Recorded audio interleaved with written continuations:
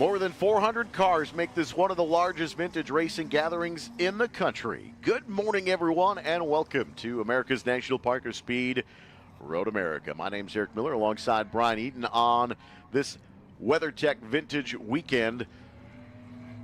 Good morning, Eric. I'm so excited to be here. And at noon, we have our first race, which I'm excited for. The pre-war and post-war cars are going to be hitting the track.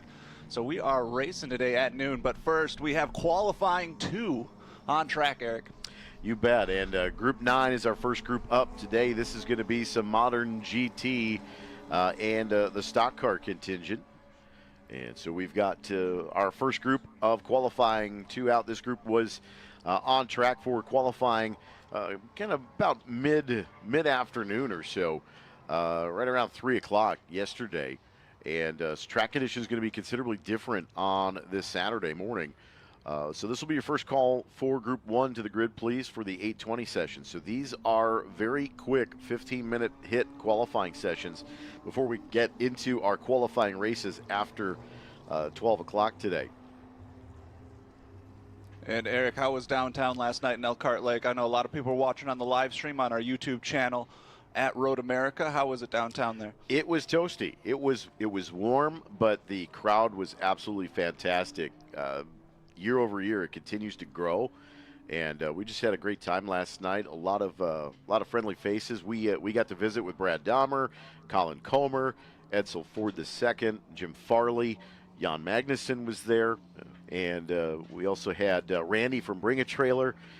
We had a whole host of Bart Wolf.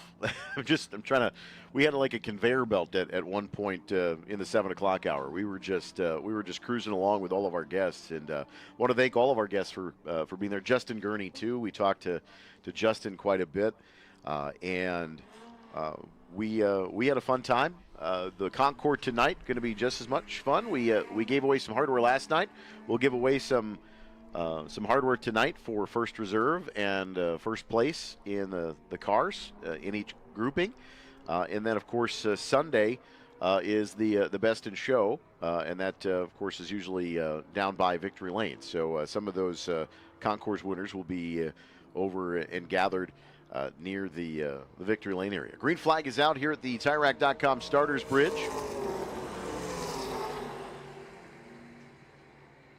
And we are underway for qualifying. This is Group 9 Modern GT production, American stock cars. And this is the first session on track. As Eric said, the track's going to take some time to get warmed up. Definitely different temperatures and conditions compared to their first qualifying session. So we'll see if they're able to put down some more hot laps and move up the standings. I think I just saw a truck go by, Eric. I believe that was that Kyle Busch Motorsports truck we were talking about yesterday.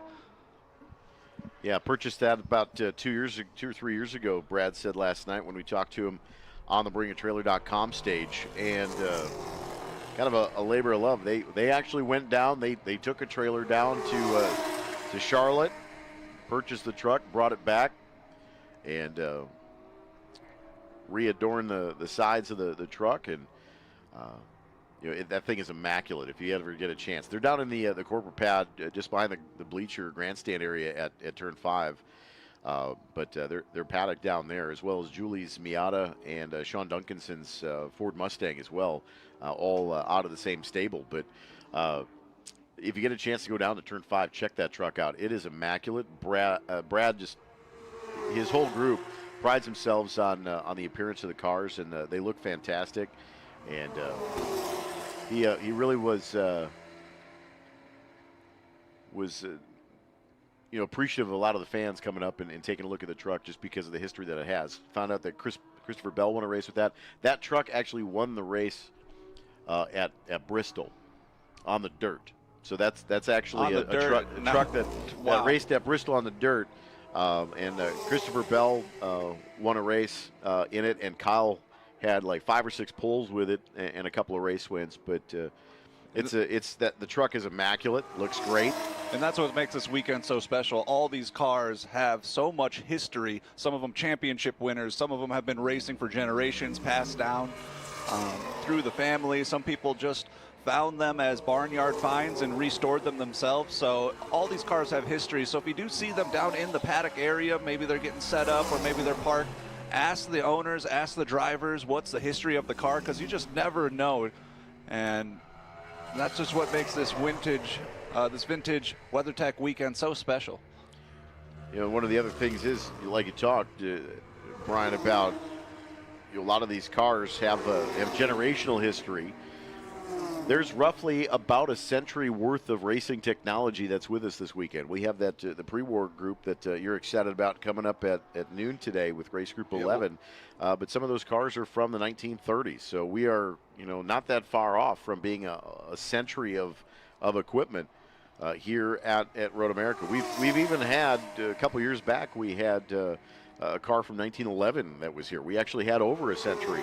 Wow. Of equipment here. So that's what makes this weekend so special, like you said, is these are rolling museum pieces that are actually living and breathing.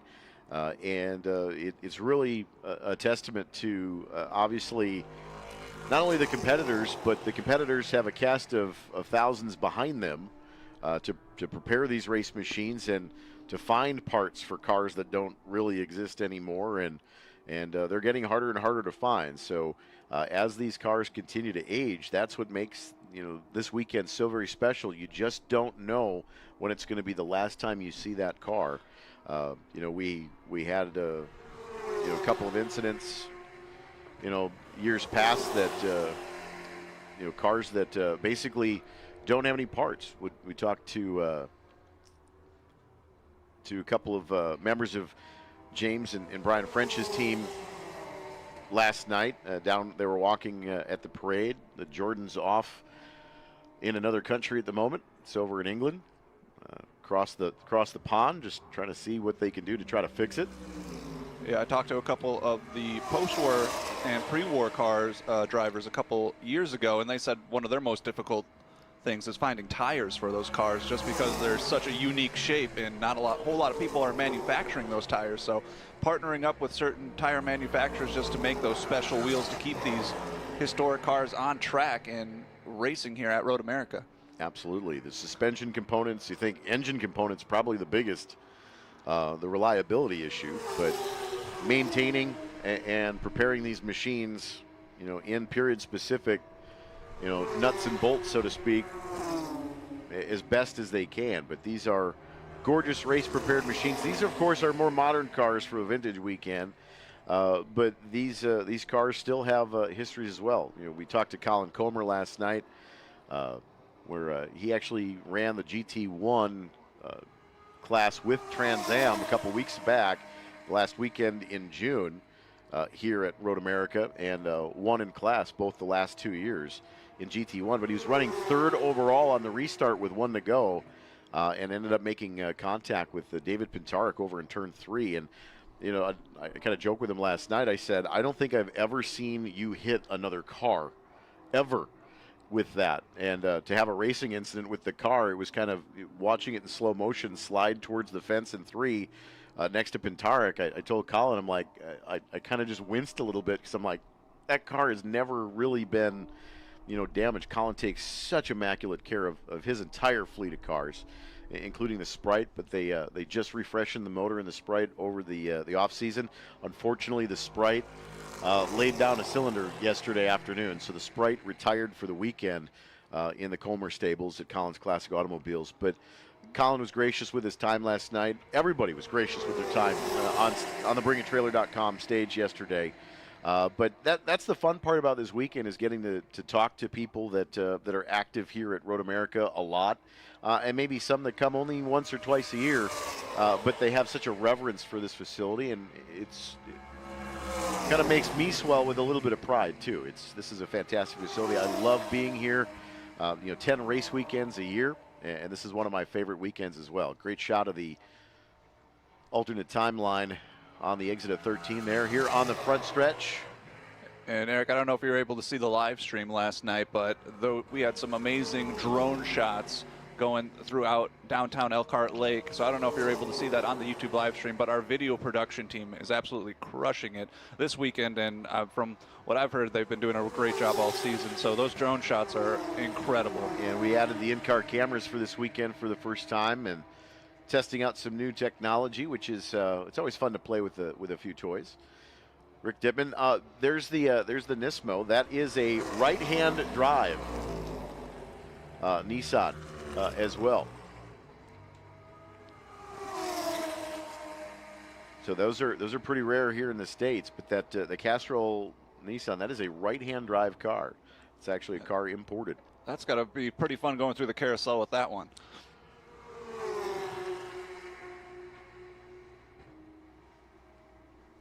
Good look at it coming into turn 5 here. It's the second last car. Ooh, a little bit of dancing on the brakes there as well. Yeah, we were talking about there's always a kind of a problematic corner here at Road America, and it changes every race event. And yesterday was Canada corner.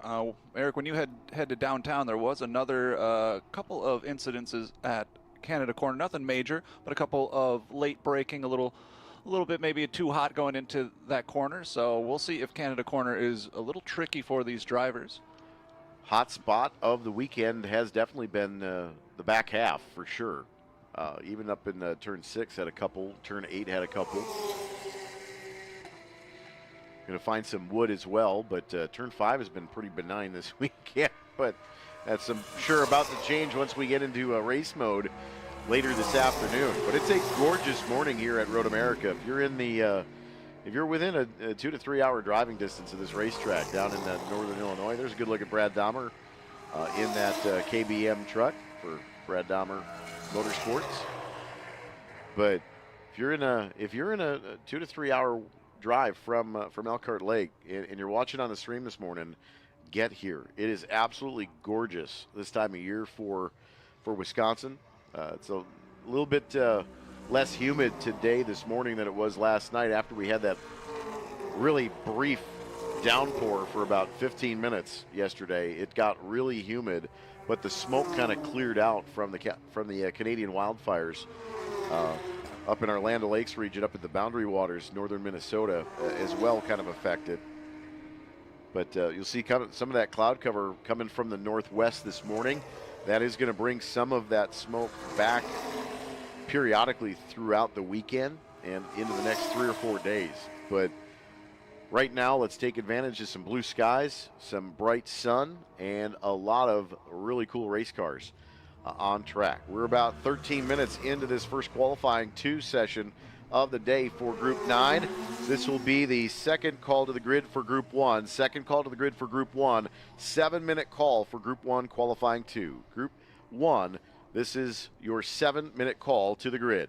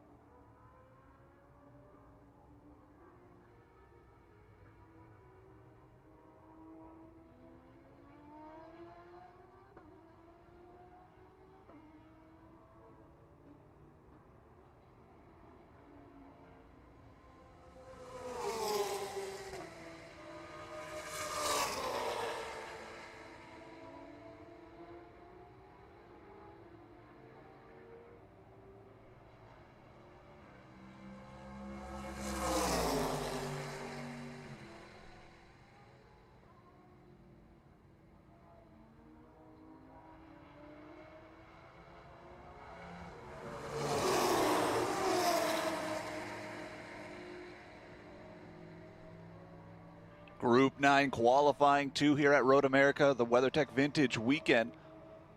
Taking a look at the standings right now, number 3, Pierce Marshall in that Corvette. He's currently at the top of the leaderboard with a 2:06, but Adam Rupp just put down a fast one. Wasn't able to get that first spot, but he just went fast on his 5th lap in the 7:01 Adam Rupp. He goes 2:06. He is about 200th of a second off of that top spot, and he's gaining speed, and he has just enough time to put down maybe 1 or 2 more quick laps here. So we'll see if he's able to make it past Pierce Marshall. Colin Comer in that third spot. And as I said it, the checkered flag comes out. So we'll see if anybody's able to lay down one more fast lap here. This is Group 9 qualifying 2. This group is also going to go out for their first qualifying race. And they're the first group out today for qualifying, and they're the first group out for their qualifying race. If you're watching on the live stream or you're wondering about the schedule, it looks like they are going out at 1:30 p.m. for the Group 9 qualifying. And we'll see where everything shakes up. They also had a qualifying session yesterday too. So we'll see what the official timing and scoring is and where they're going to be placed here this weekend. Checkered flag is out. We'll see if anybody is able to put down one more.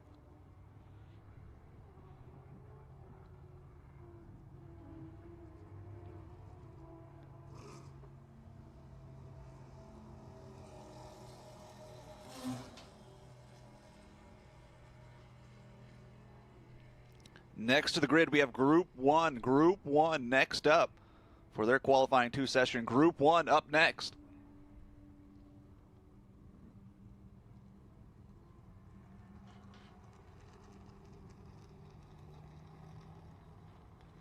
And unofficially, in the first spot, we have Pierce Marshall. In the second, the 701 of Adam Rupp.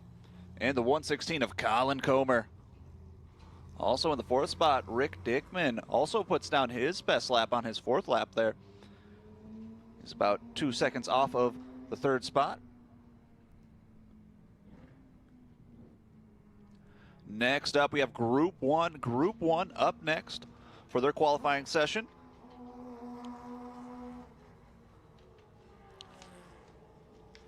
Group 1 is that modern prototype through 2019 and modern sports racing.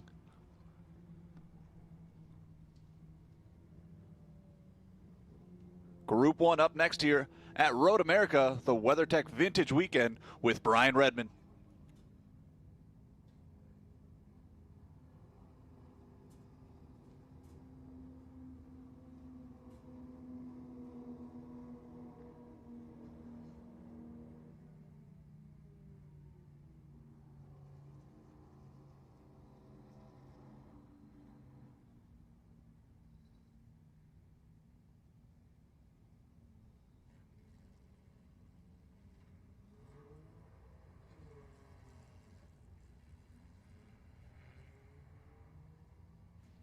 If you're looking for some coffee this morning to get your day started, maybe you're partying a little too hard downtown for that parade, go check out the Buzz Through. The Buzz Through coffee right next to the paddock shop. Go visit Bruce.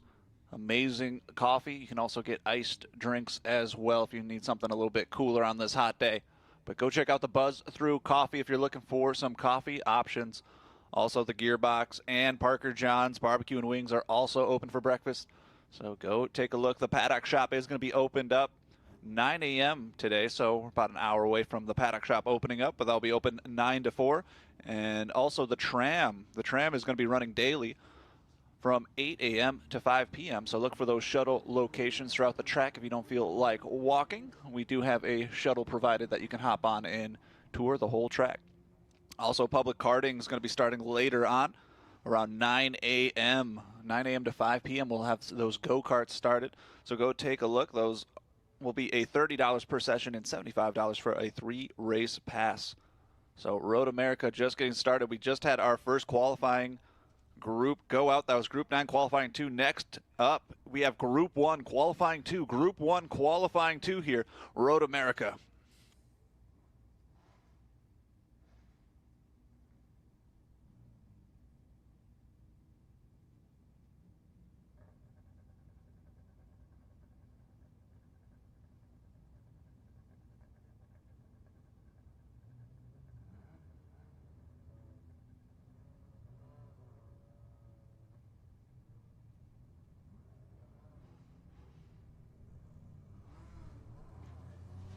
And on the way for Group 1 qualifying 2.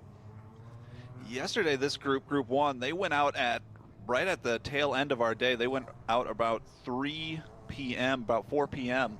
yesterday when the sun was baking the track. So definitely different conditions. We got some light cloud coverage, but blue skies here. Gorgeous day.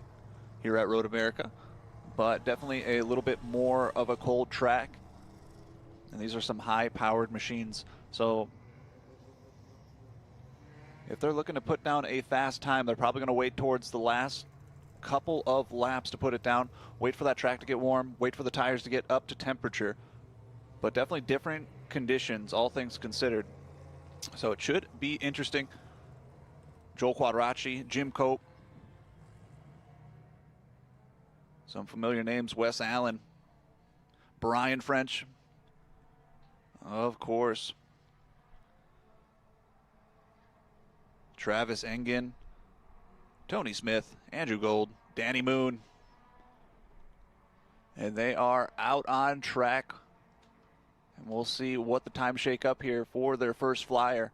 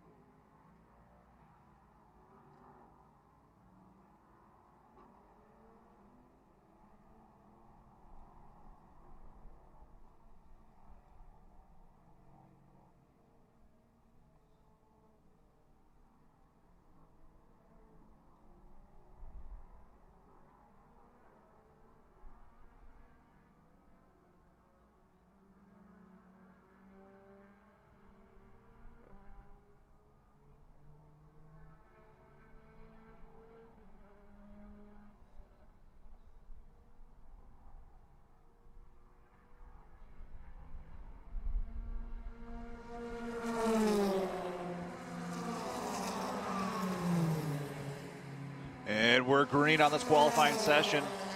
A group of cars goes flying by. Joel Quadracci, the 37 of Wes Allen, Jim Cope, and John Godin.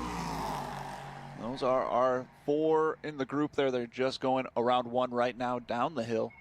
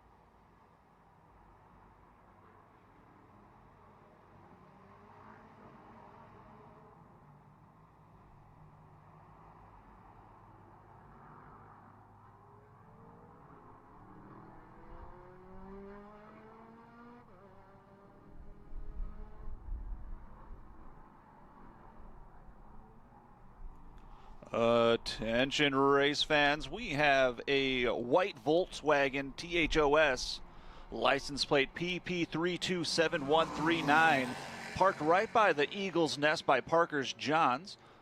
We're going to need you to move that vehicle. You're parked in the wrong spot, so if you own a white Volkswagen with the license plate PP327139 parked by the Eagles next to Parker Johns, you are parked in a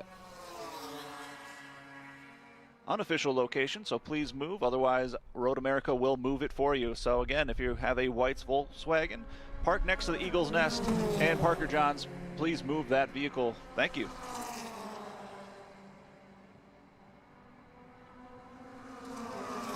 And first flying laps here, Group 1 qualifying 2. Chip Romer to the top of the boards there, puts down his fast lap. a 206. That's going to improve here as those tires get up to temperature. But right now we're looking at Chip Romer, Robert Blaine, and Joel Quadracci in the top three. Chip Romer had a great qualifying session yesterday. Let's see if he continues that today. Jason Ross in that 4th spot in the number 10. The number 21, Jim Cope in the 5th spot. Mark Brennan in the 78. And the double O of William Maholand. He had that little spin right at the bottom of the hill of 14 yesterday, so he was able to get back out on track today, which is great. Nothing too major, which is awesome to see. Glad to see him back out there. He was putting down some fast laps too before that spin, so I think he'll have a really good shot at making the podium going into our qualifying races and our feature races on Sunday. Chip Romer up on top here. This is Group 1 qualifying 2 next to the grid.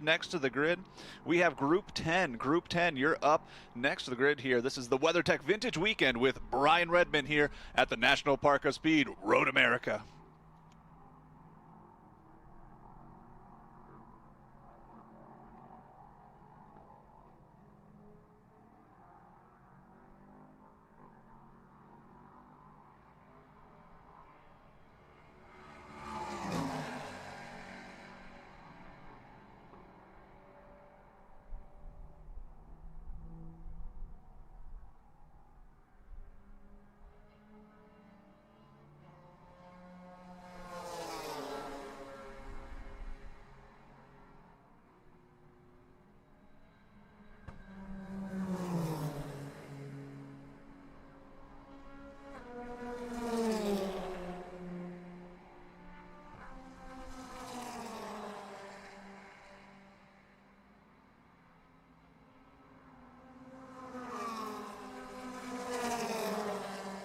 And second fast laps coming out here for Group 1 qualifying tune. And Travis Engen goes to the 3rd position with a 2:05.268.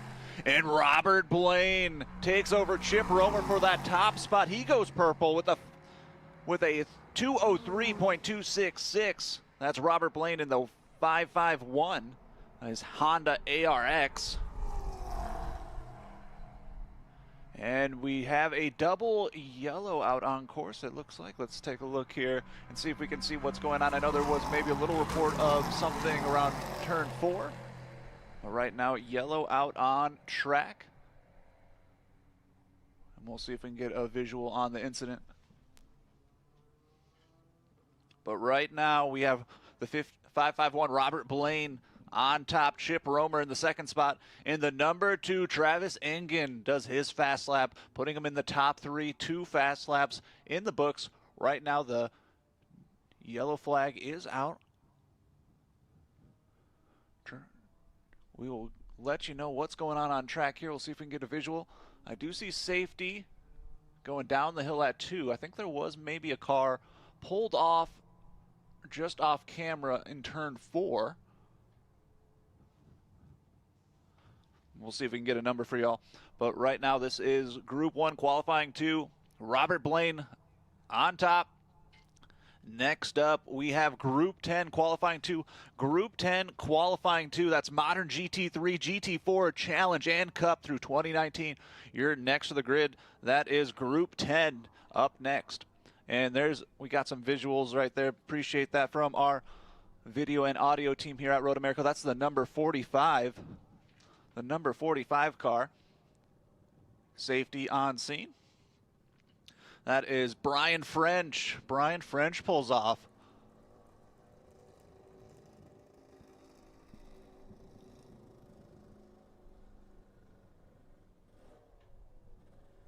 So it looks like Brian French is just going to get a little bit of a pull back to the paddock, and we should be able to get this session back going here. Right now, we have your top 3, which is Robert Blaine, Chip Romer, Travis Engen in the 4th spot, Jason Miller, number 5, Joel Quadracci, number 6, Jim Cope, John Godin in the 7th spot, George Crass, number 55, in the 8th spot, number 9, the number 10, Jason Ross, and in the 10th spot, number 78, Mark Brennan. So safety on scene. Looks like we got him hooked up. And once he gets into a safe spot, I'm more than certain we'll go back green. We're 10 minutes into this qualifying session. These cars put down about 2-minute laps, so we should be able to get just a couple more laps for them.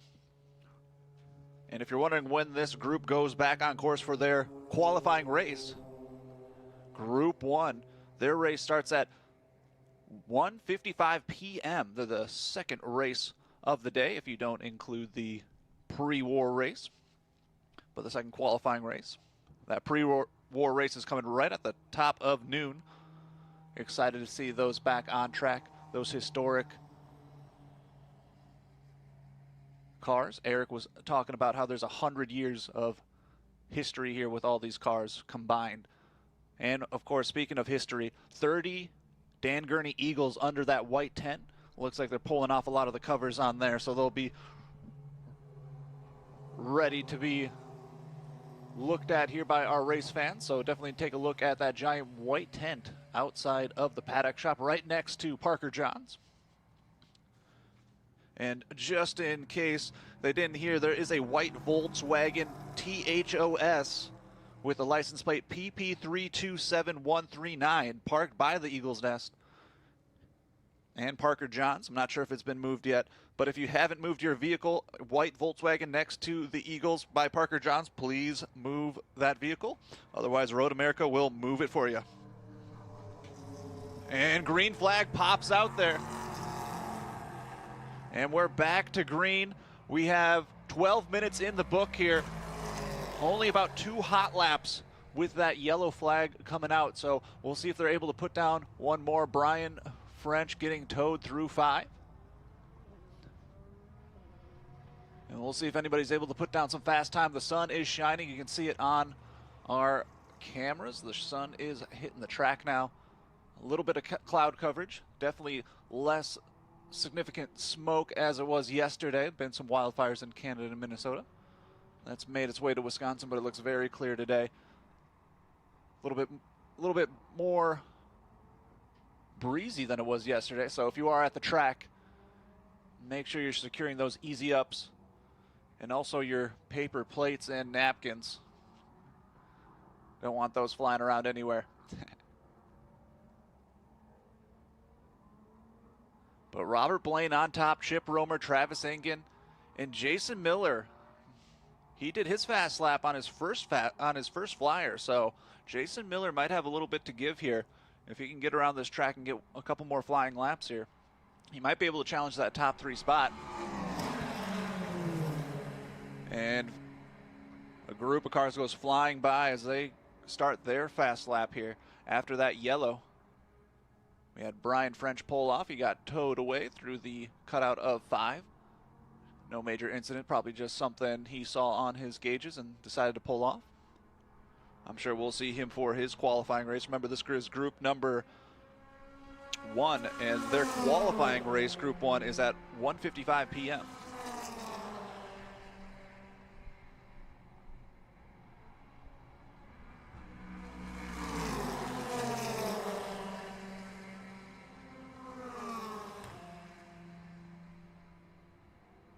"14 minutes in the book for this qualifying session. If you are at the track or watching on our live stream, there is an alternate timeline, an alternate finish line for this qualifying session. It's at the bottom of the hill by the right before the hill of 14. That way they can finish their lap and then pull off. We can get these cars going really fast session, 15-minute sessions for qualifying 2.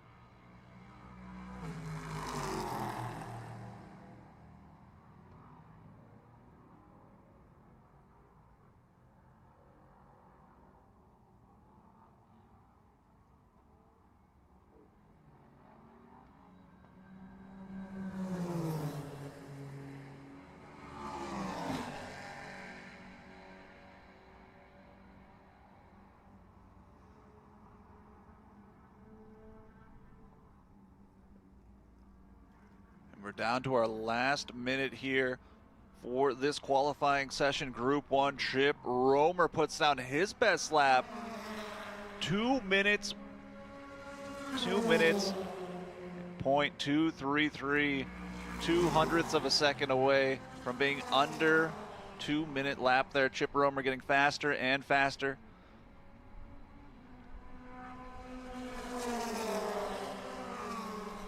Yeah, Chip Romer with that fast lap on his lap number 5 there. He is 3 seconds faster than Robert Blaine and Travis Ingen right now. He is absolutely flying. Look for that number 5 on track. And the checkered flag is coming out now. The checkered flag is out. So last opportunity if they're on their flying lap here, seeing if they can put down one more qualifying time, but that checkered flag is out on this Group 1 qualifying 2. That means next up, Group 10. Group 10 up next. Group 10 to the grid. Group 10, you are up next.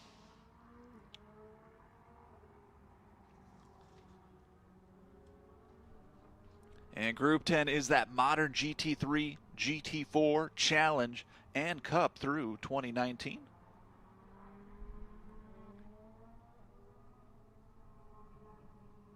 So Group 10, you are up next. But right now, at the top of the board, number 5, Chip Romer puts down a 2-second lap for Group 1.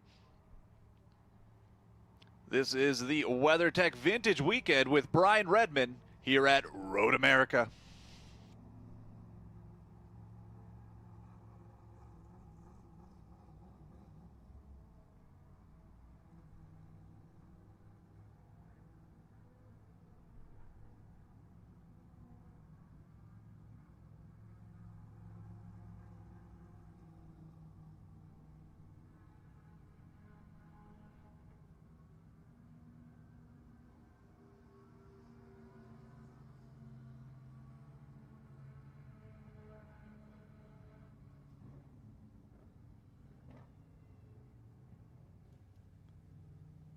And finishing their last laps here, Chip Romer goes under 2 minutes, a 1:59.15 for Chip Romer. He just found more and more speed, but Travis Ingen was able to take that second spot with a fast lap there on his final.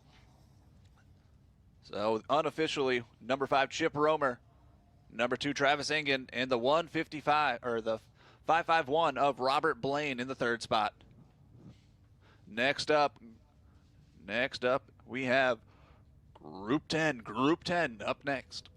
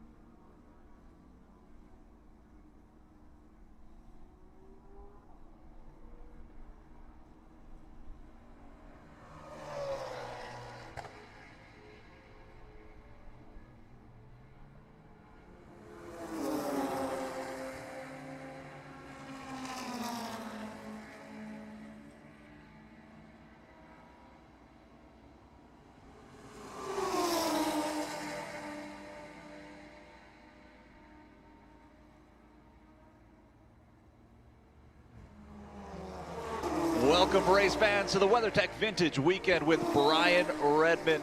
Green flag on this session, Group 10 qualifying 2. Cars on track doing their first flying lap. Mark Bowden, John Snyder, David C. Treichel, Stephen Walker, Brian Carlson, Tom McGlynn.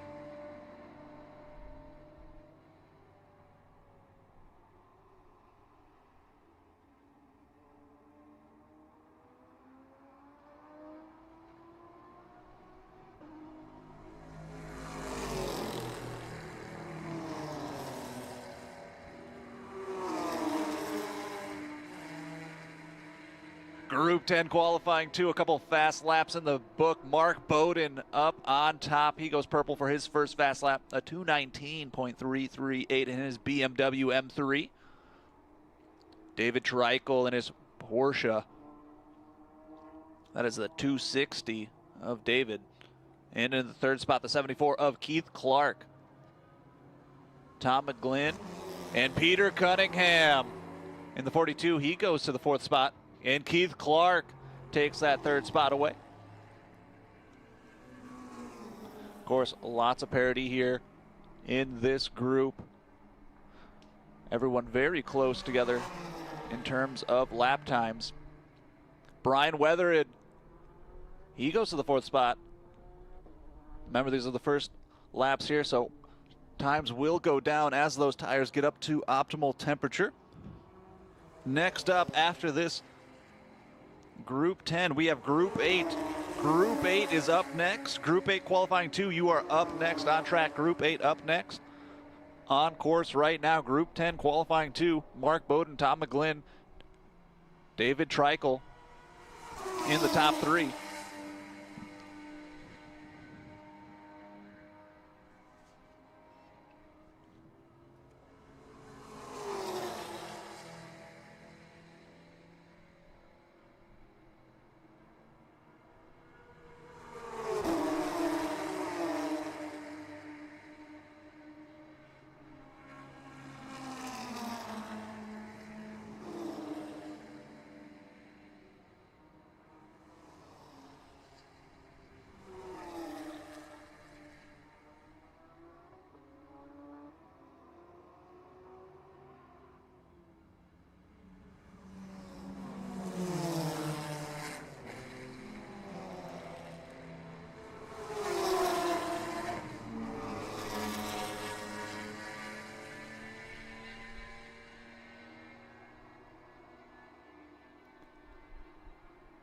Welcome, race fans, to Elkhart Lake, Wisconsin, and the National Park of Speed Road America. This is the WeatherTech Vintage Weekend with Brian Redman. And under that giant white tent right in front of the paddock shop, we have assembled 30 Dan Gurney Eagles. The largest reunion of All-American racers ever assembled here. So definitely go check out that white tent in front of the paddock shop. Eric and I have nicknamed that the Eagle's Nest.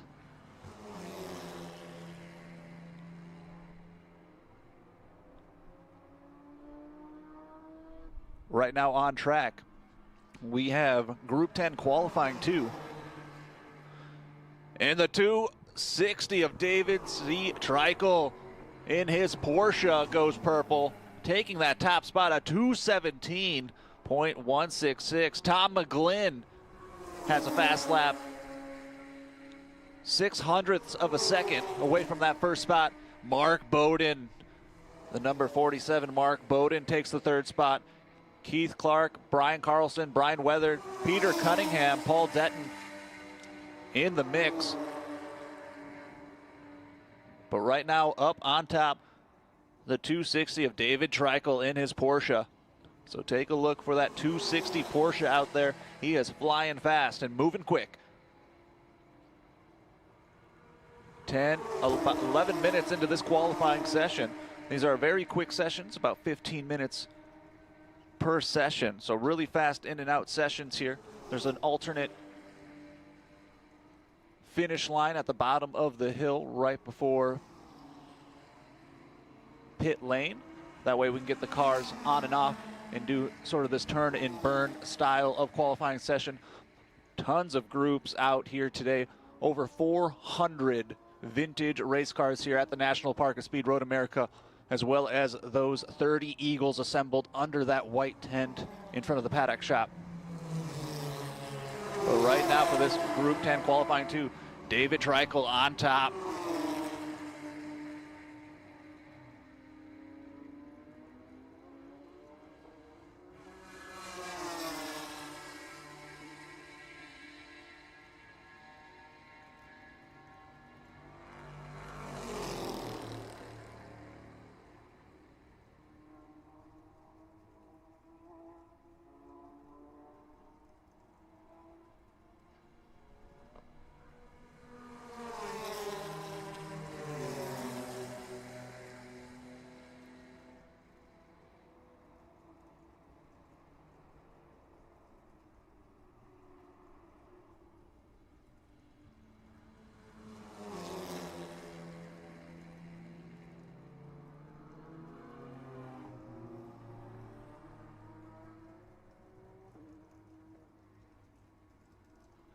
The number 42, I think, just went by Peter Cunningham. His car sounding a little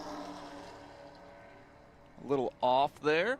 Hopefully it was maybe just a misshift and he's just getting up to speed. But Peter Cunningham, maybe a little bit of issues going past start finish. Peter Cunningham, that 42 in his Acura, in the 9th spot currently.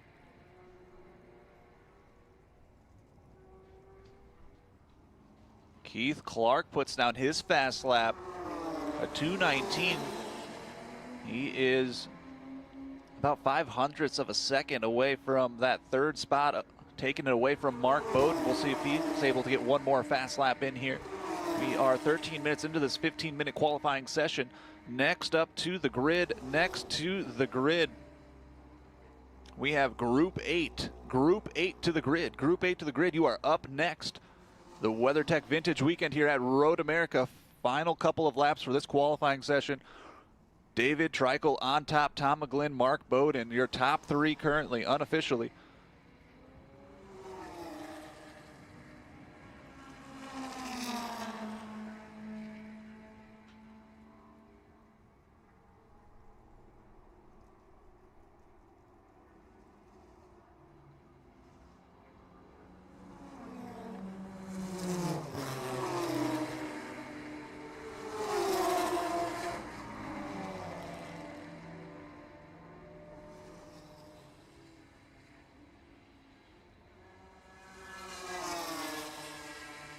And we're seeing a local yellow at 8. We'll see if we're...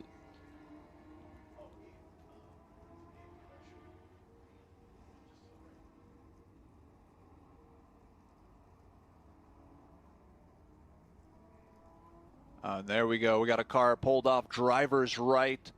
We'll see if we can get a number for you there on that vehicle. So there's a local yellow in 8, which, depending on when that came out, was going to slow down these times here.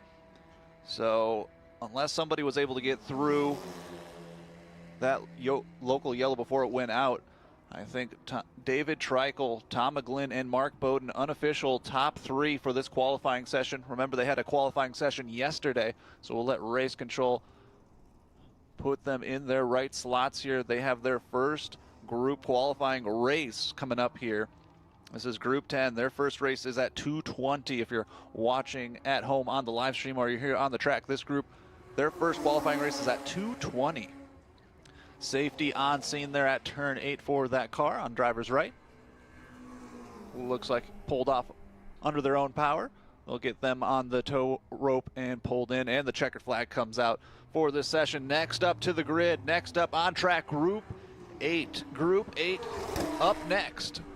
Group 8 up next here. This is the WeatherTech Vintage Weekend with Brian Redman here at Road America.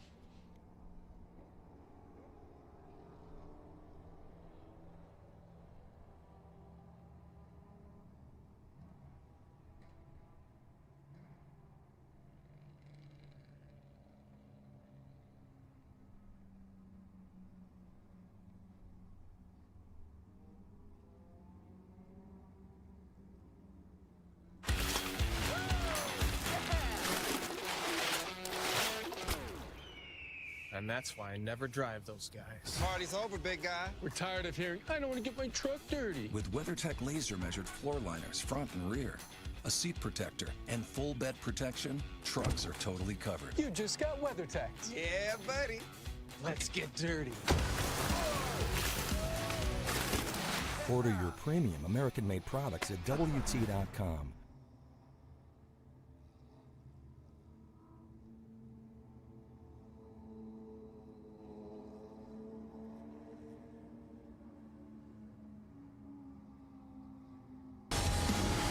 Buckle up to get fueled by Mission as classic rides and tasty products team up on the track to fuel your flavor. Fully loaded tacos, fast wraps, piled high nachos. Whatever you crave, Mission will help you be race ready with easy to make recipes that will take your race day to the finish line. Keep your racing delicious and enjoy all the mouth-watering action. Brought to you by Mission Foods. Too fast, too tasty. Quick Trip, a proud partner of Road America, is hiring part-time and full-time positions with unlimited career opportunities. Quick Trip, a family-owned company, offers competitive pay, great benefits, and a 40% profit sharing. Visit quicktrip.jobs today to start your application. Skag Power Equipment is proud to be the official lawnmower of Road America. Cut your lawn mowing time in half with American-made high-performance mowers from Skag. Proudly made in Mayville, Beaver Dam, and West Bend, Wisconsin, Skag mowers are the benchmark of the lawnmower industry. Check them out online at skag.com. That's SCAG.com. People can't stop screaming about Screamin' Sicilian Frozen Pizza. And no wonder, there's plenty to scream about. The buttery stone-fired crust, secret recipe sauce, mounds of whole milk mozzarella, and tons of premium toppings. Taste what all the screaming is about by finding Screamin' Sicilian Pizza in your local grocer's freezer. Race fans, start your engines with a cold, refreshing Pepsi or Mountain Dew. Nothing beats the heat like a 20-ounce bottle of Mountain Dew, now available at trackside concession stands. Mountain Dew. Get out and do. Keep your hearing safe, Soundhouse safe. Soundhouse is the official hearing safety partner of Road America. You can visit Soundhouse next to the paddock shop or buy one of the vending machines for your hearing safety gear. Soundhouse, preserve your hearing. Sargento, the official cheese of Road America, invites you to enjoy a delicious Sargento cheddar cheeseburger today at any nearby concession stand. Race fans know the best cheese is real cheese any way you slice it. Sargento, we're real cheese people. SeaTech Manufacturing is a premium aluminum cart, cabinet, and drawer manufacturer. Competition at the racetrack has pushed SeaTech storage products to outperform the competition in efficiency, appearance, and functionality. Driven by passion and storage expertise, SeaTech's products have expanded outside of racing to serve many other industries. Whether it's at the track, in the garage, or at your place of business, take your storage to the next level with a custom storage cart, cabinet, or drawer from SeaTech Manufacturing. Race fans, a project done the right way only needs to be done once. So when you're choosing a natural stone for your next building or landscape project, choose Eden Valder Stone, the preferred stone of Road America. Road America welcomes partner Crete Truck Centers, the official vehicle recovery partner of Road America. With locations in Sheboygan and throughout Wisconsin, Crete Truck Centers is your Mack, Volvo, Hino, and Fuso truck dealer. Find out more at CreteGroup.com. TireRack.com is proud to be the official tire retailer of Road America. For over 40 years, Tire Rack has been helping drivers find the right tires for both the street and the track. Shipped fast and free and backed by 2 years of free road hazard protection. Enjoy next day delivery to you or to one of over 10,000 recommended installers. Shop for wheels, brakes, suspension, and more. TireRack.com, the way tire buying should be. Jim's Golf Cars, sales, service, and rentals. If you're looking for a new or used golf car for the campground, need a fleet of cars for your golf course, have an upcoming event with transportation needs, or just looking for a cool car to get you around town, call Jim's Golf Cars. They have it all. Check out the inventory available at jimsgolfcars.com or stop in to see the friendly staff at the Reedsville or De Pere locations. Daily, weekly, monthly, or seasonal rentals, Jim's Golf Cars is here for you. Roaring engines, cheering crowds, it sounds like summer is back, and what's better on a warm summer day than a great group of friends and some Cedar Crest ice cream? It's the perfect topping for a fun day in the sun. Don't forget the sunscreen, and never forget the Cedar Crest. Race fans, EV charging has come to Road America. NTech Solutions has partnered with Road America and the Go Green initiative to provide free solar-powered EV charging at the track. It's located at the top of the Paddock Hill. Visit energybynTech.com. The Village of Elkhart Lake welcomes you to Road America and the National Park of Speed. Following today's events, head north out of the gates into Elkhart Lake for great food and live lakeside music. Let the fun continue to Wisconsin's legendary getaway, Elkhart Lake, Wisconsin. Spark Ops Metalworks is proud to be the official metal fabrication partner of Road America. Spark Ops is the professional partner you need when it comes to metal. Spark Ops provides fiber laser cutting with either oxide-free nitrogen or oxygen, with cutting capability up to 1 1/2 inches thick. Press brake and part forming up to 3/8 inches thick on CNC Bystronic brakes. Spark Ops offers both robotic and manual welding services along with full metal finishing for your parts. Contact Spark Ops today or visit them at sparkopmetalworks.com. How fast does a car have to go to make a 2-minute 30-second lap at Road America? How about 2 minutes flat? You can find out the top speed of your favorite cars with the CollinsClassicAuto.com Speed Zone in Turn 5. You can visit CollinsClassicAuto.com today for all of your collector car buying, selling, and consulting needs. Collins Classic Automobiles, proud sponsor of Road America. Welcome to the home of one tough animal. Bobcat Plus, Wisconsin's largest Bobcat dealer, has your rugged, reliable machines that get your jobs to the finish line, including tough Bobcat mowers, easy-to-use compact tractors, classic skid steer loaders, and new compact wheel loaders. From sales to service and rental, Bobcat Plus and Bobcat equipment are a winning combination. Visit them in De Pere, Appleton, Butler, and Eau Claire. Whether it's your first track day or you're a seasoned pro, RaceQuip has the safety gear you need for less. From helmets and fire suits to harnesses, shoes, RaceQuip is trusted by championship drivers across the country. Visit the Paddock Shop here at Road America or check them out online. RaceQuip. Gear up, strap in, go race with RaceQuip.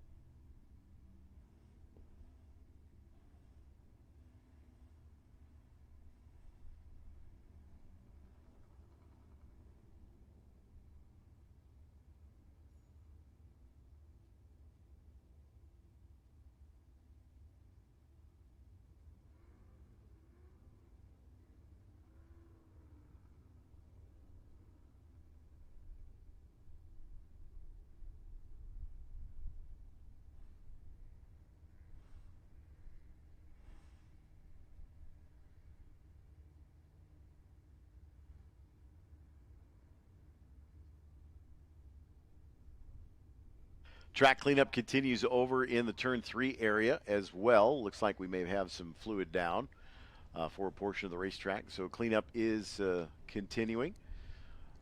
Also have the car stricken over at turn 8. That looks to be cleared up at this particular time. So we're going to get this next session underway at 9:10 from the looks of the way that the cleanup is progressing here. As well. But race fans, while the drivers battle it out on the legendary turns of Road America, you can kick back with a locally crafted cocktail. Carbliss, a ready-to-drink cocktail in a can. Carbliss is 0 carb, 0 sugar, and full throttle flavor. Grab a cold, refreshing Carbliss at Pearls, Altona in turn 14, Los Amigos at turn 1, and you can keep your eyes peeled for the Carbliss race car ripping around the track. Carbliss, live blissfully, drink responsibly. Adam Kroner and his wife Amanda just purchased a large retail space in the city of Plymouth to expand their global headquarters, which is amazing. So congratulations. Adam's got the Sebaco here this weekend. But great to have Adam competing here, and great to have Carbliss, a local company, continuing to expand their operation and be community focused. So congrats to them as well. We are at the WeatherTech Vintage Weekend with Brian Redman here at the National Park of Speed. My name's Eric Miller alongside Brian Eaton all weekend long. We've got more qualifying sessions coming up. We're about 4 minutes away from getting cars back on track at 9:10.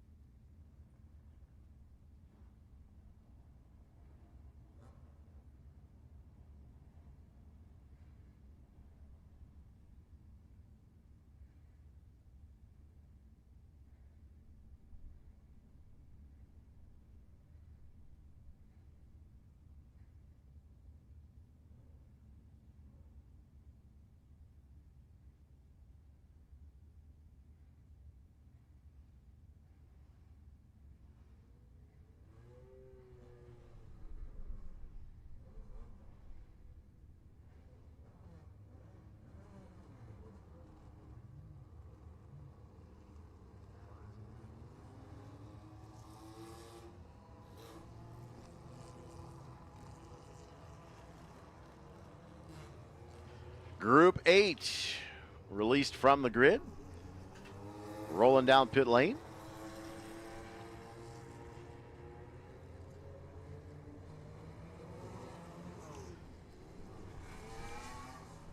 Group 8 setting for qualifying 2. Again, these will be fast laps. Some historic Porsches, some Datsuns in the field for this one.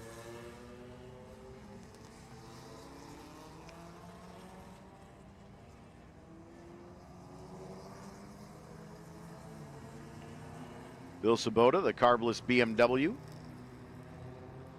headed out trackside.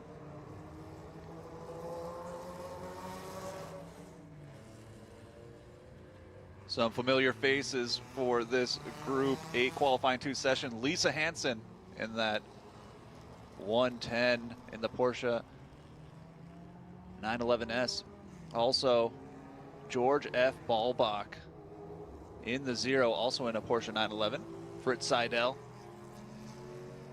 So some familiar and veteran racers there on track for this session.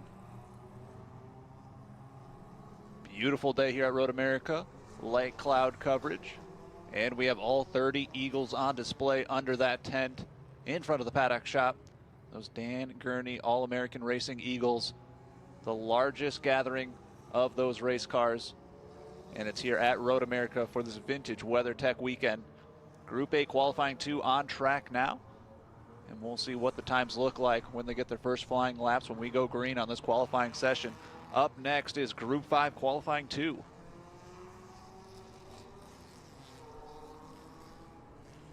See a couple of unique cars in this group as well. The 31 of Joe Stiffel, that red and white Miller in the sports racer category out of Lombard, Illinois. Jessica Jonk out of Lakeville, Minnesota, BMW 325i. Jessica, her day job is taking photos with Porsche Motorsport, which has been last couple of years been following Team Penske in the IMSA paddock area. Great photographer, great vintage photographer as well. And she loves taking photos when she's not in the race car. So great to see Jessica back here this weekend. I know she loves this racetrack too. Back home at Brainerd in the Land O'Lakes region. And if you're watching online or here at the track, this group is going to be doing their first qualifying race at 2:45. So if you're looking to see their first qualifying race as the qualifying session goes green, we'll see what those fast laps look like. But 2:45 for that group, for this group, for their first qualifying race. Also, those All-American Racing Eagles going to be hitting the track at 1 p.m. Those historic race cars, those Dan Gurney Eagles, are going to be on track at 1 p.m. Check out the live stream on YouTube at Road America. Group 8 qualifying 2, green flag in the air, first flying laps coming out, and we'll see how things shake out.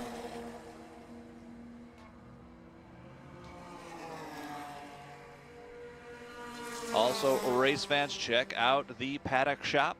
Paddock shop is open today from 9 a.m. all the way till 4 p.m.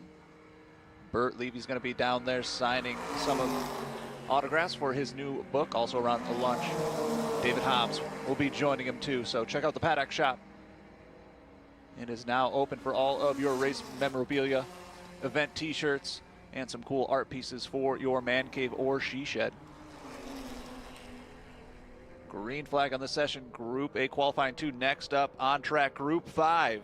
Group 5 up next. Group 5 up next.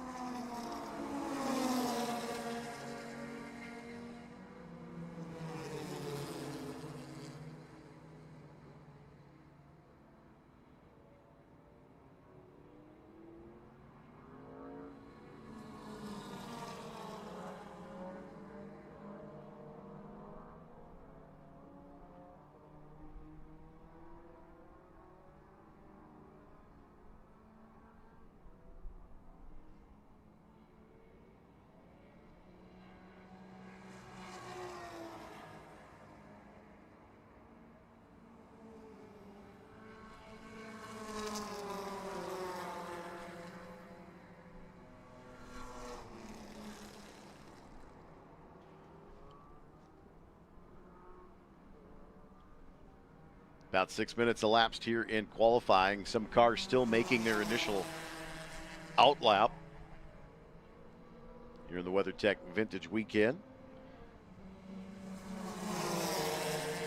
That out lap around 4 miles is considerably long. It's kind of where racing meets the outdoors here at the National Park of Speed.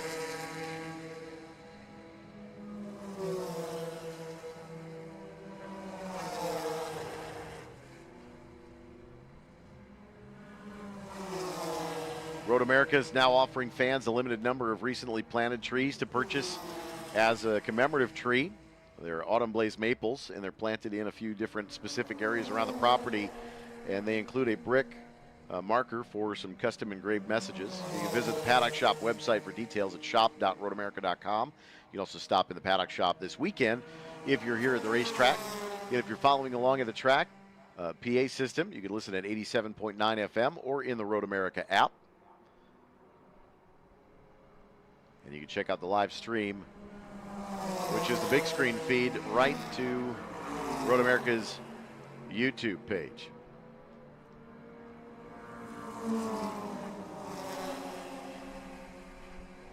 Great look at the top of the hill at 6.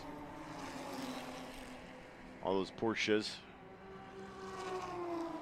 A couple of Datsuns in the mix, but there's Lisa Hansen in the 110, Jeff Jagish in the 12, Datsun into turn 8 there.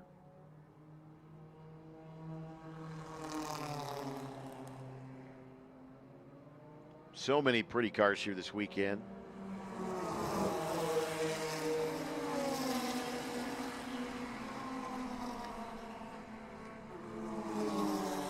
Of course, this Group 8 is historic medium displacement production, so a little bit bigger engine displacements, more traditional higher powered sports cars.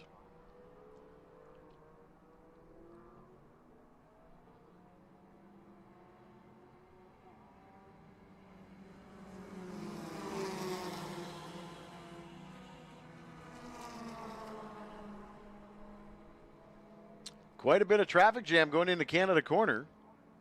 Everybody minding their P's and Q's and being respectful and polite. Yep, Wouldn't expect anything less in Canada Corner. That's right. And you see Lisa Hansen taking the outside route, going past these cars, trying to get some speed here. Really fast around this racetrack, but you can see the alternate finish line there, Eric, which all the timing and scoring is going to be based off that. That way we can get these cars and groups in and out of the racetrack as fast as possible so they can turn onto pit lane so we can get that next group out. 9 minutes in the book. Fritz Seidel looks to be on top right now, but only a few laps in the book. We're looking at their first true flying lap coming up here, so we'll see how this all shakes out. You see the TireRack.com starters bridge, our course marshals all the way around the racetrack wearing white. Of course, and shout out to all the flaggers, all of the safety teams, and of course race control. Yesterday, I don't want to say it, Eric, but yesterday we did stay on time, on schedule. I'm not going to say anything about today. Brian, we don't talk about Fight Club. I was talking about yesterday. I wasn't talking about today, Eric. So I said yesterday we did a great job yesterday. We got races today, so that's obviously, I'm assuming it's going to, there might be a couple little things here and there, but there's a good look at that. What do you call it, Eric? The grasscrete? Is that what you said? That's something, a new addition to the racetrack, and kind of a new addition for the whole race world, honestly. Something invented here, or implemented here at least, at Road America. First place it's implemented here for this specific type of purpose was last year over in the Kink, and resounding success, I think. And it's a great idea to keep these race cars on track and safe, just in case they overcook a turn. And it just gives you just a little bit more grip, as well as not giving them any advantage if they do go past those track limits. 40 to 60% traction loss going across it, because obviously grass is a lot more slippery than pavement. But it does allow a race car driver to kind of allow it to pedal out and be able to catch it. And I think we've seen a number of reductions in dust and debris and dirt thrown up in the air as well on corner exits. When you are a race car driver, you constantly push to find the absolute limit of your machine, and sometimes you kind of color outside the line, so to speak. I had a driving instructor once hand me a coloring book at the second or third day of on track, and I said, "What's this for?" And he goes, "You need to stay between the lines." So it was kind of I got it after that. But after you completed the coloring book, then you got it on track. There you go.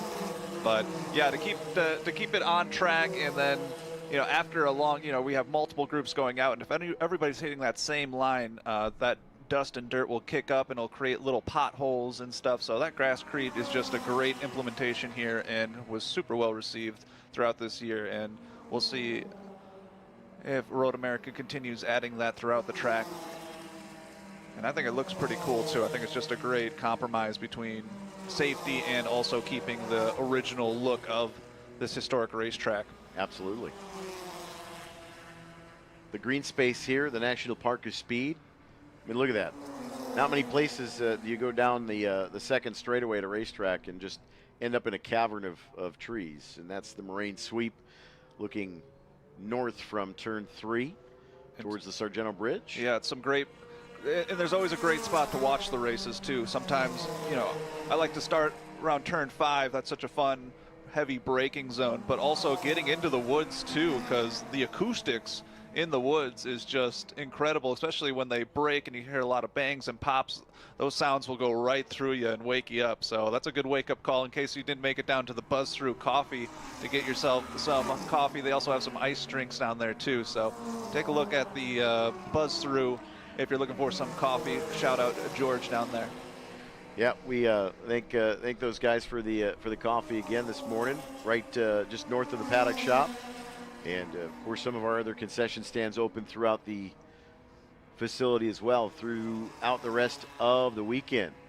If this is your first trip to Road America this season, the Scenic Route is a new concession stand over in turn 3. And they had a fish fry on Friday nights, still doing the roasted chicken, as well as some mac and cheese at the stand. So the Scenic Bar in Sheboygan on 17th in Indiana is who's operating that stand this season. Great to have them partnered up. That's a usual hot spot during the off season for us. We usually go there on a Friday night.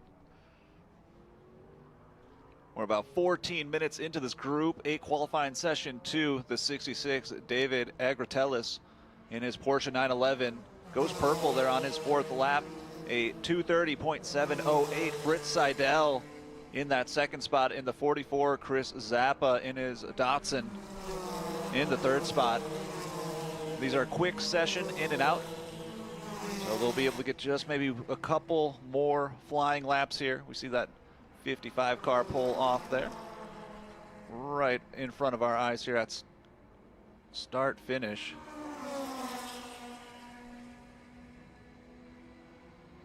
That was the number 55, Jeff Hedden, in his Datsun 510. But David Agratellis up on top in the number 66 in his Porsche 911. Next up to the grid, we have Group 5. Group 5 to the grid, please. Group 5 to the grid is up next here. The WeatherTech Vintage Weekend here at Road America. A couple of Datsuns in the field, 240Z as well, but there's also that Lotus 26, the 199 of Scott Zellner. Just saw him going into turn 1 a few moments ago with a little bit of waggle on the brakes into turn 1, but our good friend John Phippen, voice of Mid-Ohio, who's routinely here a couple of times during the season. And during a spring vintage this year, fairly convinced that we've determined that if there's more than one Lotus in the field and they're racing side by side, it is the Loti. The Loti. That's the plural. Exactly. Lotus. Yep. Even if it's not Lotuses. It's better than Lodi. Lodi. We'll take the Lodi, yes. There's multiple Lodi. But it's a great car in this category as well here in Group 8. Of course, this qualifying session started a little bit late due to some cleanup. And a shout out to the Road America safety team, as always, doing a great job keeping our racers safe and making sure the racetrack is in tip-top shape as we get set to go each and every day here at Road America. A little bit of sunlight filtering through there into the kink. See the exit at turn 11. There you see the exit and the original Grasscrete. You can definitely see where there's grass, and then you can see where there's a couple of pockets where the grass has been cut by someone coming through. You can see where the benefit is there to the Grasscrete over there, and a lot less dust as a result of that too. In that area, you definitely want to have the best visibility possible. Checkered flag is out here in the session. That will conclude Group 8. And David Agratellis set the pace yesterday in qualifying 1 and does so again here in qualifying 2 out of Kentfield, California, that Porsche 911. David Agratellis, the 66, quick lap here in this session, a 2:37.08. We'll let timing and scoring tabulate the numbers and do our qualifying race lineup for this afternoon. Group 8 race, as Brian mentioned, coming up at 2:45 this afternoon for their qualifying race. We'll get you set up for Sunday's feature for Group 8. Group 8 feature at 3 o'clock on Sunday Eric, afternoon. Real quick, the 110 of Lisa Hansen goes to the 3rd spot there on that qualifying session. Lisa Hansen showing the boys a fast way around the track there, last lap there. Yeah, not a surprise. Lisa is a crowd favorite here at Road America at 2:32.174, personal best in the session there on lap 5, completing that. So it's Agratellis, Fritz Seidel, Lisa Hansen, Craig Sutherland, and Chris Zappa, your top 5. Craig Watkins, George F. Ballback, Tim Peterson, Nick Clements, and Mark White, your top 10 provisionally after qualifying 2 here in Group 8. Again, they will go racing at 2:45 for their qualifying race from America's National Park of Speed.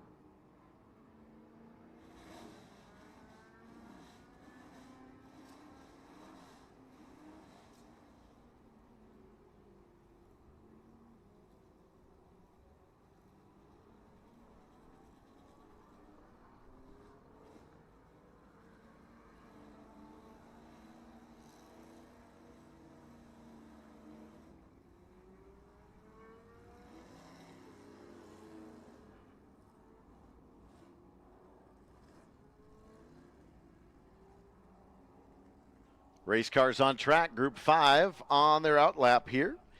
This circuit continues to challenge generations, and it hasn't lost its character either from the original layout from Cliff Tufte. Of course, Cliff was a highway engineer in Sheboygan County and managed to sell shares to develop a permanent road course here in Wisconsin. And we've been here ever since. This facility, so much reverence. Talking with Jan Magnuson, Justin Gurney, Edsel Ford yesterday during the concourse, and that was the same thing that came up. It's just how much that they love this racetrack, because it really has not changed since day one. There's obviously modernization, all the electronics, all of the walls and barriers, but the racetrack itself, same layout since 1955. With the repave within just a few millimeters of the original paving. And what an amazing upgrade that was for Road America. It's been almost 4 years now since they've done that repave now. Wow, time flies, but such a great upgrade to this track and well needed. So many upgrades always being made here at Road America for the fans and the racers, including different shower houses, of course, bathrooms, different places to camp, viewing areas, seating, and all that technology that Eric was talking about.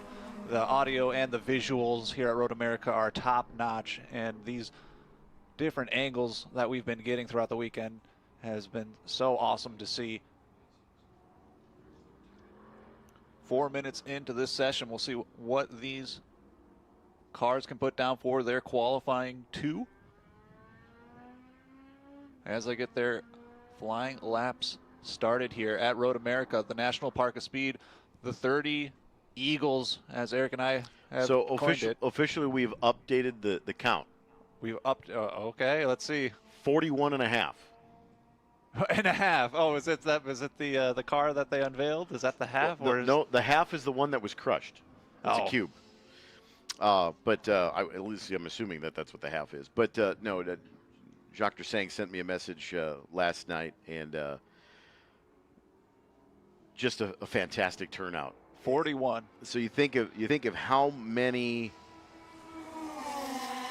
cars that Dan Gurney touched, from the mid 1950s through, or 1960s really as well, through the final couple years of his life. And this is probably one of the last times that you will see this many Eagles in one place. And you said 41 and a half Eagles are here and on display. And also, to race fans, they're going to be hitting the track, the Group 13 for the AAR, at 1 o'clock. So after our lunch session, which is the perfect time for those Eagles to take flight on this 4-mile racetrack here at Road America. But 41, Eric, I want to say almost a historic moment here. And like you said, maybe won't be replicated ever again. This is certainly the largest gathering of Eagles underneath the Eagles nest. I see a lot of race fans partaking in the tent yesterday as well again this morning. A little bit of a reprieve from the hot sun from the last couple of days, with some cloud cover moving through the area, but it's still a beautiful day here at Road America. Currently 81 degrees in Elkhart Lake.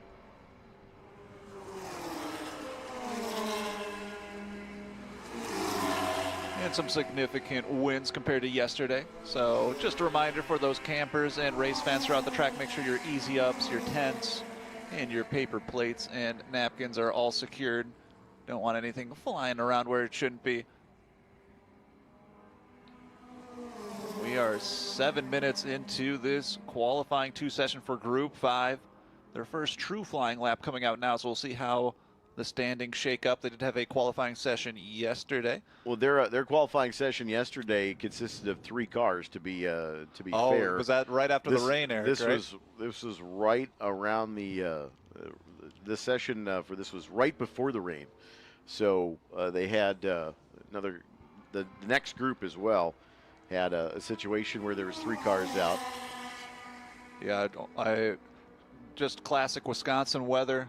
Wait just 10 minutes. Just a cell kind of popped up in the area, and it just downpoured for about 5-10 minutes, and then disappeared in blue skies out of nowhere. So this session, like Eric said, only a few cars actually went on track because there's so much moisture on the track. So a lot of people decided to sit that one out. But there was a couple of Braves racers that went out just to do a couple laps and put in a time. So Jim Farley out there, the 98A, that is the Lola T298. That was just north of the Bring a Trailer stage last night during the parade.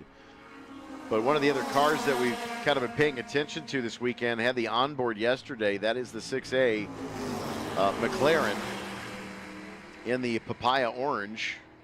Randy Hummel, the owner, understand that Bert Wolf from Wolf Motorsports in Elkhart Lake behind the wheel yesterday.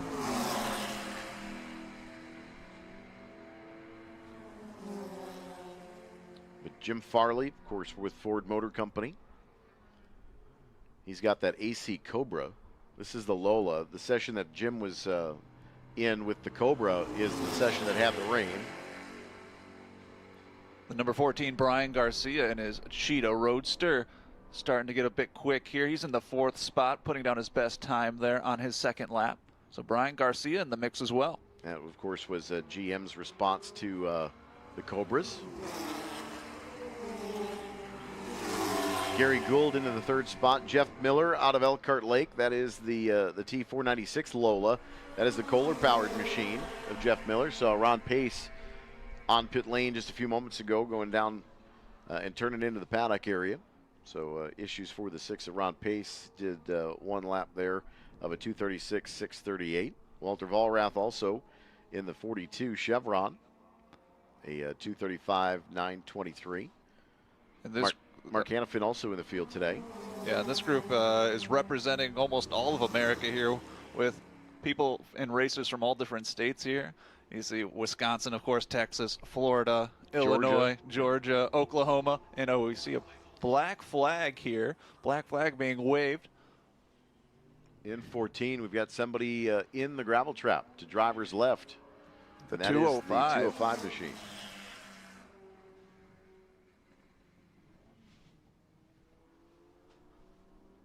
Facing the wrong direction.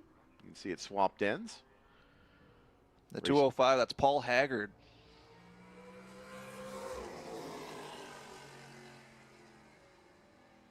So we'll bring the field to pit lane. There's a really good look from the drone shot of the grasscrete right at the top corner of your screen. But that is the exit of 14.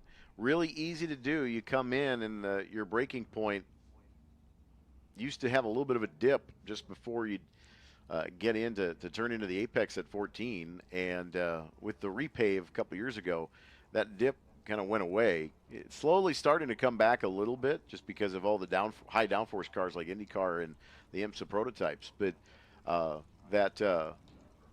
that's really easy to get off in the gravel at turn 14, especially if you end up having to jam on the brakes a little bit harder as the safety team rolling up on the 205 machine.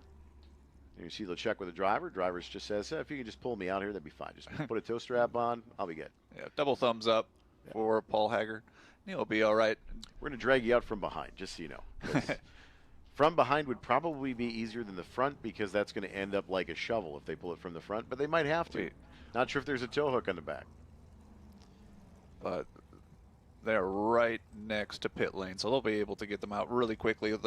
We're about 12 minutes into the session, so if safety can get them out quickly here, as we have the best in the business here for those safety teams, so I think they'll be able to get this session green again. Oh, checkered flag, as I'm saying it, Eric, the curse of the caster. Checkered flag is out on the session. They decided it's going to take just a smidge more time, being just a bit deep in that gravel. So there is the checkered flag on this session. That was Group 5 qualifying 2.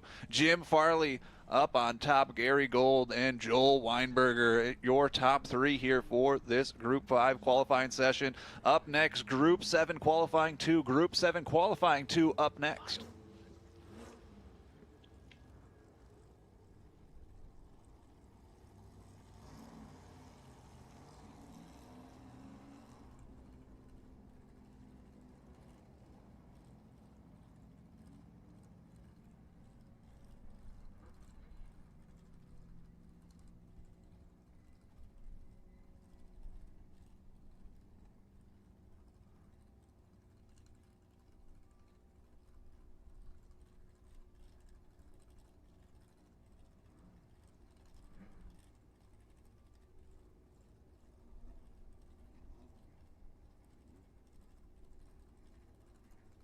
And the safety team pulling that car out of the gravel trap by 14. Shout out to all of our flaggers, the safety team, and of course race control for keeping us safe this weekend. Next up is Group 7. Group 7 up next here at Road America, the WeatherTech Vintage Weekend with Brian Redman.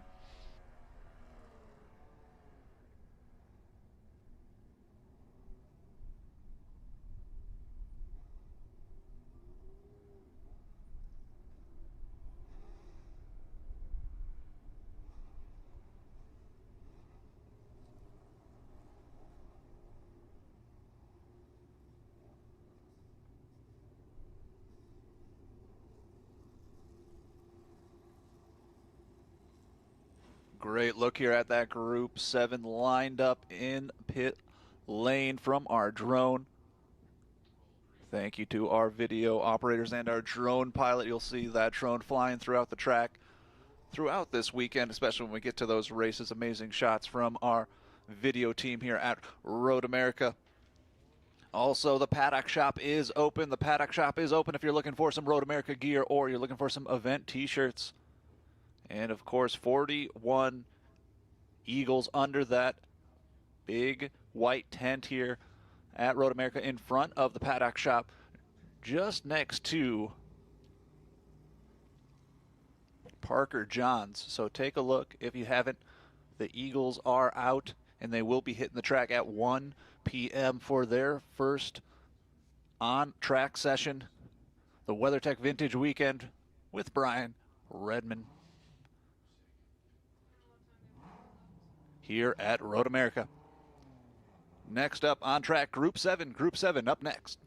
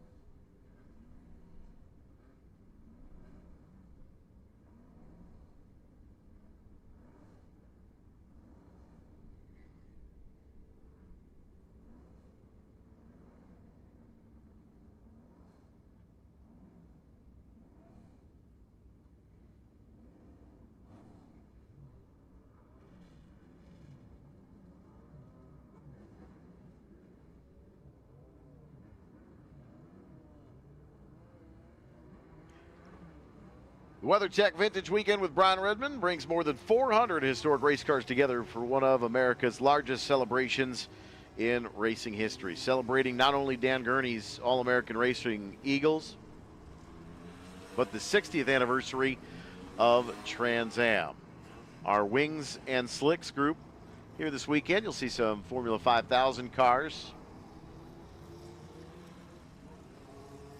For the majority with this group, Lola's, McKee's. We've got a few Ralts in here, a few Chevrons, a March, a few Swifts, and even a couple of modern Indian Atlantics in this one. Had a chance to talk to a few drivers last night down at the parade. And there you see the next group getting ready to grid. The WeatherTech Vintage Weekend. Always a fun time here in the month of July in Elkhart Lake. You see the cloud cover over in turn 3 right now. But I tell you what, it's bright, sunny right here on the main straightaway and here into turn 5. So it's been some partly cloudy skies today. Temperatures and humidity feel much higher, on a 60% humidity today to 41 yesterday. It definitely feels a little bit heavier air today, so that'll hurt a little bit of horsepower, but we make up for it with a lot of fun. A lot of guys going out on sticker tires today, apparently. Apparently the Hoosier guy a little busy today. Yeah, yeah, they want to get a couple of hot laps with those new tires before their first qualifying race.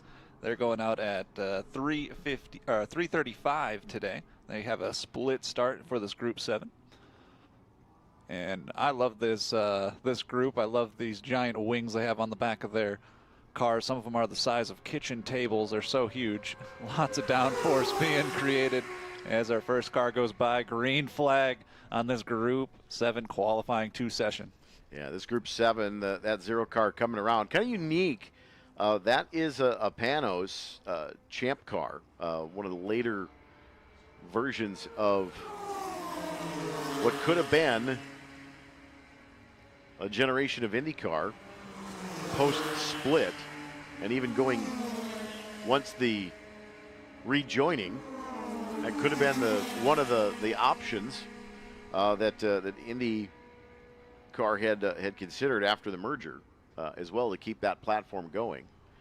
But that Panos, powered by a Judd engine, I do believe. But they have headlights in that car. So if you look at the side mirror pods on that car, there's LED headlights in the mirrors of that car. I'll definitely have to keep an eye on that one. That's the zero of Nolan Alar. Green flag out on this session. First flying laps will be coming out. Like we said, a lot of people on those sticker tires, so want to get those up to temperature. Brand new tires for a lot of these racers as they want to get a couple laps in before their first race, their qualifying race in the afternoon. Working the first flyer here for Group 7. Next on the docket is Group 6. So this is your first call to the grid for Group 6. The historic Big Bore production GT cars. Group 6 next on the docket, coming up at 10:20. Great look here at the heavy braking zone of 5. One of my favorite places to watch the race. Also a giant big screen down there, as well as a speed counter to see how fast they are going. First couple of flyers, Dudley Fleck goes early to the top. That number 2 in his Lola 802.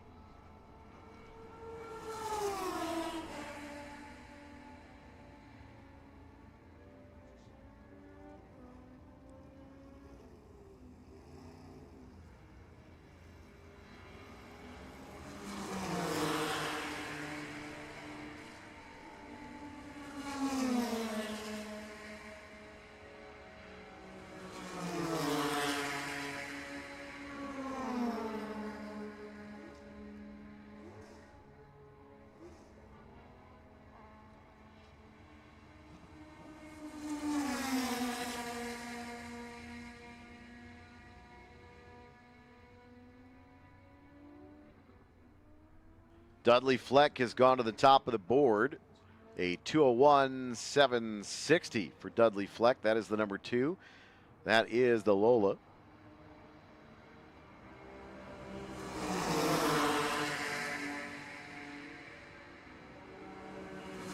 Joel Quadracci in the Toyota Atlantic.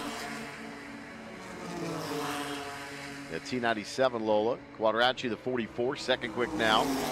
So it's Fleck, Quadracci, Alir, and Jean-Luc Liberato in that Infiniti Pro Series car, the number 1. Great shot from the front stretch, just past start finish. Get kind of a good look at how fast these cars go whipping through. Yeah, amazing shots from that drone. Shout out to our drone operator and the video team here at Road America, getting all these amazing visuals, seeing the track and these race cars like never before here during this vintage weekend turn 5 heavy braking zone. Like I said, one of my favorites here on the track. Great to see all the campers over there in turn 5. Great way to wake up. 8 o'clock in the morning, roll out of bed, stretch, grab some coffee, and race cars with your breakfast. A little cliche, but that would be the breakfast of champions, is it not? Okay, just checking. A little cliche there. WeatherTech Vintage Weekend with Brian Redman. Of course, Brian and his son James not able to join us this year. We know that they've been watching the stream throughout the last couple of days, as well as today and tomorrow. But our best wishes with the Redmans. Just not able to make the trip. And in the paddock shop, Bert Levy as well as David Hobbs will be signing some autographs around lunch. Bert Levy in there right now. He has a new book out, so if anybody wants to go check it out in the paddock shop. And David Hobbs will be joining him later on around the lunch session. So good time to check out those Eagles and visit the paddock shop for all of your Road America gear. Dudley Fleck, his second flying lap, still up top. Joel Quadracci. Sub 2-minute lap here for Dudley Fleck in that 2 machine. A 1:58.890. That might be one of the faster laps of the weekend so far. We had a 1:59 yesterday, a couple 1:59s, but not a 1:58. So can't tell if that was James or Brian in the Benetton. Just went screaming through. But some heavy traffic for him last time across. Nolan Allaire in the Panos goes to P1, a 1:55.54. wow, they are flying now. All those new sticker tires that we saw getting up to temperature. Well, I'll tell you what, if you get some clear racetrack on a cloudy day like this, those cars love a little bit cooler track surface with hot tire temperatures. They will find as much grip as possible with the aero advantage to those cars. Obviously a lot of ground effects.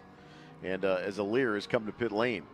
Yeah, he's happy with that time and maybe decides just to check a couple of the tire pressures, maybe a little bit of his gauges, and we'll see if he wants to go out for one more session. But with that fast lap, maybe he's just happy to wait until his qualifying race later on in this afternoon.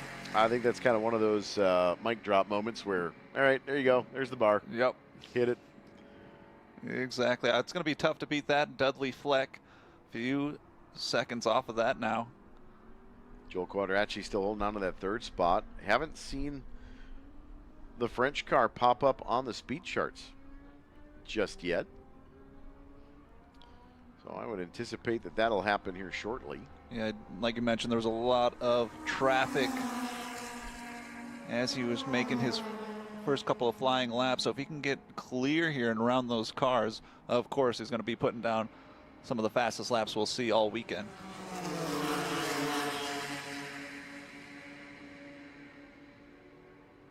And there it is. Yep, as I was just about to say. And the first flying lap for Brian French is a 2:03.100. But again, waiting to see the helmet. Now that looks like Brian, I think. It's so hard to tell. They're moving so quickly. Just kind of get a flash as they go past start finish here. James has a little bit more neon red on his helmet. Brian is the more traditional Renault yellow stripe on the top.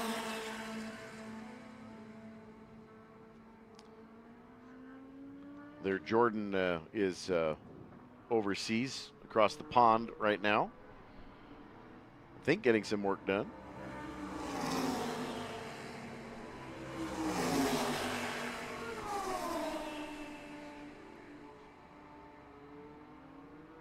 "11 minutes into this Group 7 qualifying 2 session. Group 6 is coming up next. Group 6 qualifying 2 up next here. For WeatherTech Vintage Weekend with Brian Redman. Nolan Alar up on top, followed by Dudley Fleck and Brian French.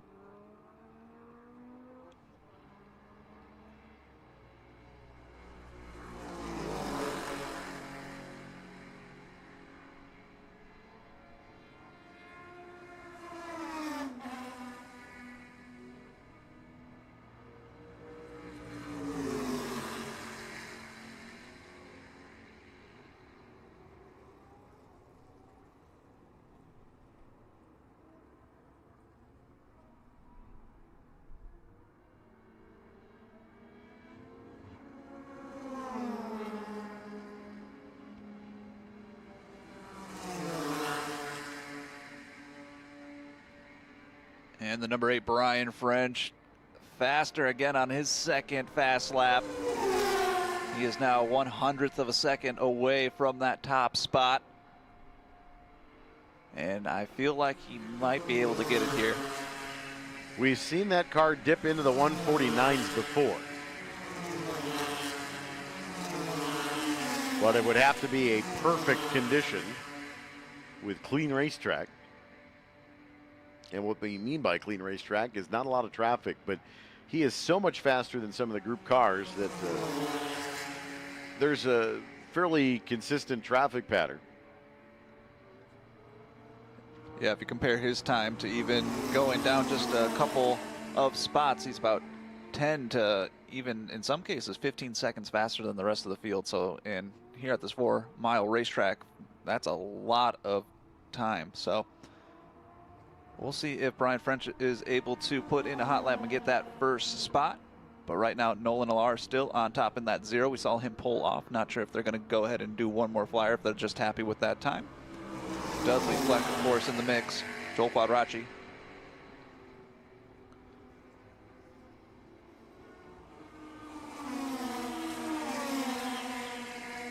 Talked a little bit about Travis Engen yesterday. He is in the number 31 Toyota Atlantic Lola T97. That is the Red Bull number 31. Engen 3 cars here this weekend. I was about to say, he's racing in a couple different groups. We see his name pop up, always around that top 10, if not in the top 5. So, veteran racer here in all different groups and classes. So, to be able to race all these different machines and know the right gearing and the right apexes and the right braking zones for all 3 of these different cars is super impressive. And to see him out on track time and time again throughout all these vintage weekends. So shout out to Travis. And Brian French has gone P1, a 1:55.041, so nearly 0.5 of a second quicker than Nolan Alar in the Panos. But the Benetton, top of the board. And we were talking about Travis Engen. He cracks the top 10 there.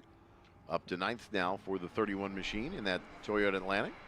Mark Giroux, another one of those Toyota Atlantics, to the 10th spot. The T97, those Toyota Atlantics, and even the Pro Mazda cars from the time period seem to be really popular, especially the T97s, the T96s. Those cars are really popular among a lot of this Wings and Slicks Group 7.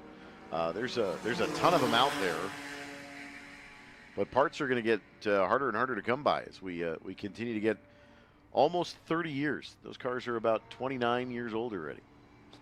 And Eric, as we mentioned, almost and maybe even over 100 years of race history here at this racetrack, Road America. Over 400 vintage race cars have registered in different events. So you're going to see cars from all different eras, from the 1930s all the way upwards into the early 2000s. Brian French up top here. Group 7 qualifying 2, 15 minutes, almost 16 minutes in the book. And we'll see if anybody can put down one more fast lap. Remember, this group is going to be going out on track. They have a split start at 3:35 for their first qualifying race. That is Group 7 on track right now, and they'll be going out for their first race 3:35 this afternoon.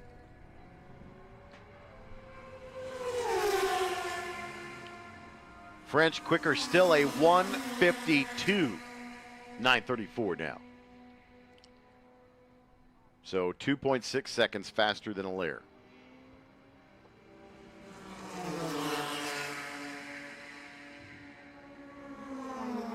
French just completed lap 4. That was his fastest lap on lap 4. Dudley Fleck, personal best in the third spot right now, a 1:57.821.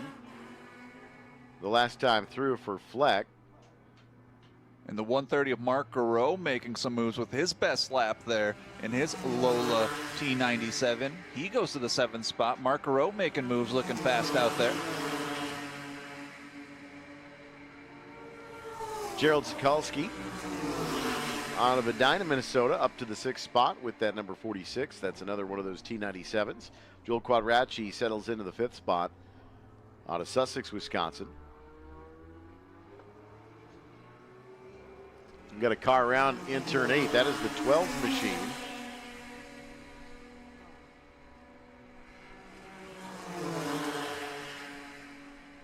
Seb Capolo. And just stalled it. Try to turn it back around, and hopefully he can enter in safely. Looks like he does. Waited for a point, and then just overcooked it there. Kind of an easy one to do there, Eric. You're coming downhill, a lot of momentum. If you shorten up or shallow the apex entry, it's real easy to kind of get the car tight, and then it can sometimes over-rotate the more wheel you put into it.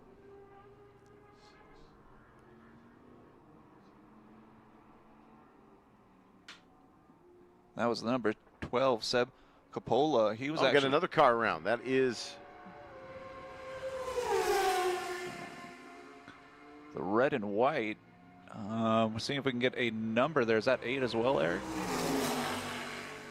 Looks like that seems to be a trouble corner here. Half on track, half into the grass.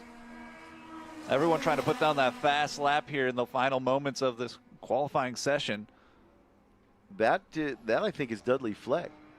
Dudley Fleck, third fast here in this session. The number 2, Dudley Fleck, and his Lola 802. Yep, number 2 there on the wing. And Dudley Fleck was in the top 3, so he was trying to put down a fast lap, maybe trying to crack the 2nd spot there, but overcooks it just a bit. You can kind of see the tire marks there, maybe a little bit too outside and overcorrected it. And the black flag all going to come out. That car does not have a starter on its own. Now it's going to need a little bit of help to get going in. The checkered flag also going to be going out too. So unofficially, the number 8 Brian French up on top. The 0 of Nolan Alar, and the number 2 Dudley Fleck in the 3rd spot unofficially for your Group 7 qualifying. Next up on track, Group 6. Group 6 next up for qualifying 2 here, the Vintage WeatherTech Weekend with Brian Redman here at Road America. Checkered flag on the session. Brian French on top.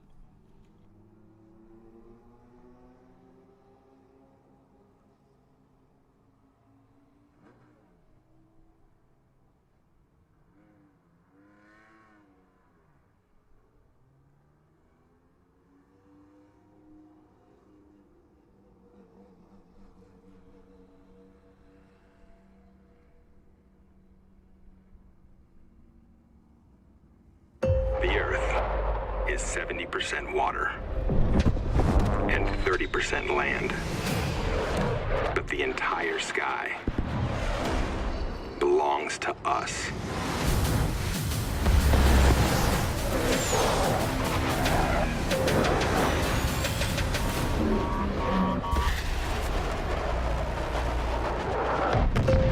Copy that.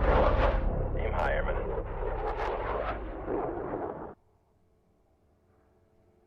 Spark Ops Metalworks, the official metal fabricator of Road America. Our collapsible containers easily transport 8 at a time on a single flatbed from shop to site. Our product is designed to be set up quickly within hours. They are portable, stackable, compact, and sustainable structures.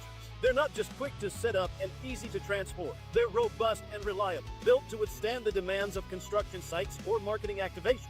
Visit our website at sparkopsmetalworks.com to inquire.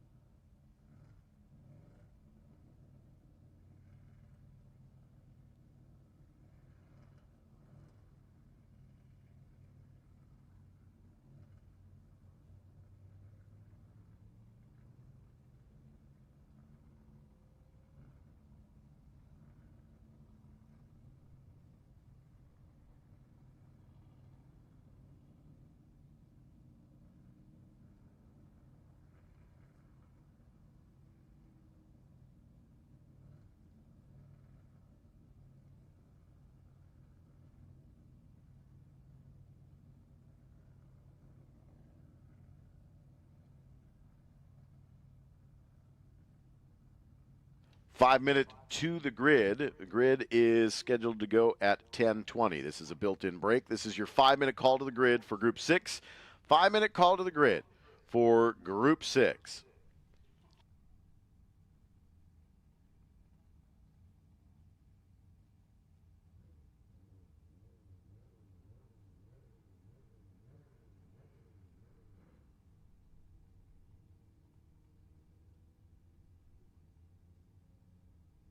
Fire up your taste buds all around Road America. Vendors serving up the bold, juicy flavor of Pritzloff meets Sheboygan-style brats. Grilled to perfection, packed with Wisconsin tradition.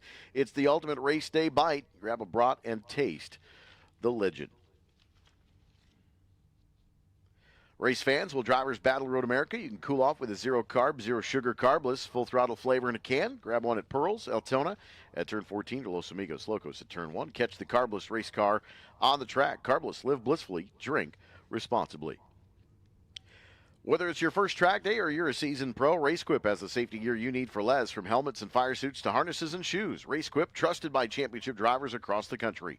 Visit the paddock shop here at Road America or check us out online. RaceQuip, gear up, strap in, go race with RaceQuip.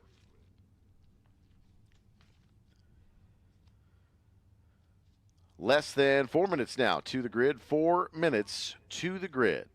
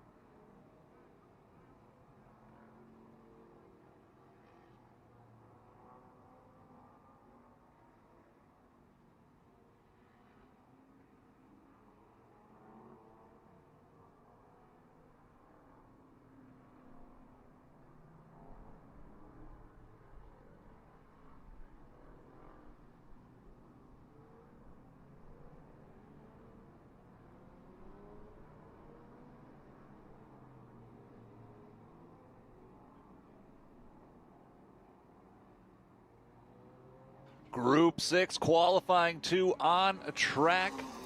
Green flag flies for this Group 6 qualifying 2 session. Up next on track is Group 3. Group 3 will be up next, but right now on track we have Group number 6. Group 6 is that classic big bore production sedan, vintage big bore, the GT cars, the vintage sports racing cars, and historic GT and production sedans. So these ones are a crowd favorite because they are very loud and very fast. First flying laps coming out here, so we'll see how everything shakes up here for the WeatherTech Vintage Race Weekend with Brian Redman at Road America.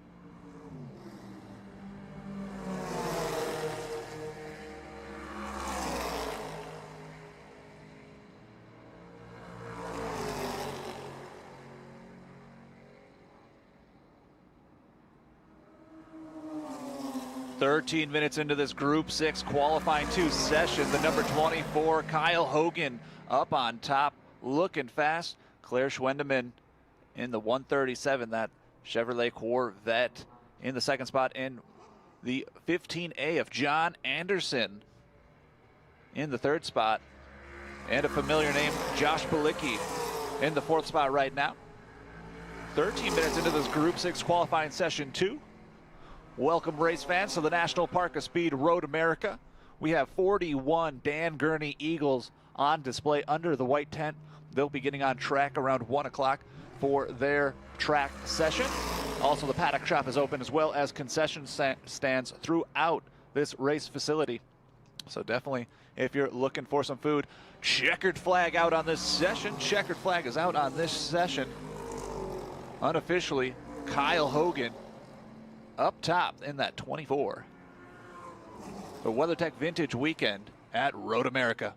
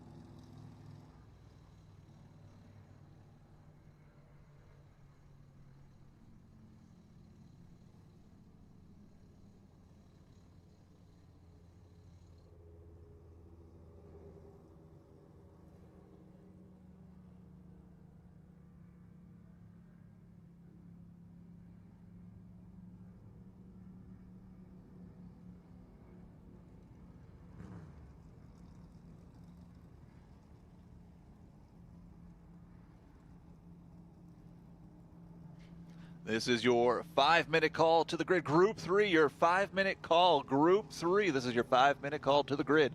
Group 3 up next here, the WeatherTech Vintage Weekend at Road America.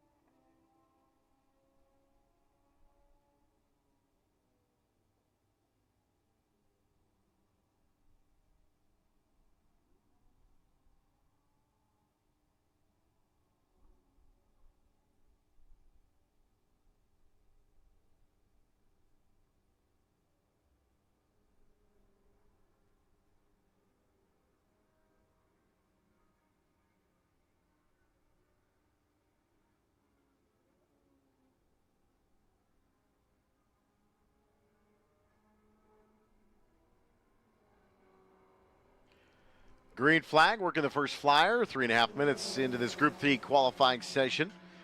This is our sports prototypes. C Sports Racers, S2000s. A couple of carbiers, a LeGrand, a Swift, a couple of Lolas, and even have one of the Rushes and a Radical, Evan Pecor. Out of Newton, Wisconsin. Has an SR3 Radical this weekend. Of course, a little bit of history with the 34 of Andrew Jacobs. That is a T88 with a 90 update out of Elkhart Lake, but that was Walter Payton's car.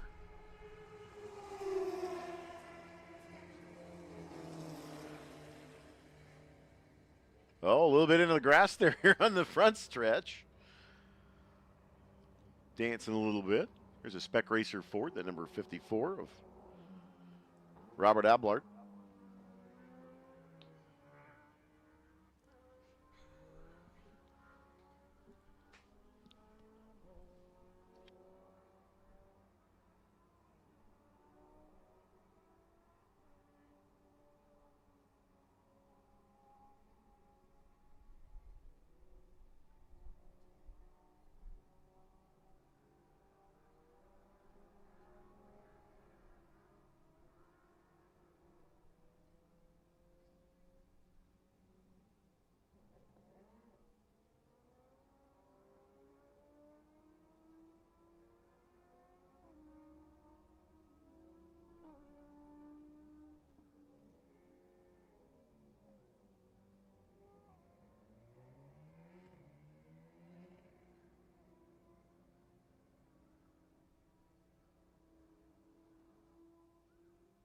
And a black flag all coming out, a little bit of a spin there. On track, rolling his way back into the grass, and looks like he's able to get moving, rejoining. Safety responding on scene too. But we have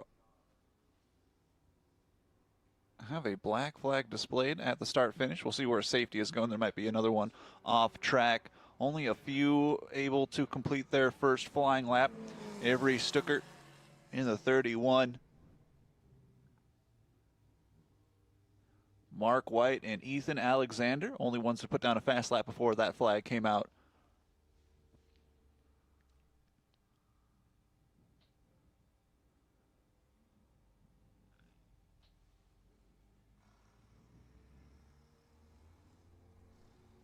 Safety out rolling towards Canada Corner, also a safety car in turn 6. Just taking a look at that surface, there was a little bit of a spin there, but that driver was able to continue.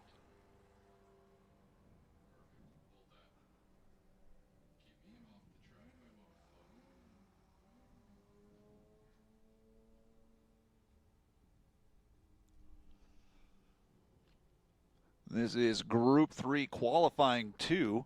Group 4 is up next. Group 4 up next. Black flag out on track. Setting safety out, taking a look.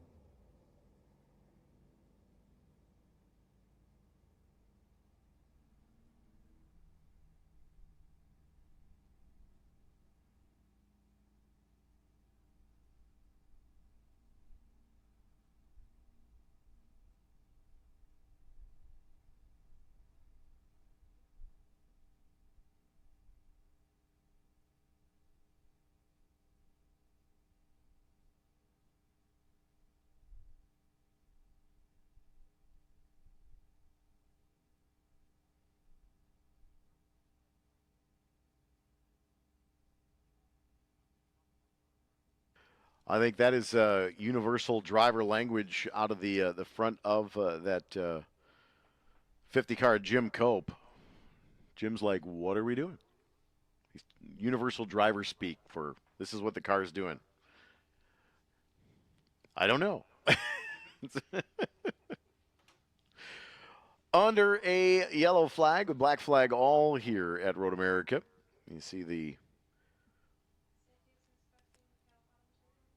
Kettle Bottoms area under inspection. We had a car that apparently had some flames coming from the underside of that vehicle, and 2 subsequent cars spinning in turn 8 behind that car. So doing a full track inspection at the moment. Road America safety team down at Kettle Bottoms looking to see if there is a trail. And see them checking for some traction. Want to thank BringATrailer.com for the Concourse d'Elegance sponsorship of the weekend. Talked to Randy from Bring a Trailer yesterday. What a great turnout we had for the race car parade, the sports car concourse tonight from 6 to 8 downtown. Cars will start parking throughout the day today. And then from 6 to 8, we'll be able to walk around and have some judging of the sports car concourse right by our VIP tent on the corner of Rhine by Lake Street Cafe.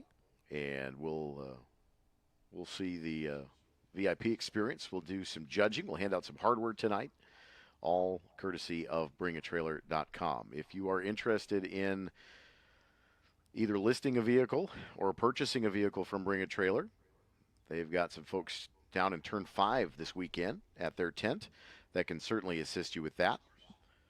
Course is ready, open, and clear. So the good news is nothing of substance down on the racetrack. So the umbrella released, and we'll release the field.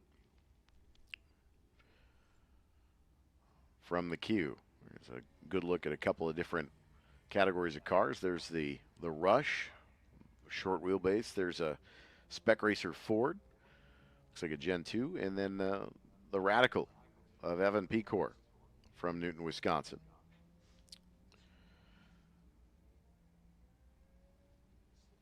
Avery Stuckert in that number 31 machine. Mike Caskey in the 19, and there's another one of the Rushes.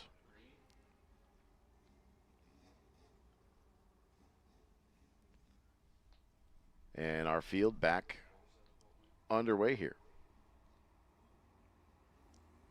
Group 3 qualifying underway. Maybe a couple of minutes extra here in this session potentially.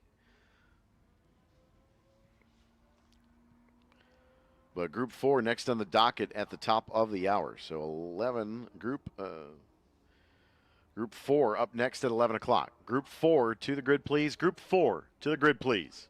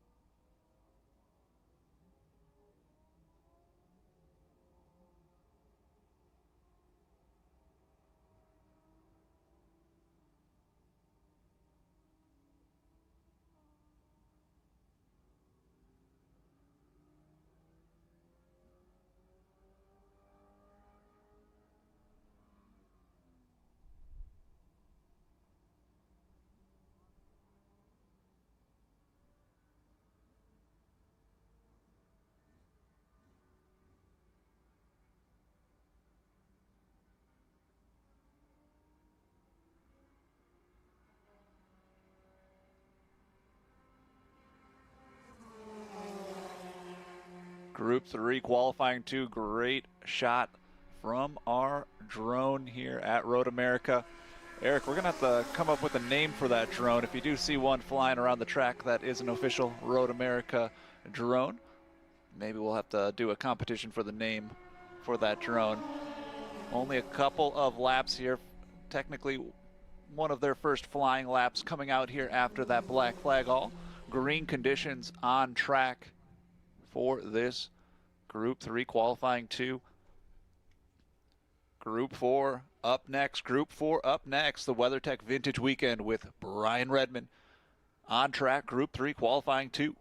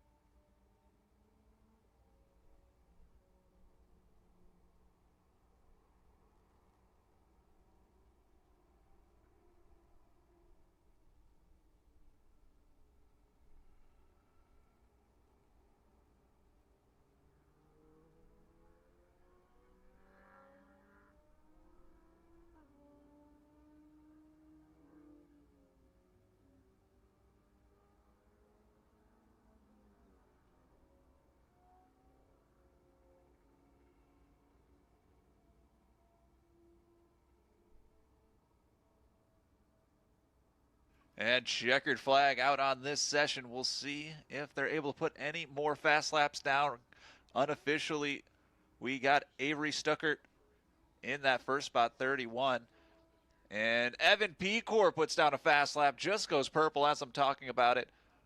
His fast lap on lap number 3 in his 2023 Radical SR3. So Evan Pecor in that 94 in the top spot, Avery Stuckert. And the 936 of Mark White takes that third spot. Was only able to put down one fast lap, but he made it count.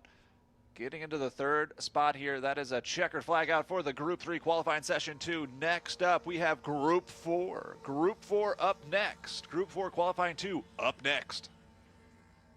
WeatherTech is proud to welcome you to the track. Give your vehicle the ultimate protection with the laser-measured custom-fit floor liners and cargo liners. Find your fitment today at WeatherTech.com. Catalyst Exhibits is the official exhibit and design service of Road America. If trade shows and events are part of your business, Catalyst can take you to the winner's circle. Follow the link on Road America's website to get started. Quick Trip convenience stores and racing at Road America. It sounds like a perfect match for race fans. With over 400 stores in Wisconsin, Quick Trip has you covered with fresh bakery, grocery items, produce, take-home meals, and freshly prepared hand-breaded fried chicken made right in the store. Quick Trip also carries all your favorite beer brands and offers the lowest legal beer pricing on 24 and 30 packs. Quick Trip, they've got you covered. We'll see you next time. People can't stop screaming about Screamin' Sicilian frozen pizza. No wonder, there's plenty to scream about, like buttery stone-fired crust, secret recipe sauce, mounds of whole milk mozzarella, and tons of premium toppings. And it's delicious, too. Grab a slice of Screamin' Sicilian from your local grocer's freezer. Premium craft frozen pizza in your local grocer's freezer. Screamin' Sicilian. Taste what all the screaming is about. Race fans, welcome from all over the world. Lakeside Pepsi, proud to be the official soft drink sponsor of Road America. Quench your thirst with assorted Pepsi products available at all concession stands. Mission Foods is proud to be the official tortilla wrap and tortilla chip company of Road America. Fully loaded tacos, fast wraps, piled high nachos, whatever you crave, Mission has the products you need to fill up and fuel up to take your race day to the finish line. Keep your racing delicious and enjoy all your mouth-watering action. Brought to you by Mission Foods. Now that's too fast. Too tasty. Sargento, the official cheese of Road America, invites you to enjoy a delicious Sargento cheddar cheeseburger today at any nearby concession stand. Race fans know the best cheese is real cheese, any way you slice it. Sargento, we're real cheese people.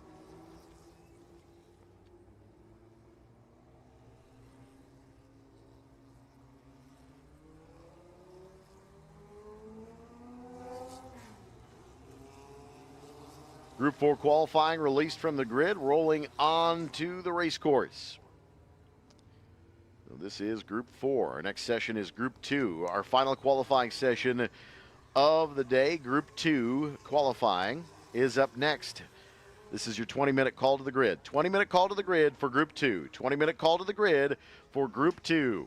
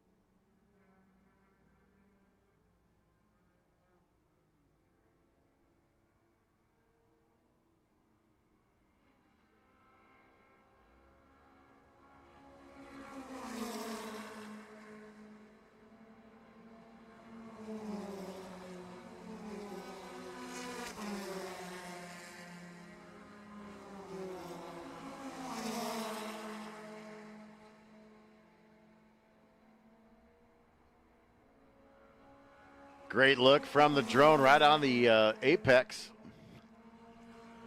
of turn 1, right on the outside of turn 1. Our Group 4.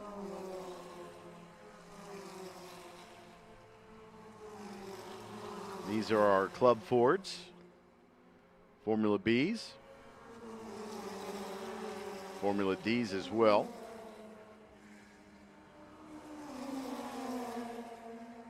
And Formula Fords, or Formula F, if you will, for the more modern ones, but Formula Fords for the vintage. Beautiful cars going into turn 1 on this opening lap.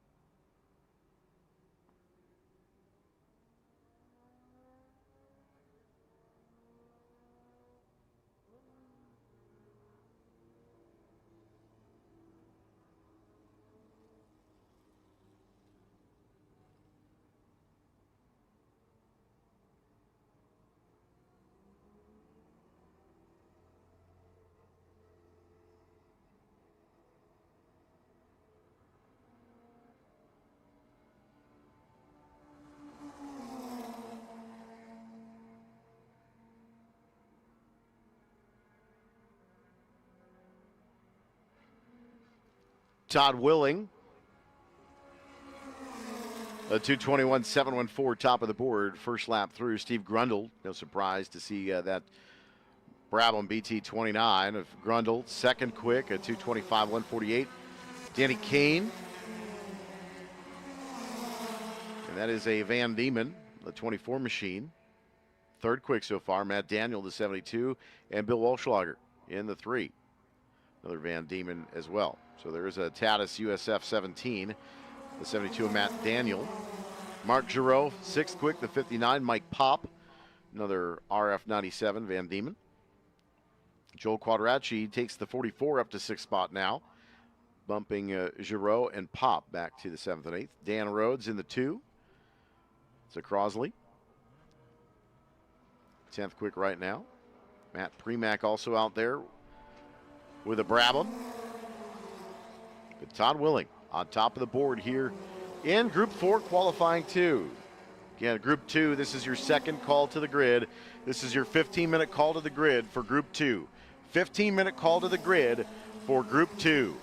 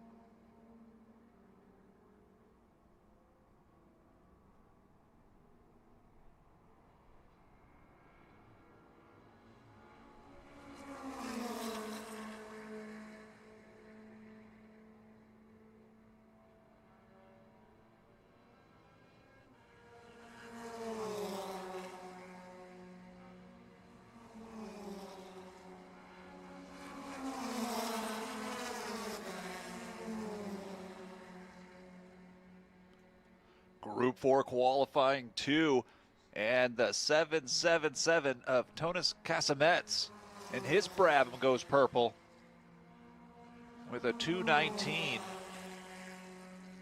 With a 219.834.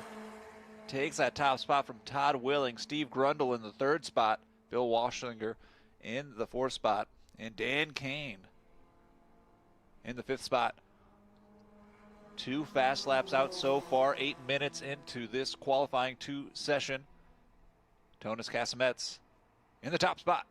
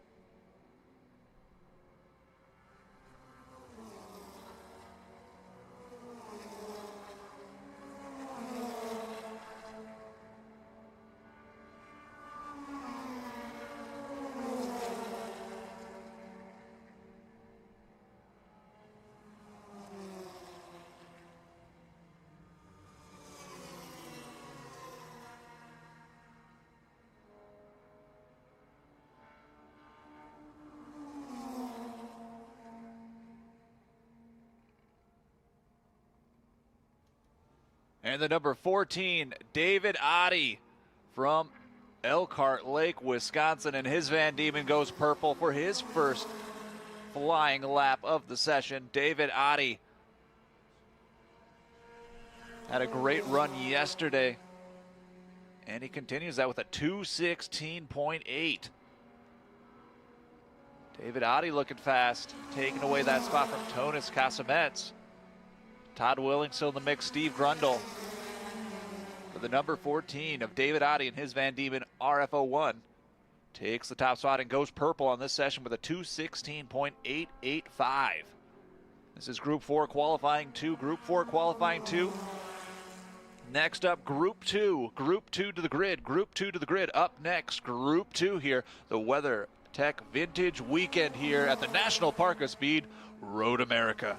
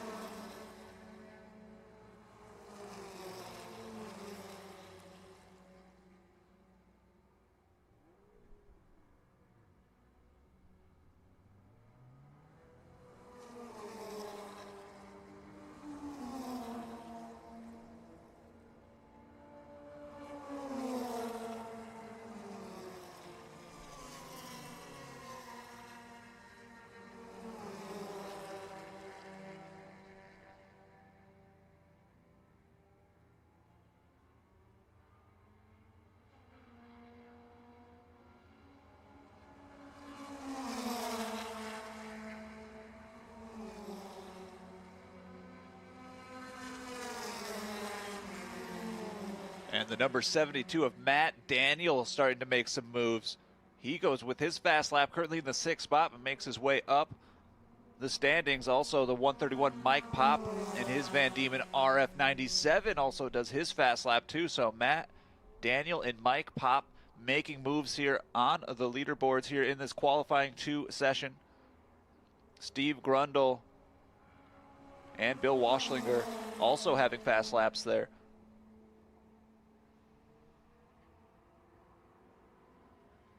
David Oddie still up on top, the Elkhart Lake native,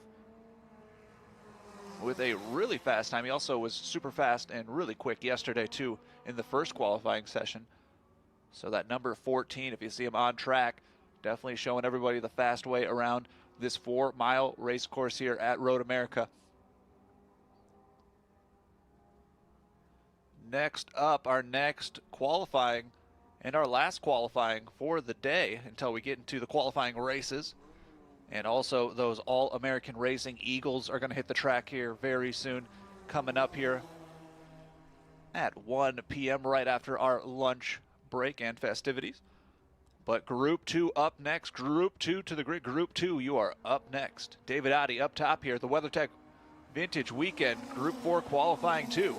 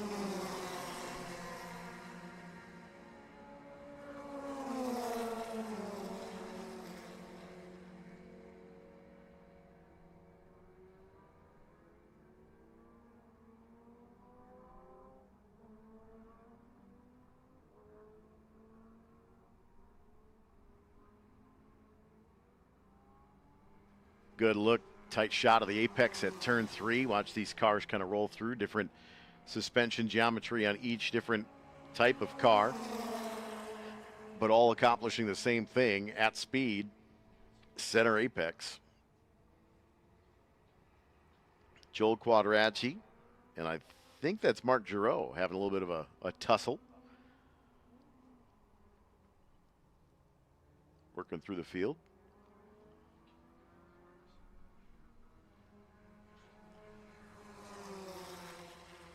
See Jeffrey Schlitz out there in the number 36. That is a Lola T440.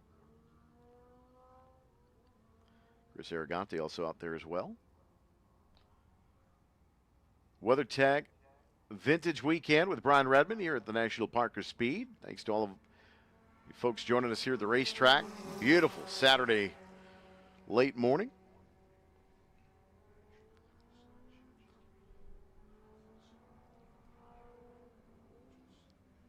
And the smoke for now is much lighter for the short term, but likely to come back over the course of the next day or so.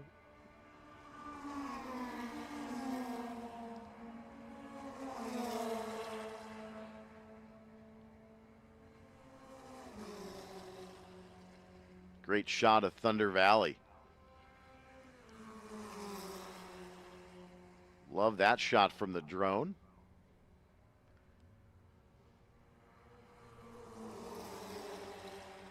If I had to pick up a spot to put a camera permanently, that would be one of them.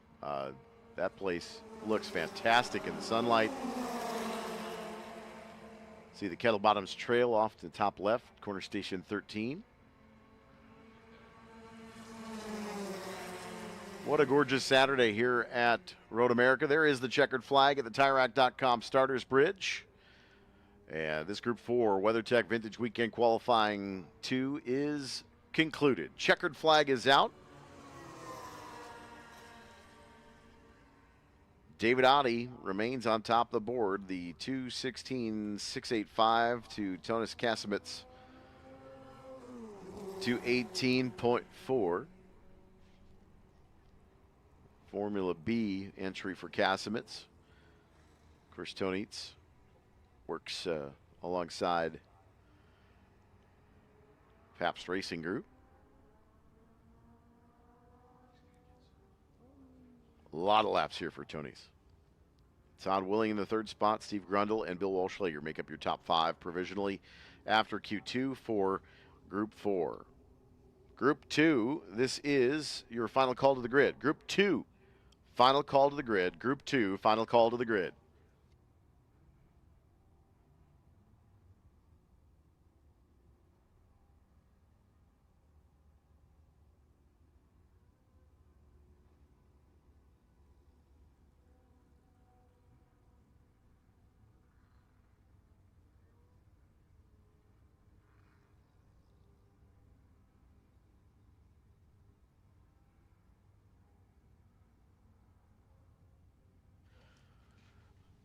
Hey, gang, down at turn 5. You guys enjoying the show so far, I hope. Beautiful day today, is it not? Got a perfect spot. Got a little shade from the trees. Got a couple of cars in the paddock area behind you. Big screen in front of you. A couple people waving at our Road America drone overhead. I don't know. We're still trying to decide on the name for the drone yet. We don't know if we should name it after a bird or if name it something else. I don't know. Well, maybe we'll have to do a competition on social media. Maybe do a poll or something. I can tell you one name that will not be allowed. Droney McDroneface. Okay, because every single time that the city of Minneapolis names a new snowplow, Snowy McSnowface usually pops up on that one. Yeah. Surprised that hasn't won. No, not once. I'm sure it probably has, and they just ignore it. But shout out to Road America and the video audio team here, bringing us some of the best images of these historic race cars. Over 400 this weekend. And Eric and I have been talking about it over 100 years of racing vehicles, the history, the heritage, and the tradition, all on display, including those 41 Dan Gurney Eagles under that giant white tent in front of the paddock shop Eric and I have nicknamed that the Eagle's Nest, where they are all on display. So you don't see a lot of wall contact here on the front stretch very often, but I see one of our skid loaders and our track maintenance staff correcting a barrier at one of the brake markers over towards turn one, just past the pit out. So we've got a little bit of a wall repair happening right now. So that doesn't happen very often. Not sure when we would have seen the contact with the wall over there. Yeah, definitely don't remember seeing anything happening over there. Maybe it was on the opposite side, maybe a bump or something, or just maybe noticing it was just ever so slightly askew. I'm taking the opportunity to fix it now. And a great shot here, and a couple of waves there. Hello, campers and race fans. Another perfect spot to watch underneath the shade. That's you can tell a lot of generations of families there this weekend too, and all season long. Up there by Fireman's Hill, over by the Elkhart Lake Lion Stand. Appreciate you race fans being out there. It's a toasty weekend here at the National Park of Speed, but we are glad to have you here. Looks like wall repair continues, so we might have a little bit of a delay here for 11:20 anticipated start. So a little bit of a gap here as the track maintenance crew continues to work down near pit out. And it looks like the skid steer is about ready to depart, as well as the maintenance side by side.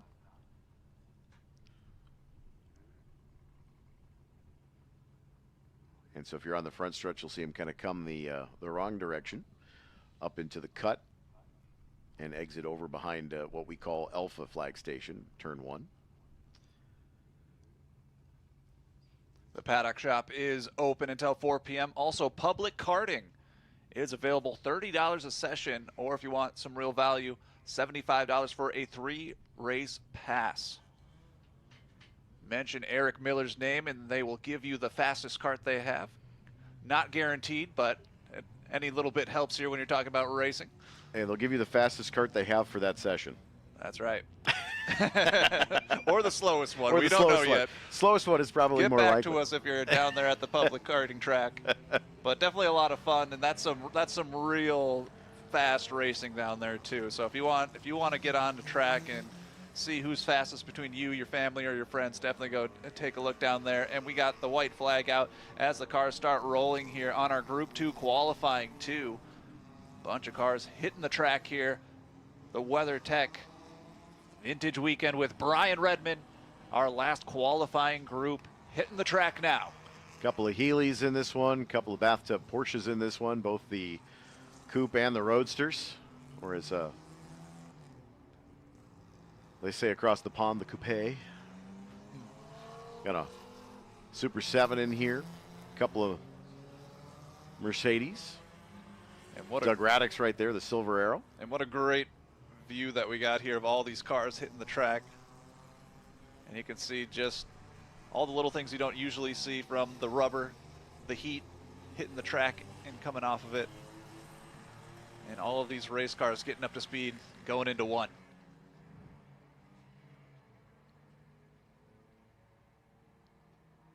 They'll come back around to the TireRack.com starters bridge, get the green flag as this qualifying session for Group 2 is underway. This is our final official qualifying session for the day today. We get race Group 11 next on the docket. That is our pre-war and just post-war group coming up at 12 o'clock. And then coming up at 12:30, we'll have some track touring, and then our demonstration laps for the All-American Racer Eagles. The Eagles Nest will come to life in just about 30 minutes time here. And that's definitely going to be super exciting. So want to make sure you get your brats, get your drinks, your beverages, and get to a great spot to see these historic Eagles take flight on this 4-mile track here for the WeatherTech Vintage Weekend. Cars on track here taking their first lap. And we'll see what shakes out here for this Group 2 qualifying as they take the green flag. We see George F. Ballbach, of course, in the mix. Nick Clements, another familiar name.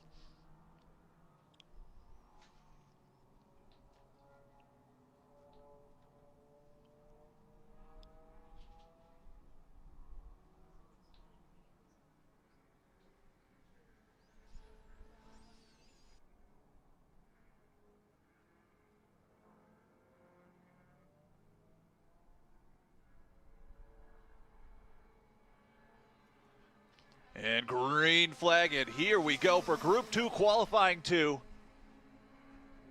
And let's see what these race cars have for this session.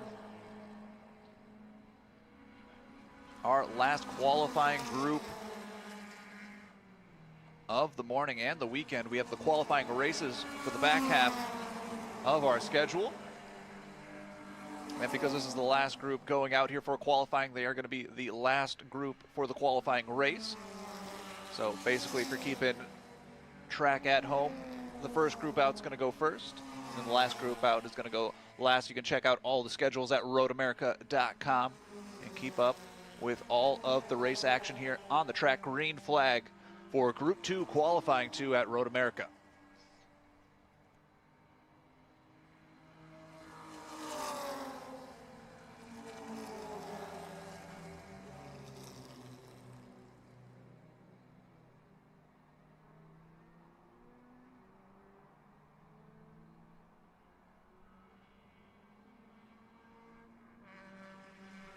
Also during this lunch session coming up, check out the paddock shot. Bert Levy will be signing his new book, as well as David Hobbs will be in the mix there too during the lunch in the paddock shop. So go check it out. A good time to get some event t-shirts or some really cool Road America merchandise. Something for everybody in there, and also some essentials for the campers in case you forgot something and you're looking to pick something up last second. And we'll see what shakes up here for the Group 2 qualifying 2 as they're taking their first flying laps. And we'll keep you updated. Our last qualifying session here, and then we get to go racing with the pre-war, post-war.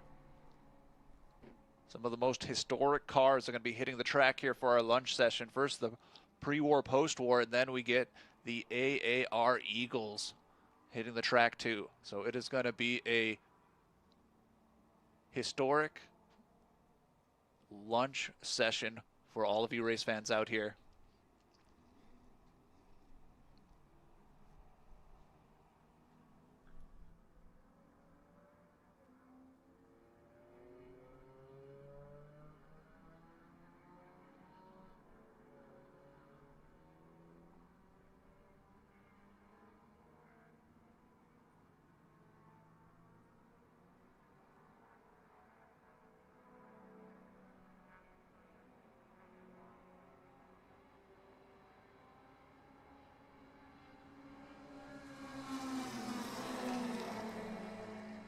First flying laps completed here for Group 2 qualifying to the 05 of Craig Shima in his Lotus Super 7.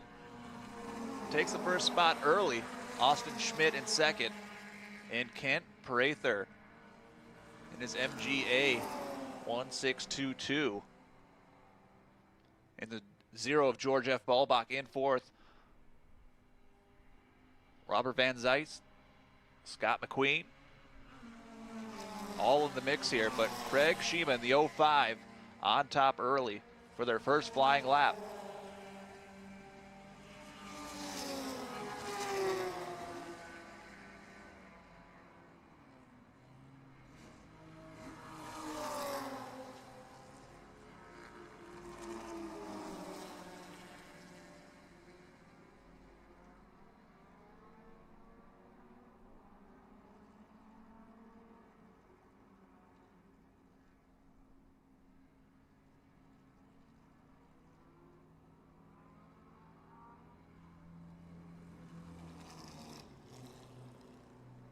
And looks like we got one driver on driver's right safety already on scene.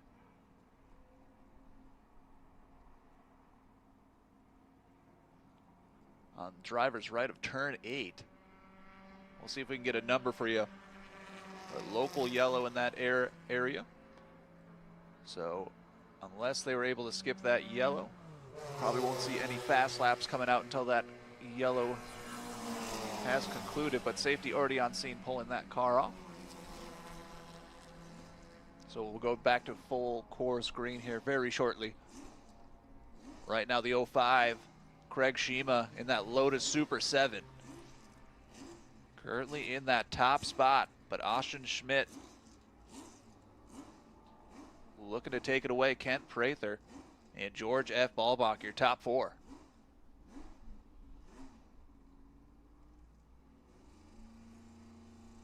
And you can hear those Eagles starting to fire up under that white tent, starting to get a couple of revs, warm up those engines, and get those started. They got a session coming up at 1 this afternoon to start off our qualifying races. So we get to see the pre-war, post-war hit the track for our first race of the weekend. Then we have track touring, and then the AAR Eagles are going to hit the track too. So back-to-back amazing historic races coming up here. But we got to finish qualifying first. Group 2 qualifying 2 on track now. Oh, and the 81 coming across, looking to see just maybe a little bit of a misshift there for the 81. That's Eric Jacobson in his Triumph TR3. And it looks like they were able to get that car in turn 8 off track, so I believe we are full green around the course now. David Brown at the 122 in his Austin Healey Sprite puts down a fast lap, puts him in the top 6. So David Brown making moves. Tanner Hurst as well getting a fast lap in his Ford Escort GT. He is currently in 11th place, 10th place right now. Greg Wold in his Austin Cooper.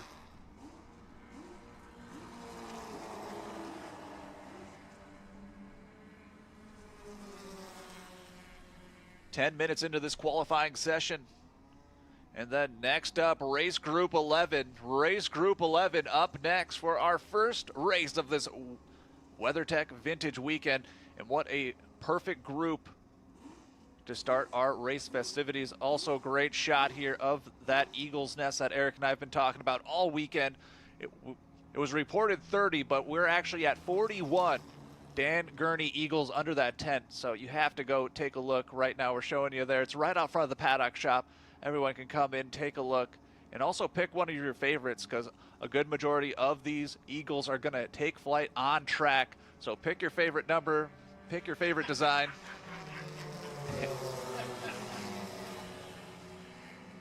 Somebody had the air shotgun looking at the drone. I like it.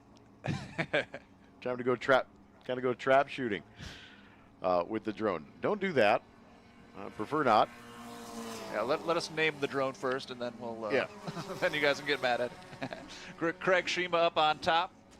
Austin Schmidt, Ken Prather, your top 3.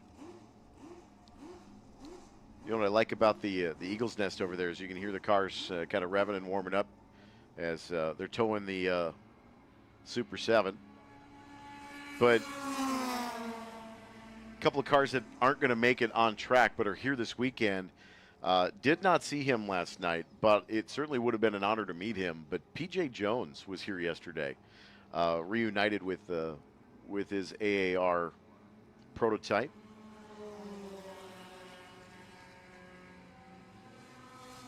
But P.J. was here yesterday. Saw a couple of people posting that they had bumped into him. But what a great weekend this has been so far. 60th anniversary of Trans Am this year. 41 All-American Racer Eagles here in a couple of different classes. Not all of them are necessarily underneath the tent or competing, but the majority of them are here to do some demonstration laps, the ones that are functioning here. But I know that talking to Justin Gurney last night down at the parade of just how much pride and reverie that the Gurney family has for Dan's life's work. But it's reciprocated by all of the fans that are here gathered around. and supporting and certainly enjoying the presence of all these Eagles. The Side Hack Eagle is here. Of course, one of the Jorgensen Eagles, but the crowd's been just packed down there. You see a couple of the blue shirts down there. I recognize the hat. Got a couple of our concourse judges down there. They'll be down judging the sports car concourse with bringatrailer.com later tonight from 6 to 8. But the Eagles Nest here in the main paddock area over by Parker Johns. And they're going to be hitting the track for the 1 p.m. session. So right after the track touring to start off all of the qualifying races. Of course, the Eagles aren't going to be technically racing, but they'll be hitting the track, though. And we're going to see the sights and the sounds of all of the Eagles here on race weekend here at Road America. 14 minutes into this qualifying session. Jamie Jackson was able to put down a fast lap, getting into the top 5 spot. Jamie Jackson starting to make some moves. With that car being towed, there was a local yellow, and I think they're able to get him off, so they'll have 1, maybe 2 more shots to get 1 more fast lap in. And we'll see if there's any shakeup in the order here, but currently the 05 Craig Shima up on top for Group 2, qualifying 2, 14.5 minutes down. And then up next, Race Group 11. Race Group 11 coming up next.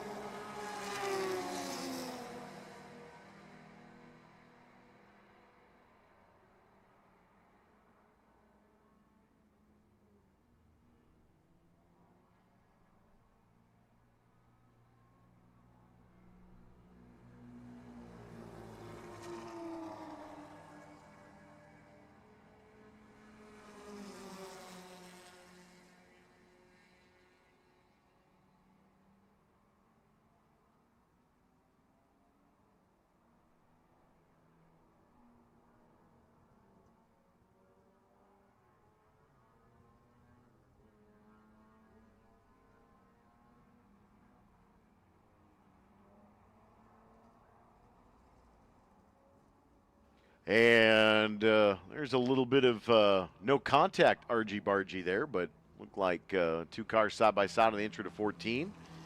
And 1 car getting off track.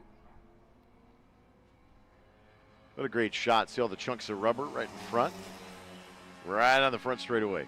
Underneath the TireRack.com starters bridge. That's the old cut for the original victory lane here at Road America. That was just to the south of our VIP tower. And the new victory lane giant screen down there too, if you want to watch the race and also see the cars come in once we get into the official race weekend tomorrow too. Craig Shima goes purple on his last lap in that 05 Lotus Super 7. No change in the order. Scott McQueen making moves though, goes up to 7th. And David Brown in the top 5. David Brown from Plymouth, Wisconsin, in his Austin Healey Sprite into the top 5.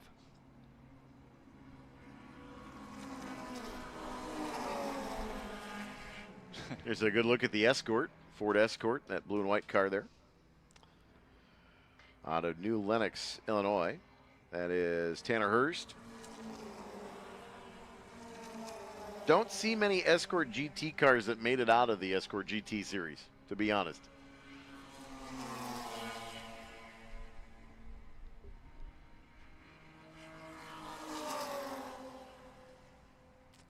From my recollection, that's probably only one or two that I've seen now that have competed in the, at least in this event, over the years.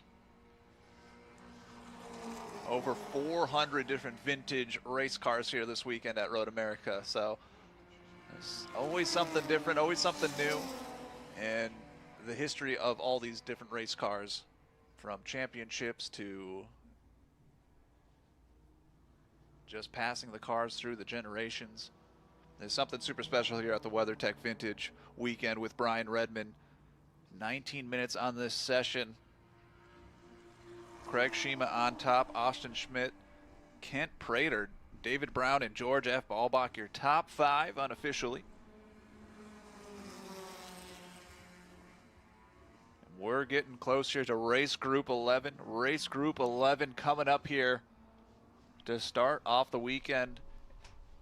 And what a perfect group to start this vintage weekend off with the most historic cars. Of course, those pre- and post-war. Some of those cars dating back all the way to the 1930s a couple years ago. Just a few years ago. Just a few years ago. And it's just a great way to start off a vintage race weekend with those vehicles. So that's going to be fun to watch.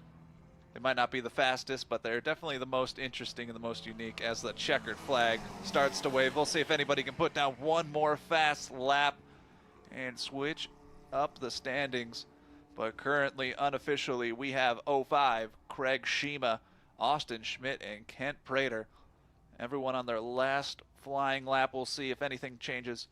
But we got that Race Group 11, and then we got track touring, and then we have the AAR, the All-American Racing Eagles, are going to take flight on the Road America course for our lunch break. Lots of exciting stuff coming up here. We're about to go racing at Road America.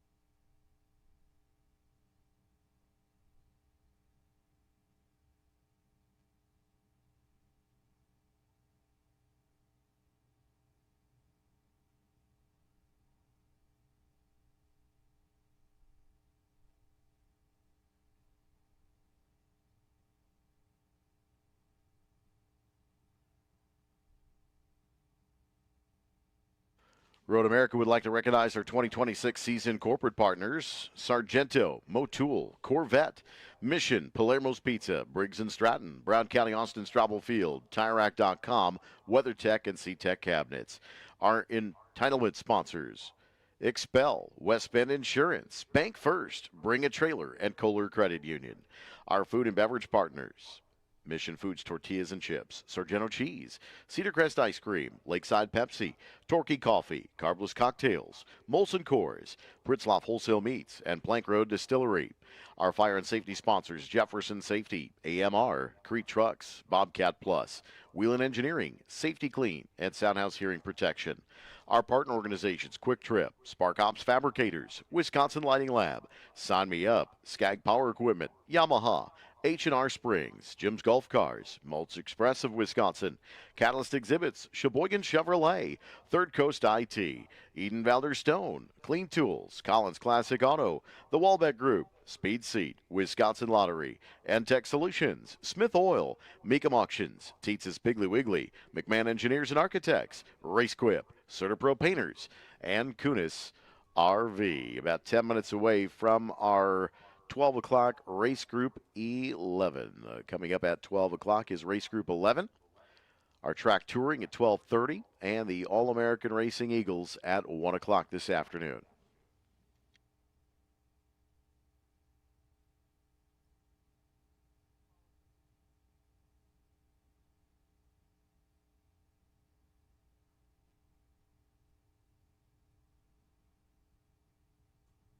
UEMSI HTV is the official sewer inspection camera provider for Road America. Since its inception in 1989, Jackson, Wisconsin's very own UEMSI HTV has become the world's largest distributor of sewer cleaning hose and proud manufacturer of hydro excavation, pipeline maintenance, and sewer inspection equipment. Whether it be vacuum tubing, washdown guns, high-pressure swivels, or the all-new U sewer pipeline inspection camera, you'll find them in stock and ready to ship today. For more, visit UEMSIHTV.com. Racing at Road America is brought to you by Yamaha, the industry-leading power sports company. From motorcycles, ATVs, and side-by-side vehicles to power products and much more, Yamaha revs your heart. For more information, visit YamahaMotorsports.com. Welcome back to the track, race fans and drivers. Whether you're on the track or on the road, remember, nothing protects your vehicle like premium WeatherTech products. Find your fit at WeatherTech.com.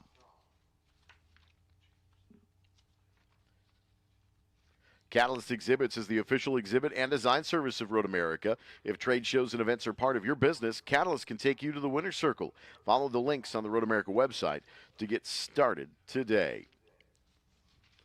Fans, you're here because you like things that go fast, and that's why the Absorber Chamois should be your favorite car drying product. Nothing dries your car faster, gentler, or safer, and that includes microfiber towels. Fact is, the owners and builders of the finest custom and classic cars endorse the Absorber because it protects the best paint jobs in the world. The Absorber Chamois, only available where better car care products are sold, and if you care that much about your car's paint, ditch microfiber. Use the Absorber Chamois instead.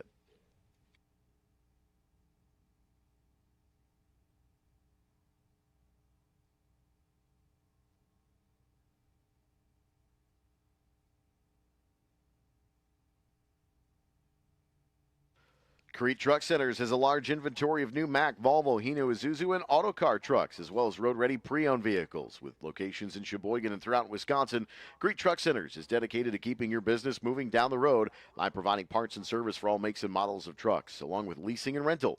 Find out more at CreteTrucks.com. Crete Truck Centers, the official vehicle recovery partner of Road America.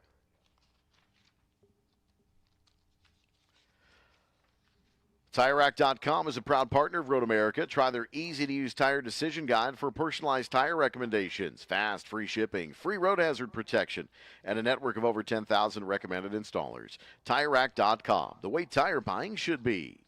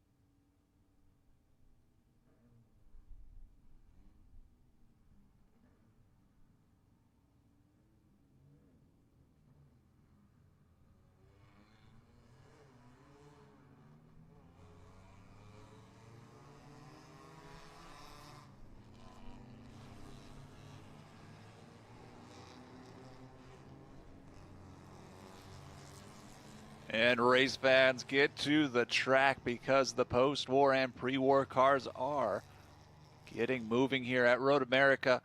These are some of the most vintage cars that you're going to see here all weekend long. Very unique. And the sounds, something you'll never hear unless you're here at this vintage race weekend.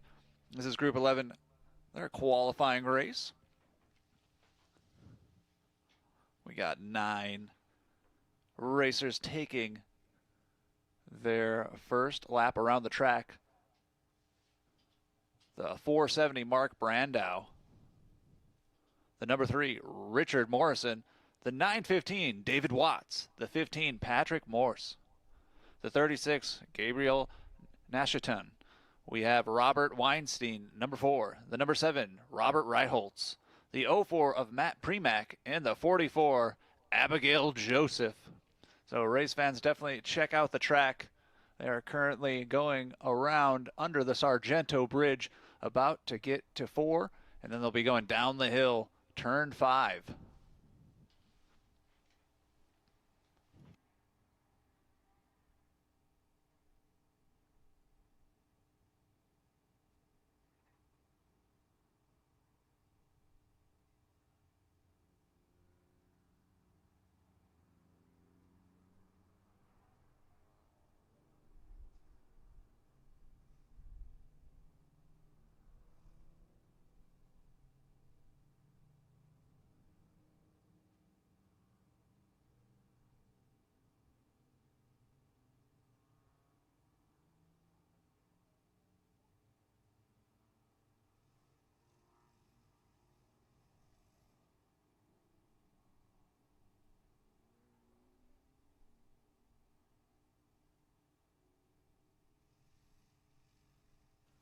Don't forget, at the paddock shop throughout the much of the afternoon, Habbo going to be signing some books. It is a great table read. I love Samposi's forward. Kind of joked with Habbo last night. I was kind of impressed that Samposi was so nice in his forward. But, of course, all kidding aside, it is a phenomenal book. And not a lot of copies left from what David said. But David Hobbs going to be signing copies of Habbo from about noon to 3 o'clock today. I know B.S. Levy signing copies of all of his books and is showing off the press proof of one of his newest coffee table books.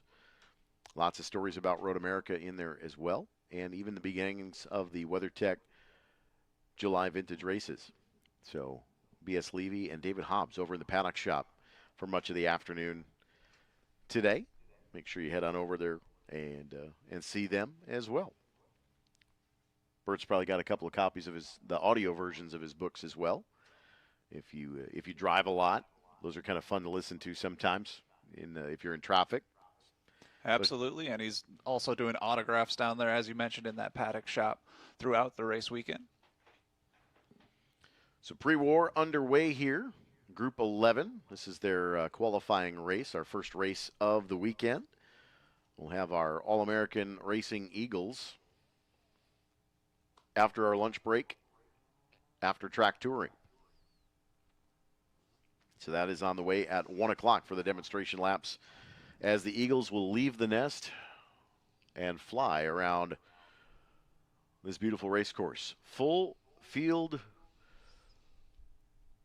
of pre-war vintage vehicles and slightly post-war, all coming up the main straightaway here.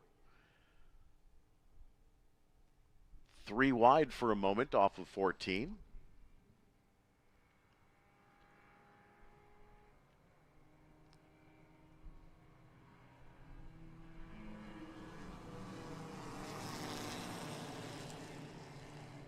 And green flag is out. Currently in that front spot, Richard Morrison in the number 3 going into turn 1. It's so much fun to see these cars at full speed in full song. Matt Premack, Abby Joseph, and David Watts coming up underneath the Fly GRB sign. Those are the MG TDs, the back half of the field. Those cars, considerable vintage that they're not always able to keep up with the rest of the pack. Much limited horsepower. Those are 1250s usually. And I think David Watts' car is a 1500. But this field circulating this 14-turn 4-mile race course. Group 11, this is their qualifying race. Mark Brando is the 470. That is an MGTC. And the 3 is Richard Morrison. That is a Lagonda Le Mans. Patrick Morse in the other MGTDs. The 8 is Scott Larson in a Bugatti T57. Gabe Nation in the 36 MGTF. Robert Weinstein in a MGTF as well. And then Bob Ritholtz in the Morgan. 4+4. So Ritholtz, Premack, Joseph, and Watts round out your 10 cars here in Group 11. Mid-1930s to early 1940s generations of automobiles. Nearly a century of rolling museum pieces here tonight and throughout the weekend. Sports car concourse tonight from 6 to 8. Would love to see everyone downtown Elkhart Lake again. We had a great time on the bringatrailer.com stage. If you're interested in bringatrailer.com and some of the offerings that they have, you want to learn more about Bring a Trailer, head on down to Turn 5 area. There is a tent for Bring a Trailer. I'll be more than happy to answer any questions if you'd like to sell something, purchase something, just want some. I think they had some stickers last night as well at the race car concours. The sports car concours again tonight as well, I would assume. But if you got any questions for Bring a Trailer, please make sure you go down and see them. They are a great partner with this event every year here at Road America. Of course, we're going to give away some sports car hardware tonight at the concours. Best in the first place and first place reserve are issued tonight at the parade. And then tomorrow we'll do the concours near Victory Lane. And then, of course, there's also the Paddock Spirit Award. So if you visit one of your favorite paddock spots, there are QR codes at those paddock locations, and you can vote for your favorite paddock space for the Paddock Spirit Award. Voting ends at 9 o'clock on Sunday evening. First laps out for these pre-war and post-war, and we're still using that alternate timing line for our timing and scoring. And Eric, are you ready for the lap time? We have, it looks like it just updated on us. I'm so ready, Brian. We have a 3-minute and 45-second lap there by the 241 of Keith Picard going purple, a 345, which is honestly going pretty fast. That's I think about 10, 15 seconds faster than yesterday. So we'll see if they can get some more speed here as they get up these vintage cars to full song. But man, how fun is it to watch these cars go around this racetrack? Well, and you realize that these lap times, obviously not the quickest cars of the weekend. In fact, probably many of them the slowest laps of the weekend. But you look at the size of the tire and the contact patch on many of these cars, it's not much more than 2 or 3 inches. Yeah, almost like a bicycle tire in Motorcycle comparison tire, to what we have today. And what you'd see on maybe even if you compare it to a drag car or any of the other cars that are racing, it's pretty crazy. Grip at a premium, so only can do so much with those. And you want to watch this pack. If you are down in turn 5, you're seeing them go under that Corvette bridge. Right now we got the 241 Keith Picard, the 36 Gabriel Nathan-Shawn, and the number 3 of Richard Morrison is your top 3 as they ride. This is your pre-war and post-war. And then right after this, we're going to have track touring, and then the Eagles are going to take flight on the track. What a great way to start our race festivities here for the WeatherTech Vintage Weekend with Brian Redman at Road America.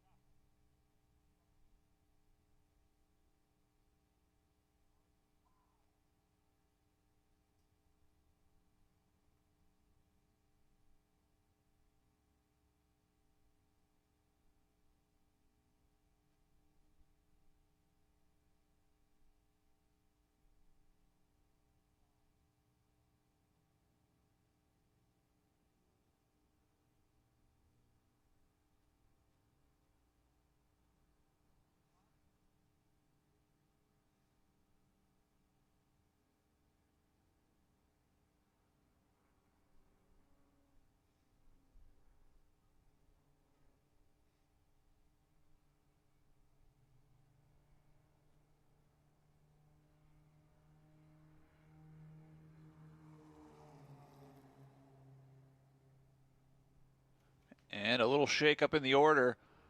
Keith Picard still in that first spot, but Scott Larson in the number 8 takes the second spot. Patrick Morse in the number 15 is in the third spot.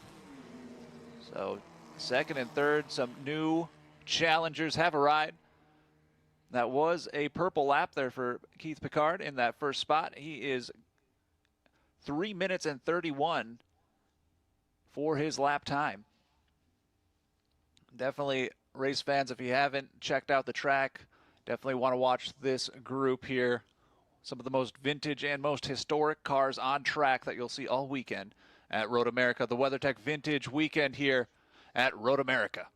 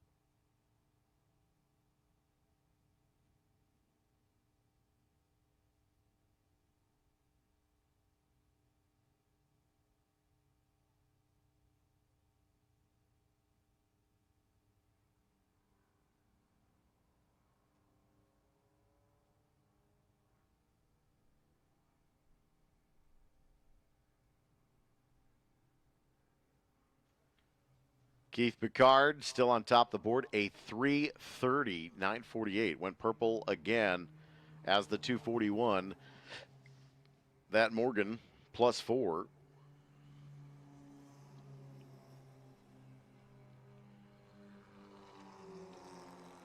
Continues to set the pace here. Richard Morrison in the number 3. That is the Lagonda. And the 470 of Mark Brando in the MGTC. That is the 470 machine.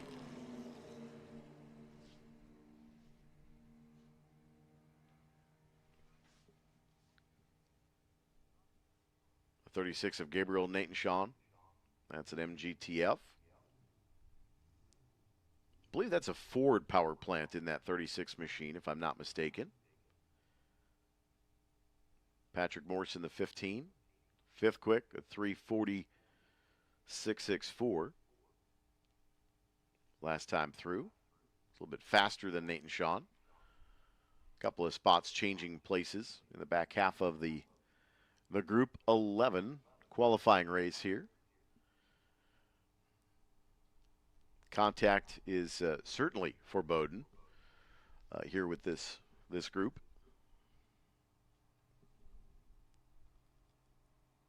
And so the race start a little bit more single file and spread apart than you'll see coming up this afternoon once we get into our qualifying races for our main race groups. All-American Racer Eagles demonstration laps coming up in about 45 minutes at 1 o'clock. We'll take a brief lunch break at the conclusion of this Group 11 race with our track touring. We'll spin up some tunes for you. And there is a spin at the top of the hill in turn 6. That appears to be the 3 of Richard Morrison.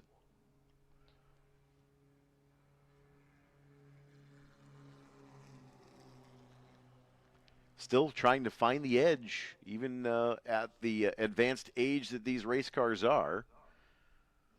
Driver's still trying to find that ragged edge. The difference between speed and grip. Through the carousel. Most of the pack now on the backside of the race course. This WeatherTech Vintage Weekend with Brian Redman. Want to thank our partners, WeatherTech. Great to catch up with Cooper McNeil last night. Had a great conversation. Kind of step back from racing professionally to lead the next generation of WeatherTech. Of course, his dad, David. And Eric, looks like we got another car off driver's left. Turn 6, 7. That might still be the 3 car. But it is, it looks like it may be a different one off of turn 7.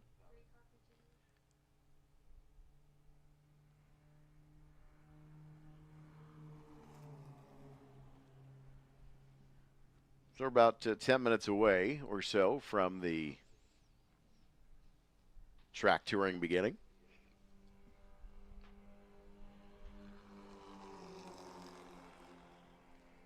And it looks like Road America's safety team is headed up the hill underneath the Corvette Bridge.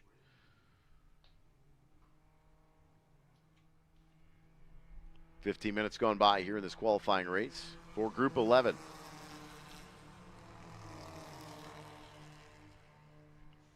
From a race order, it is the 241 of Keith Picard, Patrick Morrison, the 15, the 470 Mark Brando, Richard Morrison, and Scott Larson. That is your top 5 running order in the race. But from a qualifying standpoint, it is Keith Picard, Mark Brando, Gabriel Nathan Sean, and Patrick Morris and Richard Morrison, the top 5 currently. Over the TireRack.com tunnel. And the right-hand apex entry into the bottom of the hill at turn 3. And Richard Morrison just passing us here at start-finish. Grabbing a gear.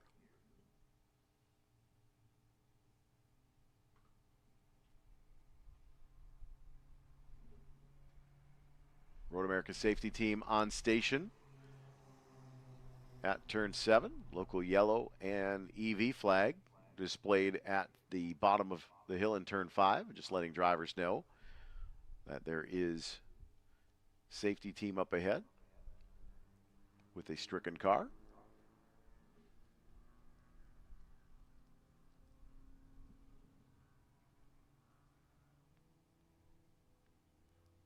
And coming into the yellow zone here is the 470.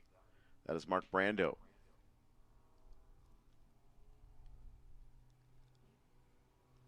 With the MGTC.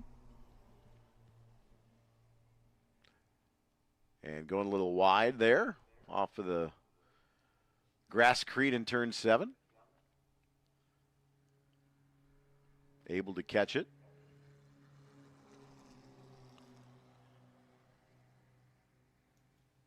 And it looks like we got a rollback coming for that car in turn 7.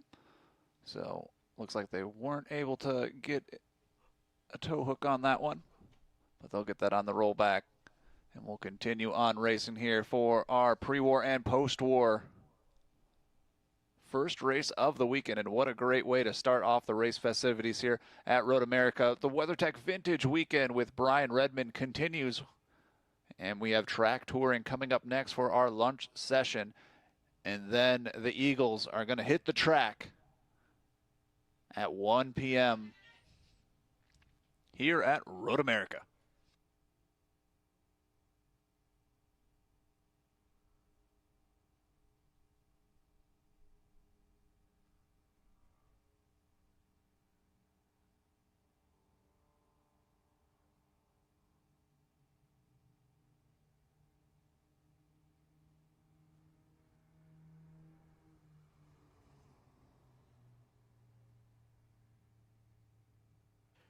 Checkered flag is out here on Group 11. And that brings us to our lunch break. And track touring will be on break for about the next 40 minutes or so. 1 o'clock, the Eagles will fly from the nest. It's on the way this afternoon from the WeatherTech Vintage Weekend with Brian Redman at America's National Park of Speed. Back at 1.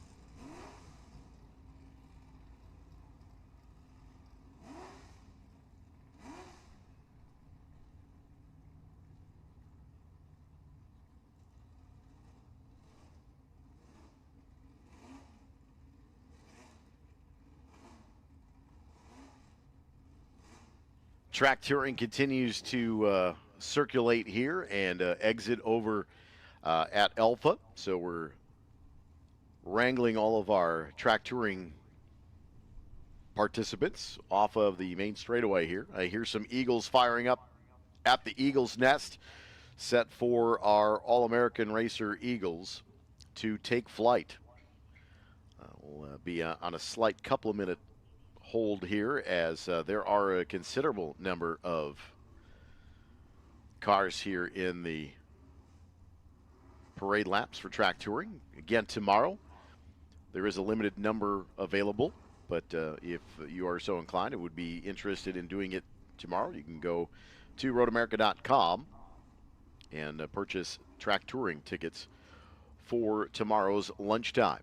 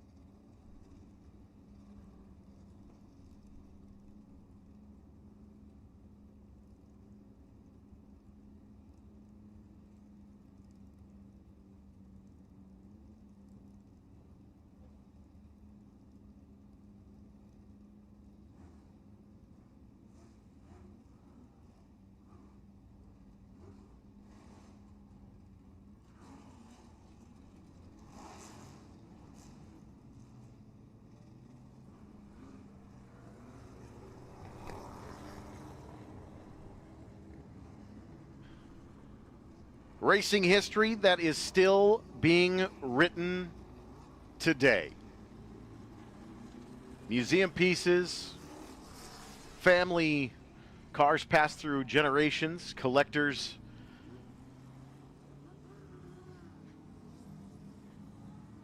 Eagles ready to fly here at Road America. This is the All-American Racers Eagles parade laps here during our lunch break.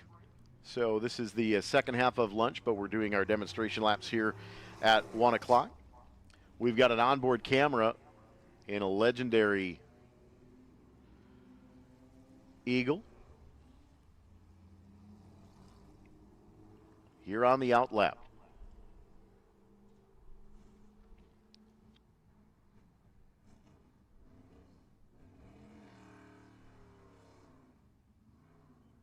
This car is owned by the Can-Am Cars Limited group. This is the Sugar Ripe Prune Juice, number 12. Mike Mosley, one of the original drivers, I believe, with this unit.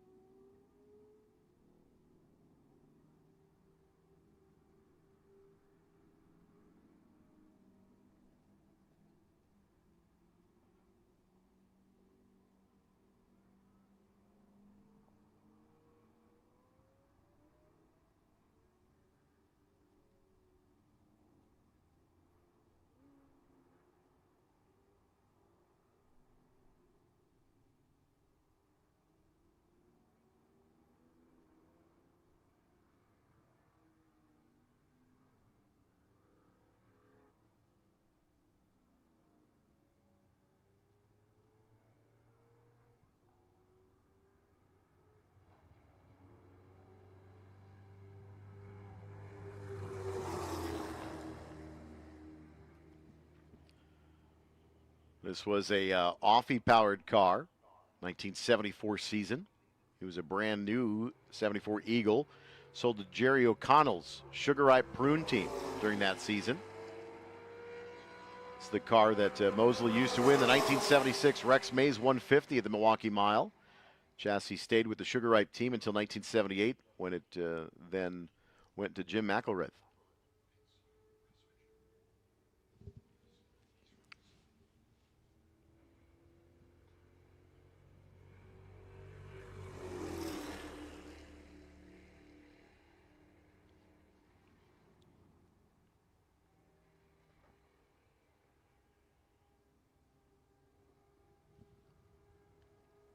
Some beautiful Eagles flying around this legendary facility now.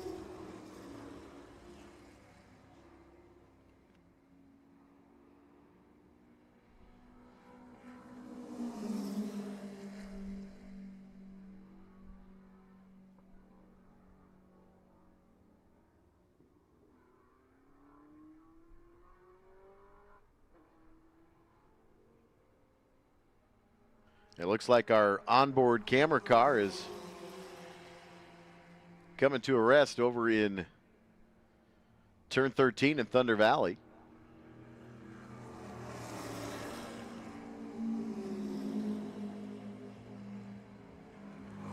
That car will need some assistance. You see Reed Hazelton in that Club Ford, the number 46 Eagle.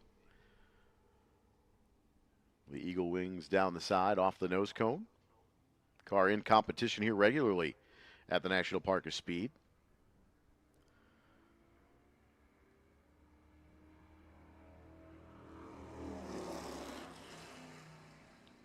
Quad cam Ford is here, 1967 season,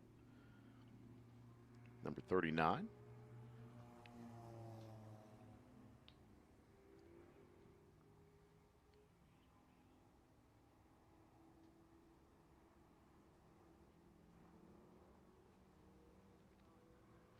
Of course, you'll see the car number 74, which was driven by Dan during the 1967 season. It was the factory car for the 67 Indy 500. Qualified second, went out with a blown piston. The car was later sold to A.J. Foyt and then on to Bill Simpson before it became an actual super modified car in Michigan. It was rebuilt after a garage fire. The car was sold in 2012 to All American Racers and given to Dan on his 84th birthday in 2015.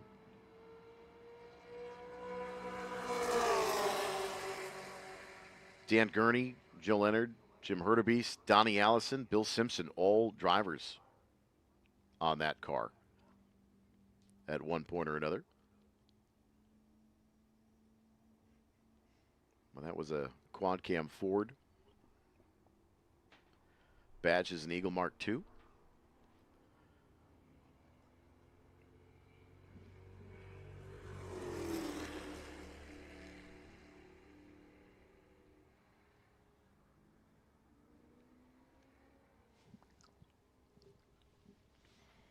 And if you ever wanted to know what it's like to get towed from the Road America safety team, you're going to get a glimpse of what it's like. So the driver has to hold the rope tight, and he'll drag the brake a little bit. Those tow straps are about $300 to $400 a piece, but they'll hold on.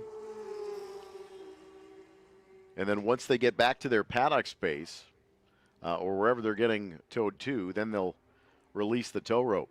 But that's what it's like to get pulled around by the Road America safety team. Cars on track.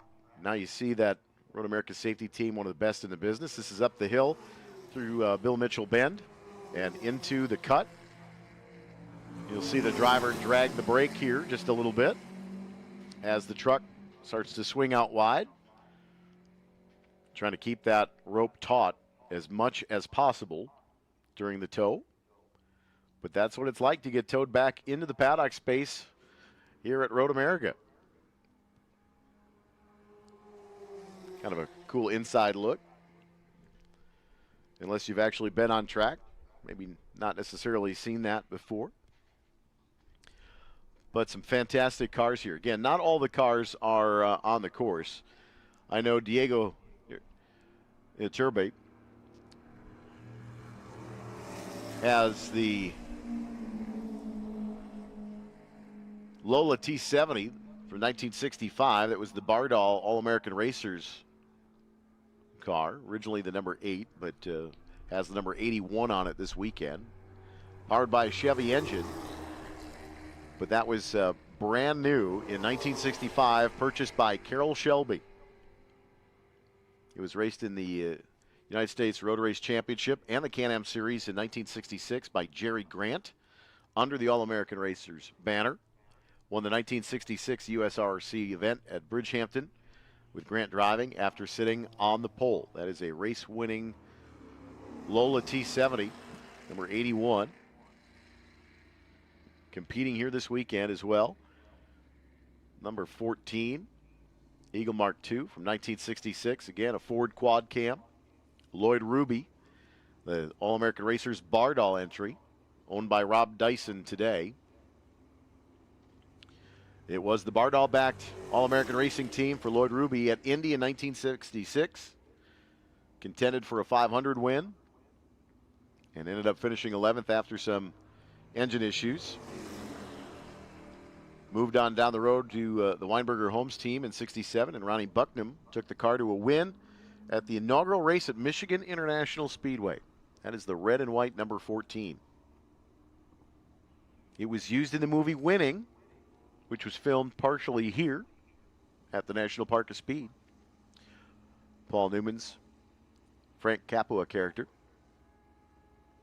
Eagle 205 remained in the Weinberger stable into the 70s before it sold to Ludwig Hemrath, who fitted it with a Chevy for Formula 5000 competition. That car itself driven by Ruby, McElrath, Norm Brown, Johnny Rutherford, Bobby Unser, Larry Dixon, Charlie Glotzback, Bucknam and Hemrath. It's a beautiful car as well. Kind of the pre-Wings era at Indianapolis.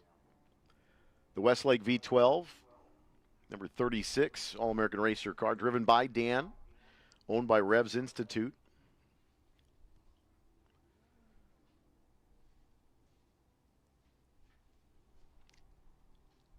It was a Len Terry chassis that took home the win in the 67 Belgian Grand Prix and led the 67 German Grand Prix before half shaft failed. Was leading the Italian Grand Prix in 67 before an engine letting go, and in the German Grand Prix in 1968, Dan, while driving, had a tire failure on lap 1, came back, was setting fast laps with some young chap named Jackie Stewart. One driver in that car, and it was all Dan Gurney. 67 Eagle Mark I.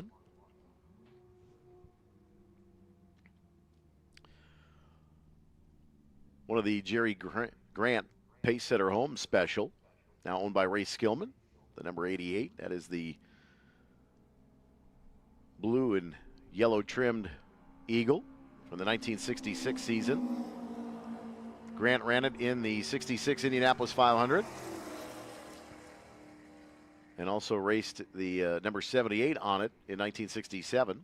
And it was also used in the Winning motion picture, and it was actually the number 42 Crawford Industries Eagle for Robert Wagner's character in the movie. Some cool stuff here. Some movie cars that had actual racing lineage. If you didn't know those stories, it's kind of cool. First, we had the Roger McCluskey number 12, Wally Dallenbach, also in the Lindsey Hopkins special. That was chassis 208 from the 1967 season.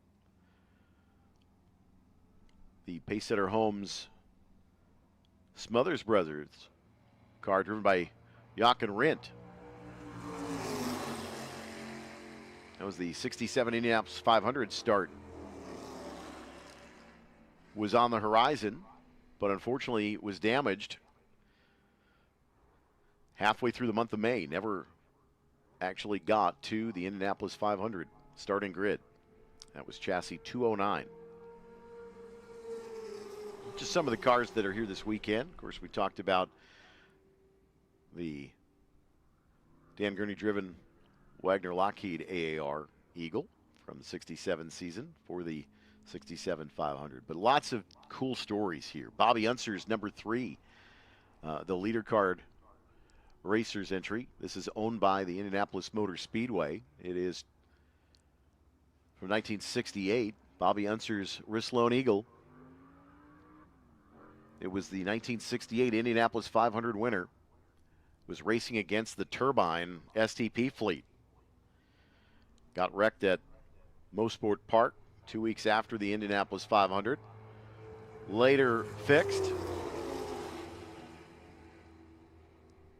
And IMS has owned it since 1973.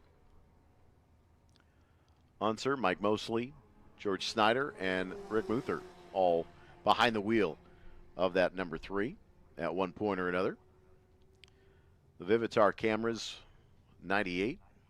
That was another Offie-powered 1968 Mark IV, driven by Dan, Leroy Yarbrough, Johnny Parsons Jr., Tom Sneva, Jim Hurtubise, all in that. That was a stock block entry in the 68 Indianapolis 500. Jim Robbins Racing purchased it midway through the 68 season. Then it moved over to the leader cards team and was leading the 72 Indianapolis 500 with Mike Mosley driving before a hub failed and made contact with the turn 4 barrier at Indianapolis, later repaired and raced during the 74 season. And then in 1978, Jim Hurtubise entered the car for the Indianapolis 500.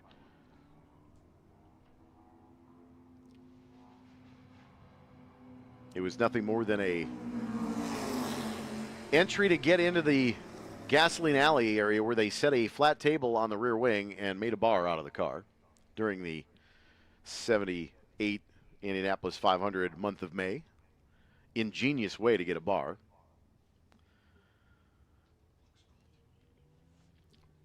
That 98 car looks spectacular, that Vivitar cameras entry. Of course, Carlos de Quesada, the number 12. Sunoco Penske, driven by Mark Donahue, probably one of the crowd favorites here at Road America, routinely. It was used during USAC IndyCar competition during the 1968 season. Raced at Mosport, Riverside, and then sold to Weinberger Homes in 1969, and Ronnie Buckman was the driver.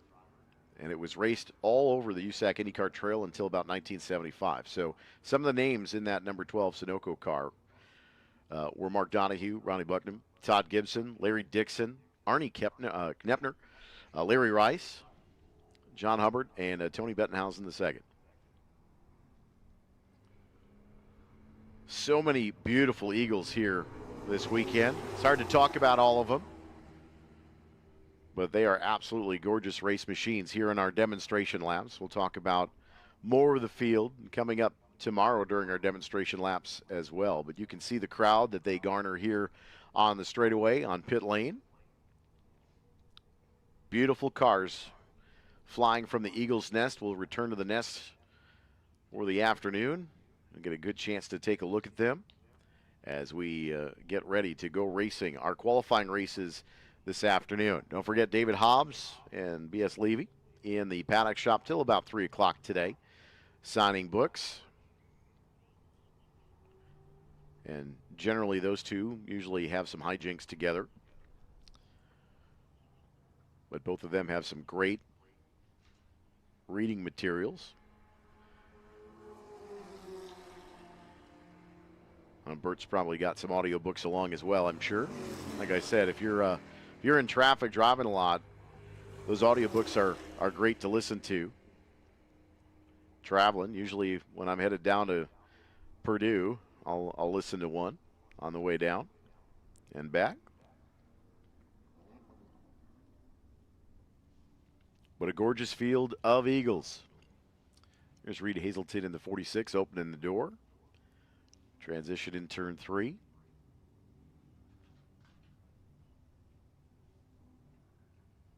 Some of these absolutely beautiful All-American Racers cars.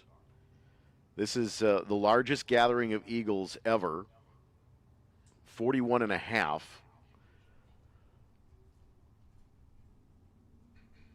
including the car that debuted here after being completed, is the Formula One car that never was, up in the rafters. And Justin kind of explained the story of what happened. It was designed and built before Justin was born. He knew about the car in the rafters his entire life, and said after that his father passed away, he wanted to honor his dad. And I think that was the most amazing decision that the family could have made, because it is a gift to be able to see that car finally completed and on display. And a very heartfelt thank you to the Gurney family and All American Racers for bringing that here this weekend. It's incredibly important for motorsports. It's incredibly important for their family. It's important that we continue to be stewards of the sport as we continue, as this is living history that is still being written. It's the same spirit that built Road America, and it continues to guide this racetrack's future, is preserving the legacy of the cars that competed here. Whether they were Can-Am, Indy cars, Formula 5000 cars, you name it. This weekend preserves the history of the sport, and we're honored to do it every July here at the WeatherTech Vintage Weekend at America's National Park of Speed. Checkered flag going to be coming out here shortly.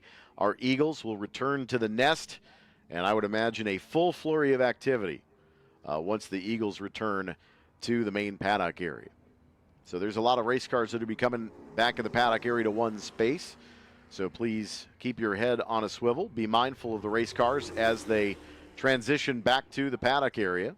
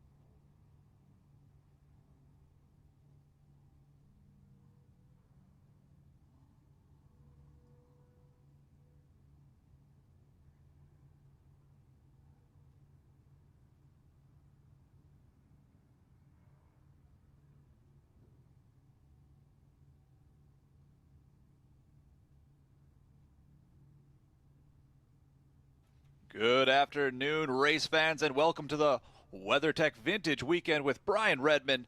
Next up on the track, Group 9, their first qualifying race. Group 9 hitting the track next here at Road America.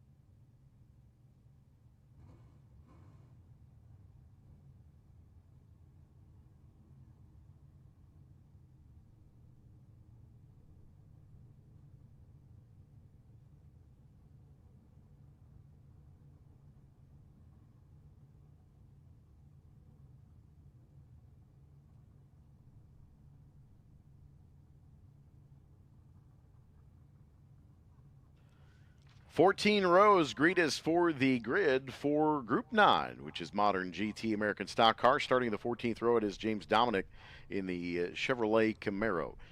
Number 14. On row 13, it is the 11 of Craig Olson in the Ford Mustang Cobra, and Steve Anders in the 72 Dodge Viper. In row 12, it is the 12 of Jim Kulseth and the 356 of Austin Werner. In row 11, it is the 50 of David Bychek and the 40 of Andrea Robertson. Robertson won one of the race car awards last night during the BringItTrailer.com concourse. That's a Ford GT 5000. In the 10th row, it is the 31A of Todd Covini, a Chevrolet Camaro Z28. On the inside is the 13 of Robert May in a Dodge Challenger in a TA2 entry.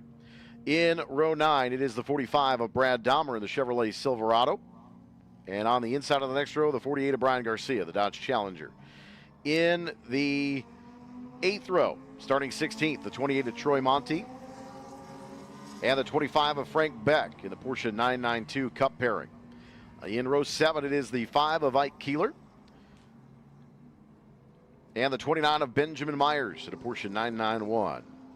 Next row is Andrew Myers, the number 51. In row 6, another Porsche GT3 Cup entry, and the Nissan GT-R, the 21 of Todd Treffert. That is the right-hand drive Nismo Motorsports entry. In row 5, it is the 16 of Thomas Herb in the Mercedes-Benz AMG GT-R, and Mark Bowden in the 145 Porsche GT3 Cup entry.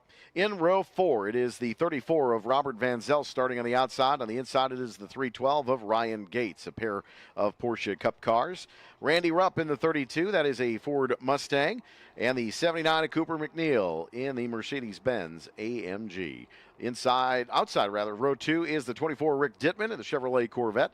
On the inside, Colin Comer, the 116 Ford Mustang with Mountain Dew colors alongside. The 701 is Adam Rupp on the outside of row number 1, and the Chevrolet Corvette C7R of Pierce Marshall, your pole sitter, with a time of 2:07.734 and a 2:06.421 in Q2. So both sessions set the pace. Pierce Marshall in that yellow C7 Corvette, your pole sitter.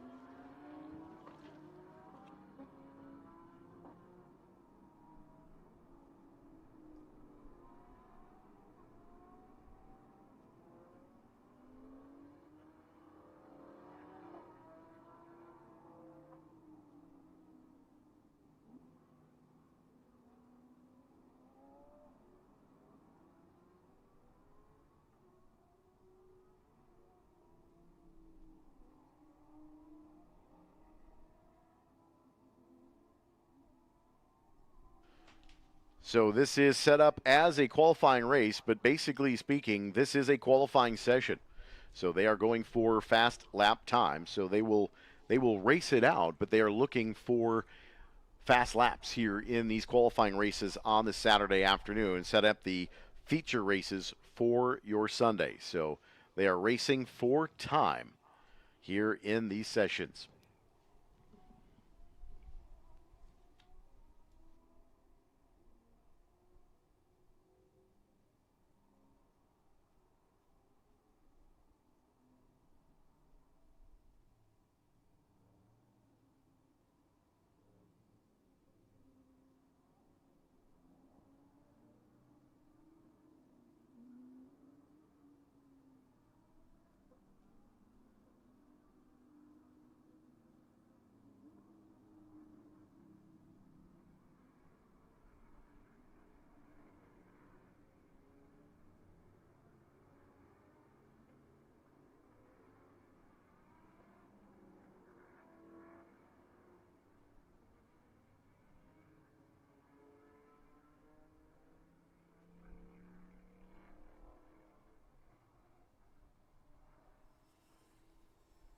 Safety car is into the Screaming Sicilian Pizza pit lane. Pierce Marshall, Adam Rupp, Rick Dittman, Cooper McNeil. Green flag is in the air, and we are qualifying in Group 9.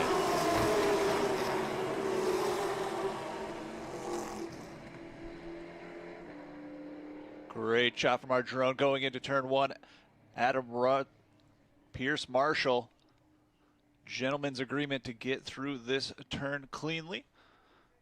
And remember, we're going for fast times. This is a qualifying race, even though I'm sure these race competitors are going to want to finish first regardless of that. Yeah, they're certainly going to be racing for position for pride, but what they are looking for is an ultimate lap time. As Pierce Marshall sends the former Pratt & Miller C7 Corvette up the hill underneath the Corvette bridge.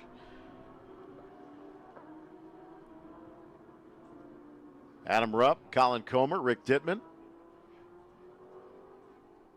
Randy Rupp, all in the front with those GT1 Trans Am cars. Here in the WeatherTech Vintage Weekend with Brian Redman.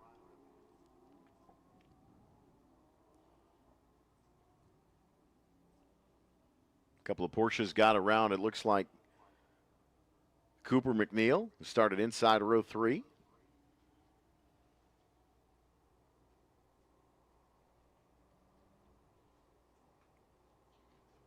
And the field coming through Kettle Bottoms now. Brian, this is kind of where, this is one of those situations where you are racing for pride. Obviously, these guys like to compete and go a little elbows out, but you are trying to give yourself some space and just find a good place to find some rhythm and put in a couple of really quick laps here in the early going before the tires overheat, etc. That's right, Eric, and this group also was the first group out on track this morning for the qualifying 2 sessions, so completely different track conditions. As we see Pierce Marshall, we are using that alternate finish line down the hill of 14, so keep that in mind. We're not using the traditional start finish, but there is, as we get a great look here inside the cockpit, is the 45, that Kyle Busch Motorsports truck. That is a Chevrolet Silverado from the KBM stables, owned currently by Brad Dahmer.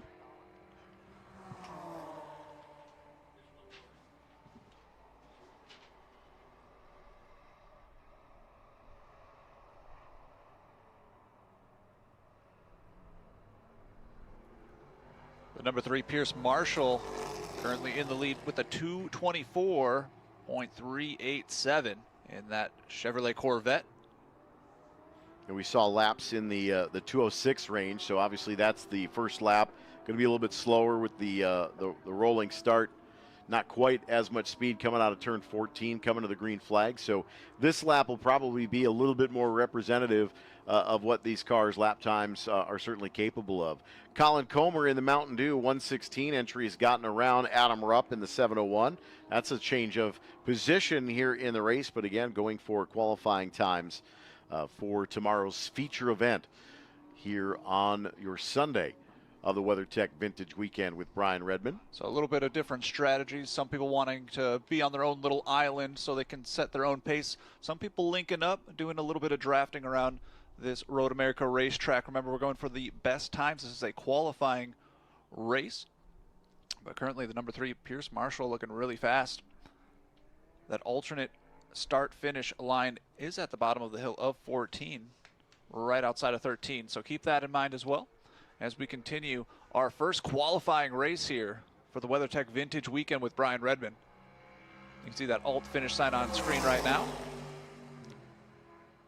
See a couple of cars, different entries in the line, but you see that little puff of dust there as cars come by. That is from the aero push of a lot of these front valences of some of these more modern GT cars. But a good speed shot here on the front stretch.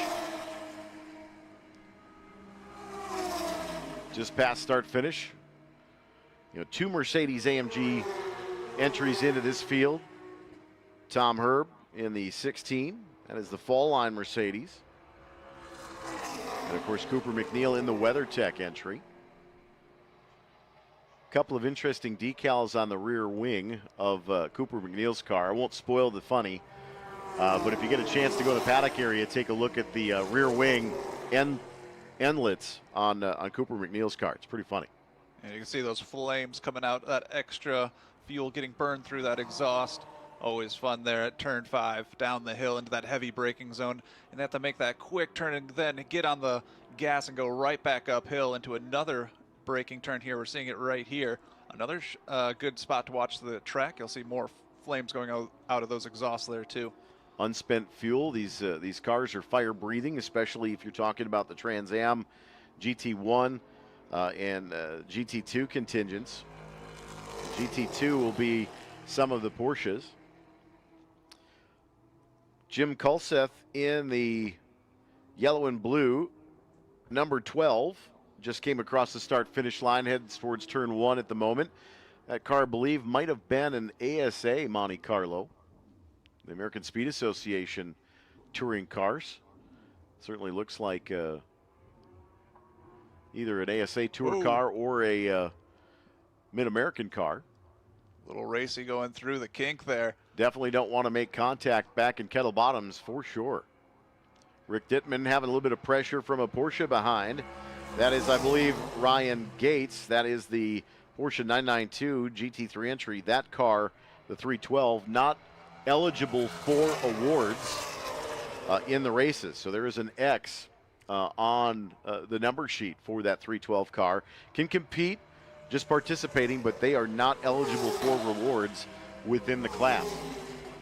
And Randy Rupp and Adam Rupp, the 2 and 3 spot, they're battling it out for the fast time here at Road America. Colin Comer in the 4th spot, and the 312 Ryan Gates in his Porsche 992 GT3. Craig Olson in that Ford Mustang Cobra in the number 11 machine to pit lane. And I would imagine we may see Craig re-enter the race. And there it comes. So Craig Olson now back into the fray.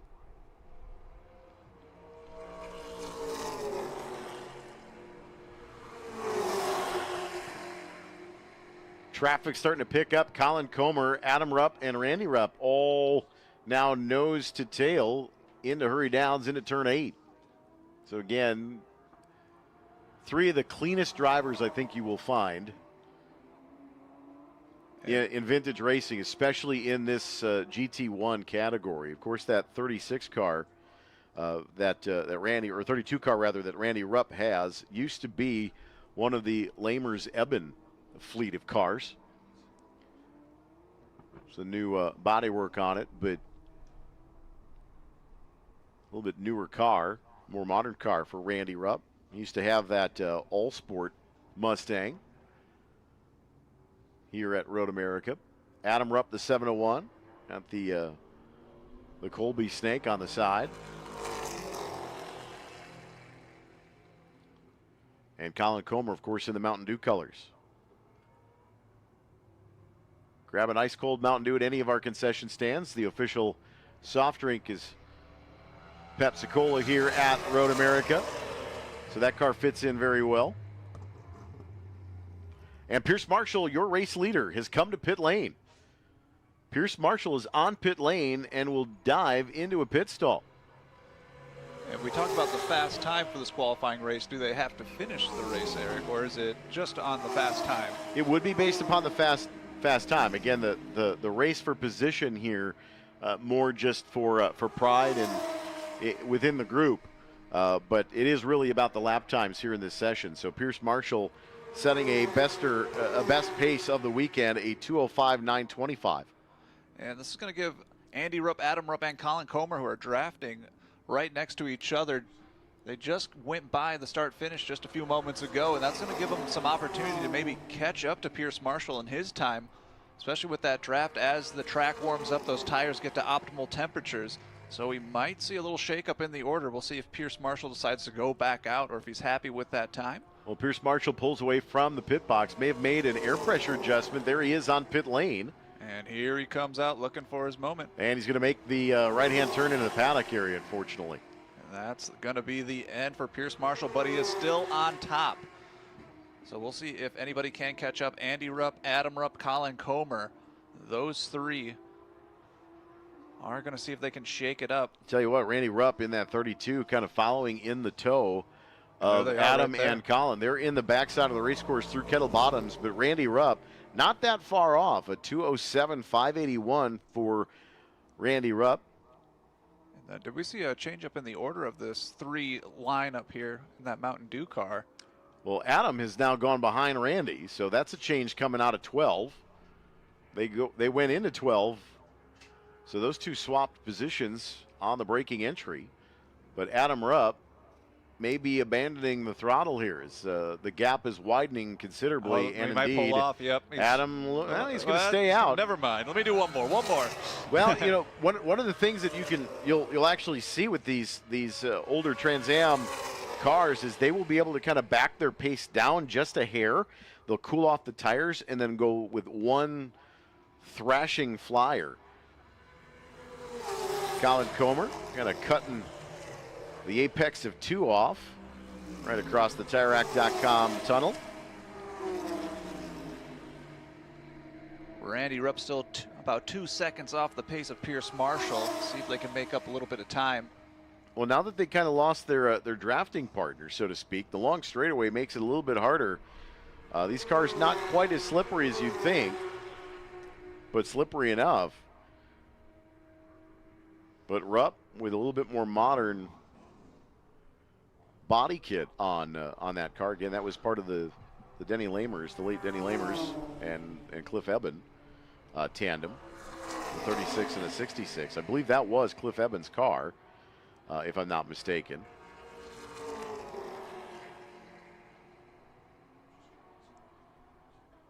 But a couple of big motors in those GT1 cars.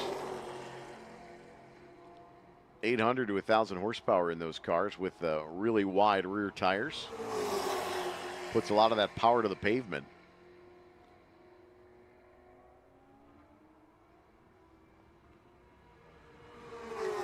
But Colin Comer leading the de facto motor race. But Pierce Marshall still fastest here in the session. And I think Pierce will be the pole sitter for tomorrow's Group 9 feature event on your WeatherTech Sunday.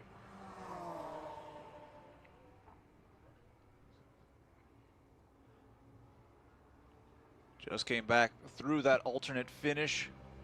Doesn't seem to gain any extra time there.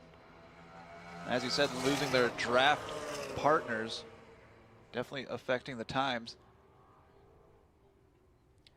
There is the 11 machine of Craig Olson just ahead of Colin.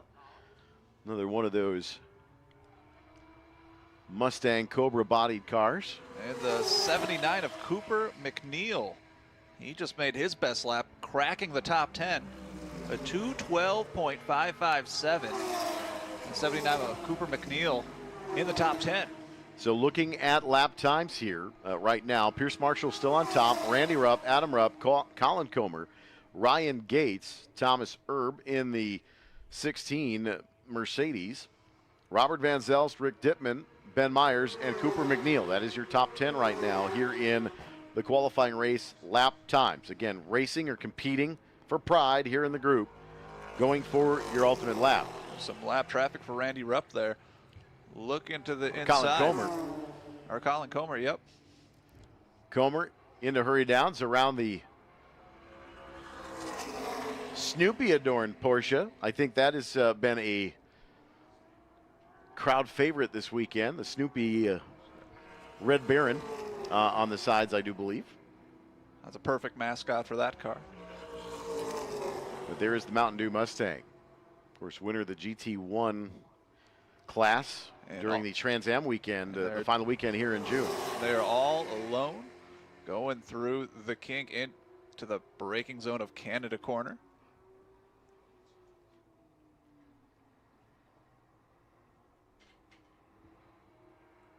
So we lost Randy Rupp somewhere along the way.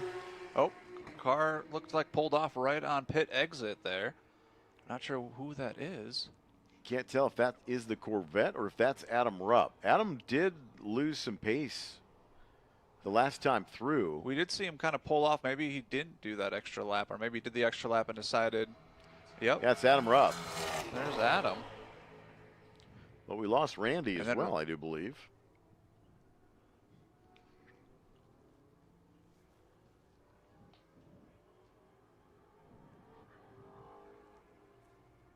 There's Craig Olson. And one of the Porsches pulls off.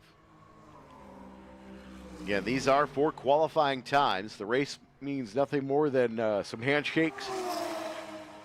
And Eric, look at this. It's the bragging rights. The 79 of Cooper McNeil from 10th place all the way to 5th with his best lap of the session. He's in that Mercedes-Benz AMG, the 79 Cooper McNeil. He's starting to look really fast. His best lap coming here on number 7. 3rd overall in the race. 5th on the score chart for lap time.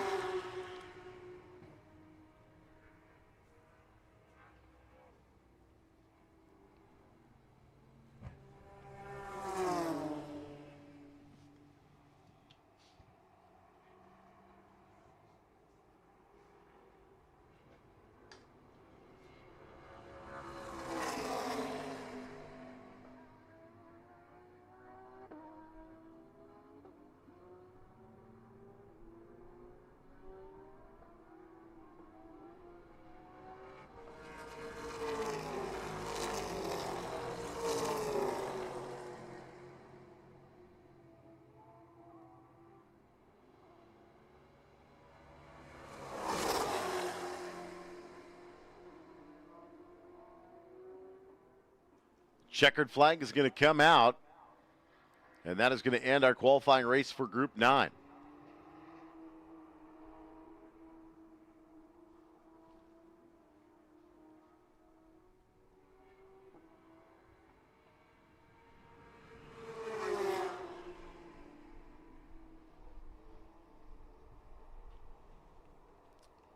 So Adam Rupp on the tow rope here on pit lane at 7:01. 5 minutes to the grid for our next round. That is Group 1. So this is your 5-minute call for Group 1. 5-minute call for Group 1 qualifying race at 1:55. This is your 5-minute call to the grid. And this Group 9, is going to be on course tomorrow at 9:30 a.m. So if you're ready for the race Sunday, this Group 9, the Modern GT and American Stock Cars, is going to be on track Sunday morning at 9:30 a.m. The WeatherTech Vintage Weekend here with Brian Redman at Road America.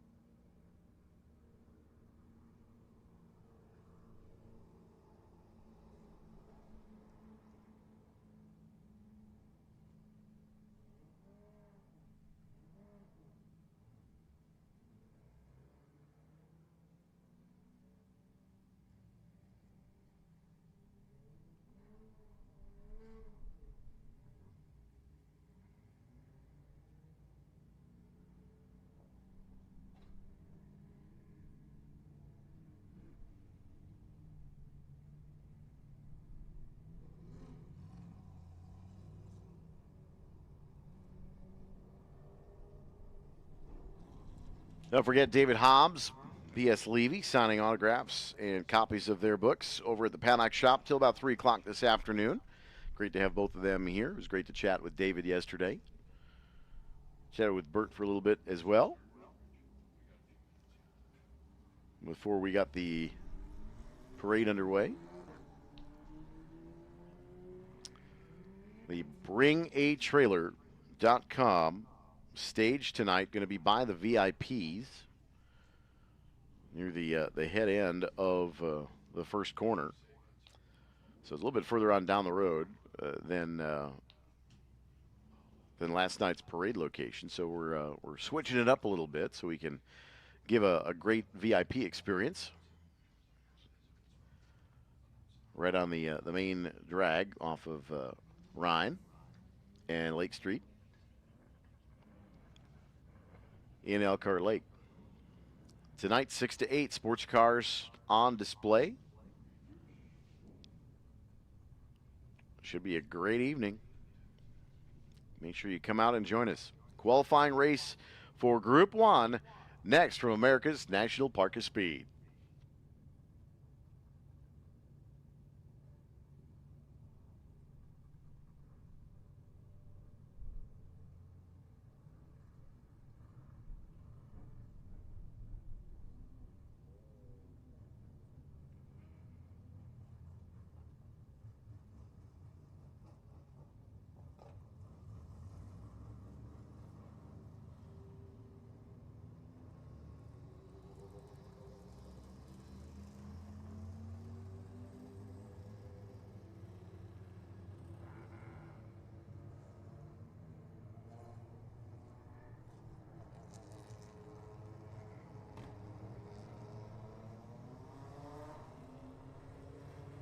Awesome to see some Little Race fans here this weekend. Checking it out. Cool. Favorite part about these vintage weekends is generationally coming with mom and dad, grandma and grandpa, aunt and uncle. It's great seeing families here.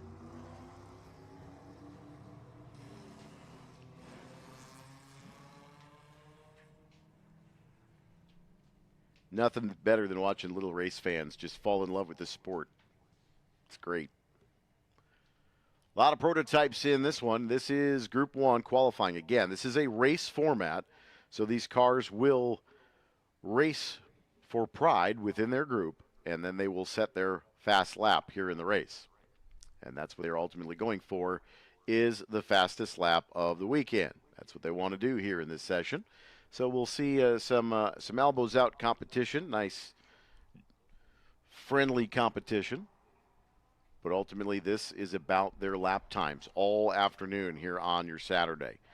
This is Group 1, so this will be the first call to the grid for Group 10. Group 10 to the grid, please. Group 10 to the grid, please.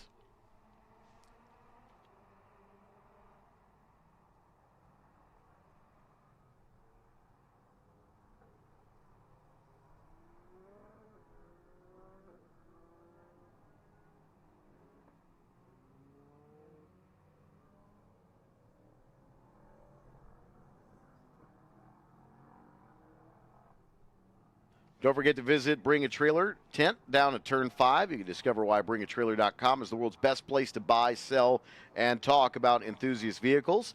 You can also come and join us at the bringatrailer.com stage tonight for the Concours in Elkhart Lake this Saturday night. Going to be a beautiful night down there as well. But want to thank WeatherTech, of course, longtime partner on this vintage weekend. Great to have Cooper McNeil here, running the Mercedes AMG in that last group. Great to talk to him last night on the stage as well. But we've got a great night planned from 6 to 8 during the concourse. Want to thank Randy and the Bring a Trailer folks for doing everything with us this weekend. We had a great conversation last night. So many guests upon the stage. Hopefully we'll get just as many guests tonight. It was a great time last night. And appreciate Justin Gurney for stopping by, Edsel Ford stopping by, Jim Farley stopping by, Brad Dahmer, Colin Comer, so many great guests. Bart Wolf, too, stopped by. Tony Smith from the Vintage Atlantic stopped by. Just a great Friday night, and we're looking forward to it again here tonight between 6 and 8. Again, this is for pride. They're going to start this like a race, and they're going to race, get a little elbows out a little bit, but the ultimate goal here is to get the fastest lap they possibly can. James French on the front row with Chip Romer in the 5, Travis Engen in the 2, and Robert Blaine in the 551. The 8 is Jason Miller out of Elkhart Lake, Kenton Cook in the 5A. The 48 is Joel Quadracci, John Gaden in the 29. Brian French in the 45 will start 9th. And on the outside of row 5, the 21 of Jim Cope. The 78 of Mark Brandon, the 00 of William Mulholland, the 10 of Jason Ross, the 15 of Tony Smith, 55 of George Crass, the 37 of Wes Allen, the 77 of Andrew Furia, the 74 of Donnie Moon, Paul Hager in the 144, James Cunning the 27, Lee Malazzo in the 28, and we are green here at Road America.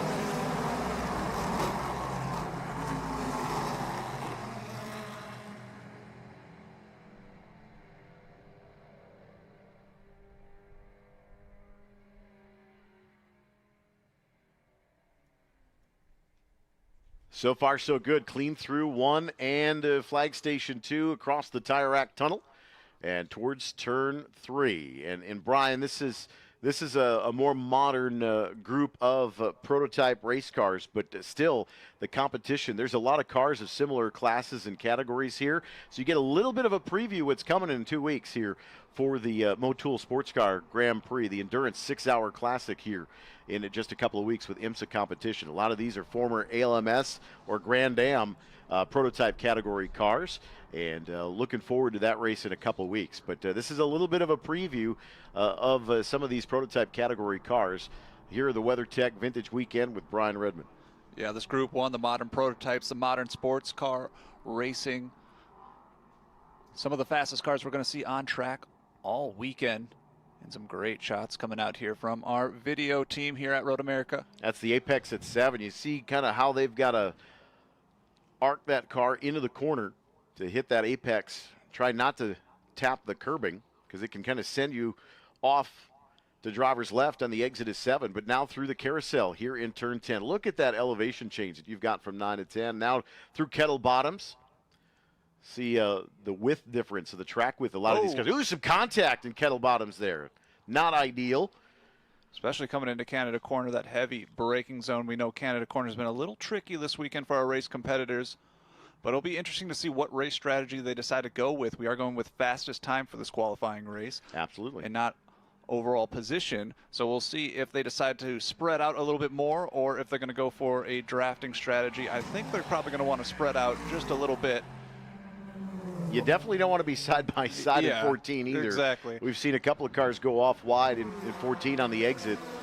And just there's not a lot of space there to get a little argy-bargy, as Kelvin Fish would say. But we are racing in qualifying race for Group 1. Just about 3 minutes gone by. First hot lap through. We'll get to more respective times here as we come through. But James French in the 25 Ligier now on top of the board with a quick lap of a 2:18.0. His qualifying time was in the 1:57 range, so I think we're well off of that pace here on the first lap, but we'll see that pace ramp up here in the next about 4 or 5 minutes. Yeah, the 3 more laps here. The number 25, James French, always fast around this track, but also look for that number 5, Chip Romer out there too. Chip Romer's been putting down some super fast laps too, so look for that number 5, Chip Romer. Also, the 551 of Robert Blaine's also putting down some fast laps this weekend, too. So, lots of cars out there to look. Travis Ingen, again, out there on track. It feels like every group he's out there with a new car. Shout out to Travis Ingen, great racer out there. Joel Quadracci, of course, and Brian French also in the mix. So, we'll see as they come around here for their first lap in. Oh, we got a little bit of a... Quadracci looks like locked up the brake. Yeah, looks like he might have a flat spot. He locked it up going up the hill into 6, and then again coming into hurry downs. But it looks like he's good to go. I think he got that shaken up, but we'll see if he pulls into pit lane and decides to maybe save those tires, maybe check on the brakes and the tires there, but looks like he's still continuing. WeatherTech Vintage Weekend here on the Road America YouTube stream. Thanks for joining us. If you're here at the racetrack, you can tune in at 87.9 FM as well as on the Road America app. And, of course, if you're hanging out by one of the big screens, nice big crowd today here on a beautiful Saturday afternoon at the National Park of Speed. Just shy of 5 minutes here in this qualifying race. Again, lap times here.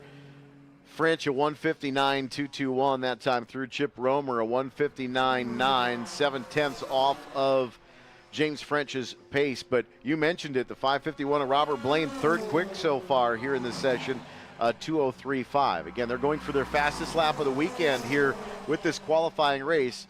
You get a little bit of elbows out for a little bit of pride. You know, these guys in the paddock love to say my car's faster than yours. They love to put it into competition, but ultimately this is a gentleman's race this weekend here as this rolling museum continues on this vintage weekend. Of course, you're at the racetrack. You're in a race car. I'm going to race. That's what they're all going to do here. And as you said, for mainly bragging rights for position, but for fast lap, that's what we're looking for these qualifying race. The 37 of Wes Allen, though, was able to crack the top 10. Also, Jim Cope in the 9th position, Jason Ross 8, and then Brian French 45 in the 7th spot. Right now, 5th overall in the race and 5th fastest here in the session, the Kohler-powered Jason Miller entry, that number 8. Of course, that is a car that you will see built by Windfirst Racing here out of Elkhart Lake. But that team, Cope, hanging it out there across the curves at the top of the hill at turn 6. But Miller's car, that'll be a car you'll see here again coming up in October, the SCCA National Championship runoffs. Jason, the national champion, with that car, but that Kohler-powered machine, that blue and black number 8. 5th overall here in the race and 5th quick so far here in the session, a 2:05.140 for Jason Miller. And this Group 1 for their second qualifying session went out this morning at 8:20, one of the first groups out, so completely different conditions on track. The track has been worn in a little bit more. The temperature has risen quite a bit. We still got that cloud coverage, but a beautiful day here at the National Park of Speed Road America. 6 degrees cooler today. We had 91 degrees yesterday. We're at a balmy 85, but a little bit less humidity this afternoon than we had yesterday afternoon with that pop-up shower. We went from about 40% to 60% humidity to 100% pretty quick yesterday. 40% humidity today, a little bit less horsepower with these cars, but tire temperatures not nearly as high, so we'll get a little bit more mechanical grip with the rubber being laid down here on this Saturday afternoon. Group 1 qualifying race about halfway through now as we continue to set fast laps in the WeatherTech Vintage Weekend. Your top 3, number 25, James French. In second, number 5, Chip Romer. And in third, the 5.51 of Robert Blaine. Those are your top 3 unofficial times right now. Remember, we're going for best lap times for this qualifying race. But, of course, they are going to go for that first position for bragging rights like we've been talking about. The number 8, Jason Miller in the 4th spot, Travis Engen in the 5th. So Jason Miller making his way up the leaderboards into that 4th spot. Joel Quadracci, of course, number 48 in the 6th spot. Brian French, Jim Cope, Jason Ross, and Wes Allen, your top 10 here for this Group 1 qualifying session. 8 minutes in the book as we continue these hot laps here for our Group 1 qualifying race.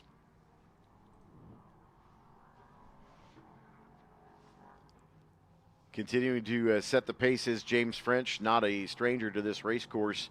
And that gap between James French and Chip Romer starting to get a little bit closer here as Romer slowly chipping away at it. About a 1/10 of a second faster last lap was Chip Romer, and knocked about a 1/10 off of James French's time. So it's a 158.46 to a 158.46 to a 159.458. So about 65 hundredths of a second. Yeah, Chip Romer's been fast all weekend. He definitely has a good feel for this track now. So it's going to be interesting to see if he's able to challenge James French for that top spot. And then also going in tomorrow, if you are listening on the live stream or you're here at the track, this group is going to be going out tomorrow at 10 a.m. 10 a.m. is their first race for Race Sunday. Looking forward to that, but we still have to finish this qualifying race. 9 minutes in the books. James French, Chip Romer, Robert Blaine, your top 3. If we continue to look at the rest of the field, Travis Engen holds station in the 4th spot overall in the motor race, as does Jason Miller. Joel Quadracci running 6th right now. Brian French in 7th, the other Ligier. Jim Cope in that 21. We saw Jim have a little bit of a moment at the top of Fireman's Hill a little bit earlier. He's running 8th overall. Mark Brandon, the 78, currently 9th. The 37 of Wes Allen. Jason Ross in the 10, running 11th. Tony Smith in the vintage Atlantic car running 12th. And we've got a car on pit lane as well now. That, I believe, is the 77 machine. And that'll be Andrew Furia out of El Dorado Hills, California. That is one of the Ligers, the P3 entry. So Andrew Furia, the 77, coming to pit lane. Top of the hill at 6. Again, look at some of the difference in the P2, P3 category cars coming through. Understand that Lee Milazzo in that number 28, that Riley, had a possible engine failure yesterday late in the day in that Riley Daytona prototype. So not sure if they were able to get that car repaired or not. Adam Kroner running 20th right now out of Plymouth, Wisconsin. Mentioned that is the carbless entry. You can sample one of the carbless ready-to-go cocktails in a can at one of our concession stands, Pearls or Los Amigos, as well as El Tono over in turn 14 here during our racing season. Drink blissfully, drink responsibly. But Adam Kroner, the owner of Carbliss, great local company here, just bought some retail space, making a global headquarters here in Plymouth, kind of just moving on down the street. But Adam and Amanda rather, continuing to grow their company in the community and a great partner here at Road America. And Eric, there's a big battle happening for the 10th spot. John Godin, William Maholan. William Maholan did have a spin yesterday, so good to see him back on the track. And Wes Allen, also George Crass, all 4 of those racers battling for that 10th spot. They're all super close. Every time they come across that line, they seem to be swapping positions here, but all 4 of those, number 29, the 00, 37, and 55. Look for those racers on course, race fans. That is a battle heating up here, and they are getting faster and faster as they get more speed around this 4-mile track. Travis Engen also has a fast lap for his 5th lap going into the 4th spot. Again, Chip Romer still sits in that 2nd spot. Hasn't been able to gain any extra time, maybe due to some lap traffic. We'll see if he's got a little bit of extra to give here at Road America. Robert Blaine still in that 3rd spot. Travis Engen was able to move up to the 4th spot. Jason Miller in the 5th. Joel Quadracci in 6th. Brian French, Jim Cope, Jason Ross in that 10th spot is wide open. A 4-way battle for that 10th spot, trying to get into the top 10. Look at the entry to the carousel just past the Motul Bridge. Here into the carousel again, that long elevation change downhill. It feels off camber, even though it's not, but it certainly feels that way. Loads you into the left side of the seat. Try to squeeze the throttle as best you can on the exit of 10 underneath the Mission Bridge towards the kink and into Kettle Bottoms towards Canada Corner. And best passing opportunity. Ooh, a late turn in on the exit of 12 through Thunder Valley. Be interesting to see what that pass looked like coming up the hill through the Bill Mitchell Bend as we get to 14. Oh, and that battle for 10th I was talking about, Eric. Wes Allen now goes up to 9th, and George Crass makes his way back to number 10. Also, Brian French is starting to speed up, Eric. He just moved up a bit, going green there on his 6th lap. So still a battle for that 9th spot now. And also Brian French looking to take on Jason Miller in the 5th spot. Yeah, Brian French, his personal best of the session at 2:06.064. And again, going for the fast lap, 1:58.513 is French's fast lap here in this qualifying race. Lap not as fast as the qualifying time of a 1:57.301 that he laid down yesterday during qualifying 1. And next up on track, we have Group 10. Group 10, that's Modern GT3, GT4 Challenge, and Cup. And that is up next. Group 10 is up next, but on track right now, the prototypes Group 1, 15 minutes in the book. James French on top. Oh, we got a spin at 6, top of the hill. And what number is that? It's all black.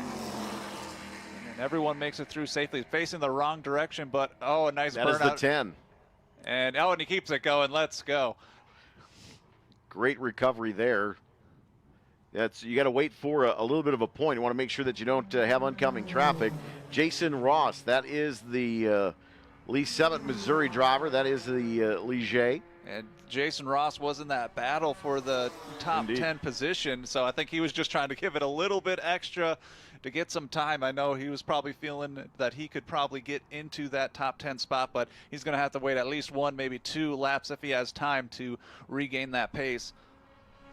Coming down close to the conclusion of this qualifying race for Group 1. Group 10 next on the docket, scheduled to go in 5 minutes. This would be your 5-minute call to the grid for Group 10.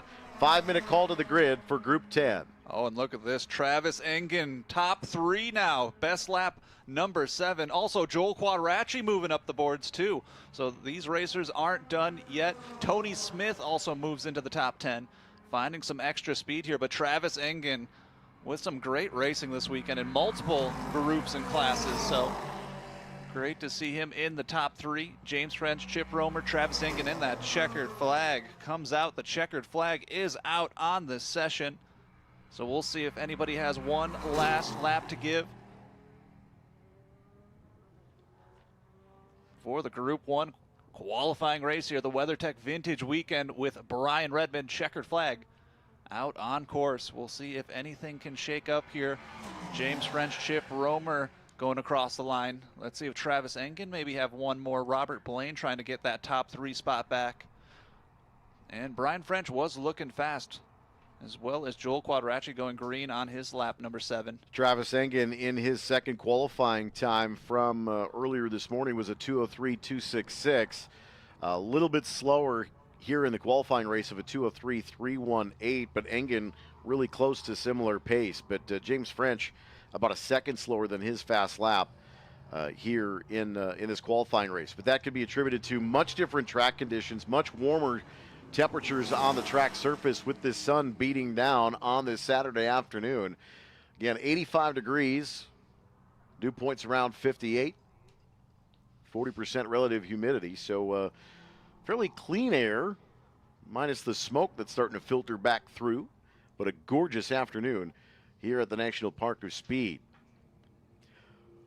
We'll be back with more qualifying races in just a few moments on our YouTube stream. You're watching the WeatherTech Vintage Weekend with Brian Redman from Road America.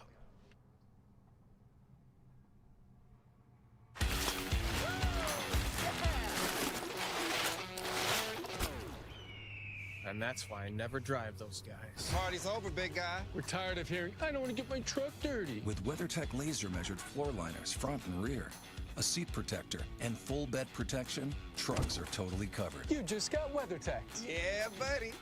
Let's get dirty. Order your premium American-made products at WT.com. Buckle up to get fueled by Mission, as classic rides and tasty products team up on the track to fuel your flavor. Fully loaded tacos, fast wraps, piled high nachos. Whatever you crave, Mission will help you be race ready with easy to make recipes that will take your race day to the finish line. Keep your racing delicious and enjoy all the mouth-watering action. Brought to you by Mission Foods. Too fast, too tasty. Spark Ops Metalworks, the official metal fabricator of Road America. Our collapsible containers easily transport 8 at a time on a single flatbed from shop to site. Our product is designed to be set up quickly within hours. They are portable, stackable, compact, and sustainable structures. They're not just quick to set up and easy to transport. They're robust and reliable, built to withstand the demands of construction sites or marketing activations. Visit our website at sparkopsmetalworks.com to inquire.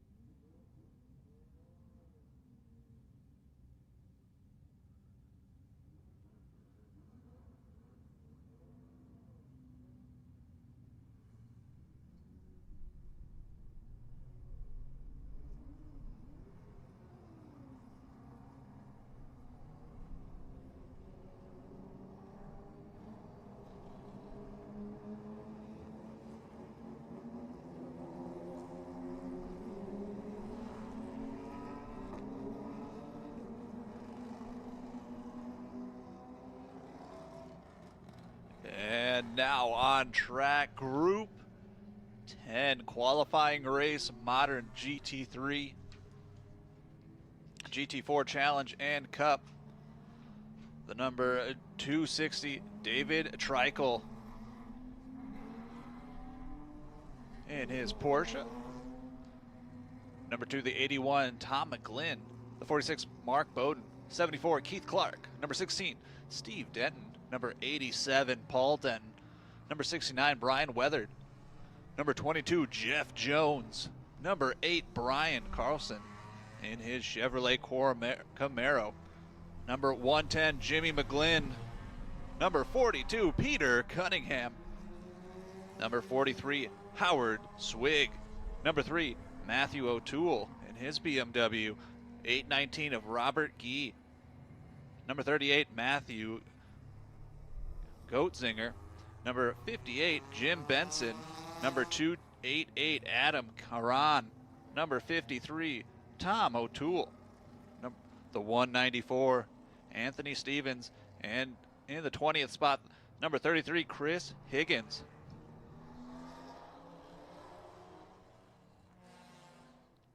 John Snyder, John Whitaker, the 280 of Troy Monty, the 61 of Patrick Kroll, the 23 Theo Rue, the 28 Seb Coppola, 125 Michael Ketton, the 5 of Max Fedler, 44 Scott Tyler, the 45 John Bibbo in his Audi RS3, the 17A of John Murray in his Mercedes-Benz AMG, the 27 Steve Walker in his BMW M3, the 323 of Robert Boxell in his Porsche 944, and Steve Simek in his Nissan 370Z in the 35th spot to finish off your race lineup here. Remember, we are doing fast laps, not by position for our qualifying races, even though this is a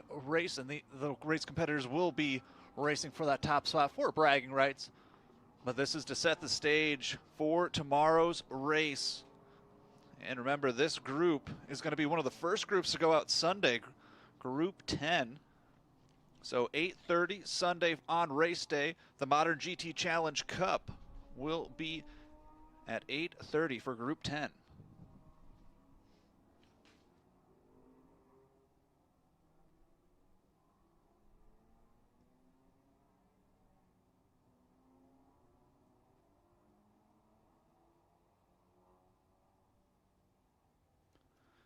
David Treichel putting down a really fast lap yesterday, as well as Mark Bowden. Keith Clark also in the mix.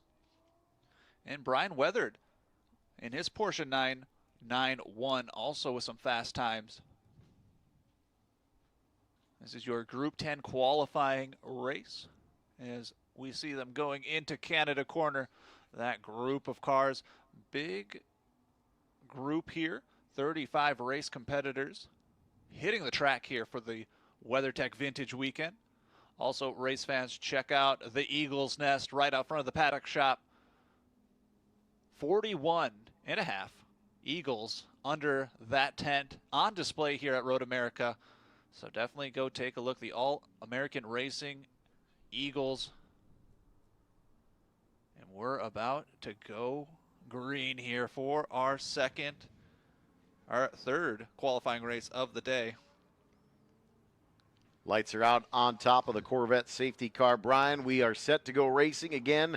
A little bit of pride here in Group 10, but we're going for the ultimate lap times throughout this session as well. About roughly 15 to 16 to 17 minutes. That's the goal here. Obviously, these cars get a little bit more lap times the faster they are, so it'll vary a little bit. But we are green here at Road America, the WeatherTech Vintage Weekend with Brian Redman. And usually a gentleman's agreement to get through turn one safe here, but turn one, such a tricky corner. Everyone minding their P's and Q's.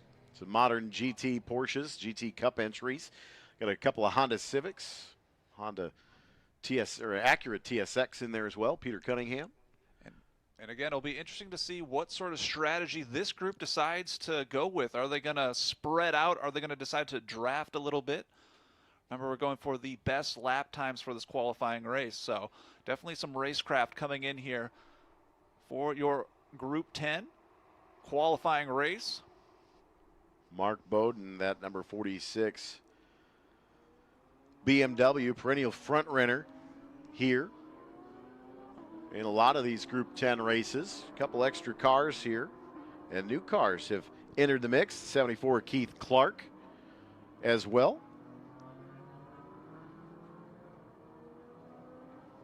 Good look at that grasscrete that Road America has implemented throughout the track. Such a great addition and another way to keep these racers safe while also keeping everything competitive as well. First lap on the way. Again, going for the best time, so we'll see as this race continues what strategy these racers decides to do. And we got a great in-car shot here. This is the 74 of Clark, Keith Clark. And we'll be going back into Keith Clark's control room there, and we'll be seeing exactly how he tackles this 4-mile racetrack as we get continued for this Group 10 qualifying race. You know, this is your first lap, so again, you're not going to see lap times that are really representative of what the qualifying pace is. It's what we would call basically a banker. But these laps are at the alternate start-finish, is where the timing line is still considered. So this is the first flying lap now in earnest. Again, race conditions, looking for the best lap time. Again, here's Keith Clark's Porsche. Coming up the hill on the Road America straightaway. A little more tech than we've seen on these in-car shots. Definitely a lot of different gadgets and gizmos. I think what you're seeing there too is there's a lot more data acquisition in some of these more modern cars. So getting the camera signal sometimes is a little bit tricky with some of these cars that we select that have some data sending units. You'll kind of see radio communication as well, a little bit more prevalent with some of the teams that maybe compete a little bit more in the endurance events around the country, as well as this vintage showcase. Here's Peter Cunningham in the Acura.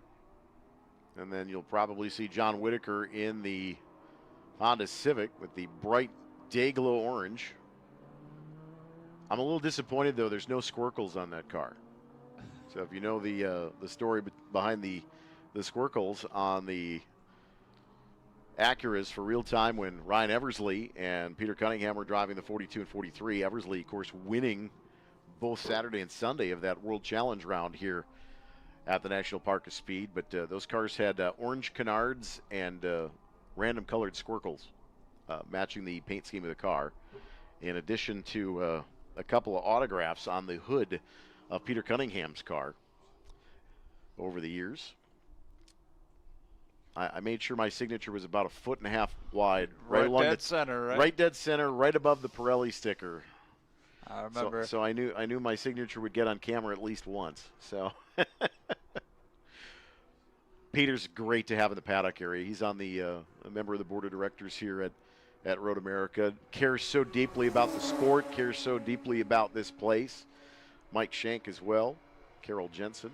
A lot of our board members. Louis Gentine as well.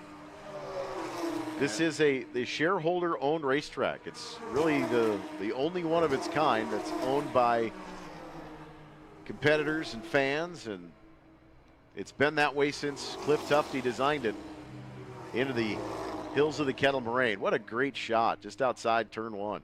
And speaking of that, Eric, Road America takes such great care of their fans. It's always so much fun to be here, whether you're camping or you're just visiting for the day. Always more improvements to make the fan experience more enjoyable.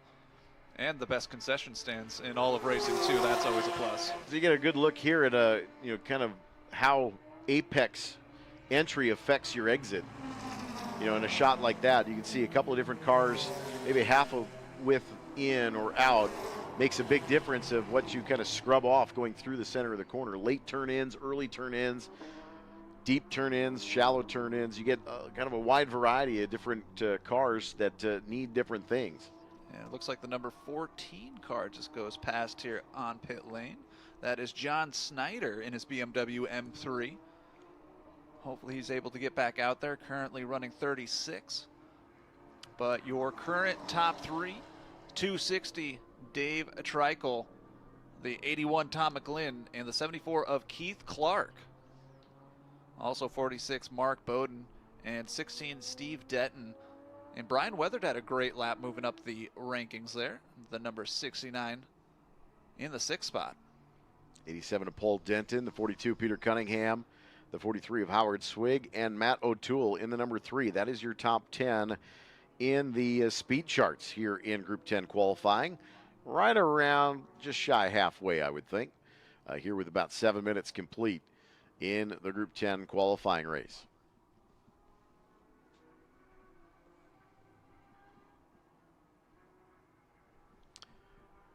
Don't forget, coming up 6 to 8 is our Concours d'Elegance. We'll give away some hardware tonight about 7:40 or so. And the 87 Paul Denton moves up the standings into the 4th spot with a fast flyer there. That's a monster lap, Brian. Paul Denton on, moving quick. Also Steve Denton moving up as well. Brian Weathered. Howard Swig had a good run there too. Peter Cunningham in the mix. Also Jimmy McGlynn.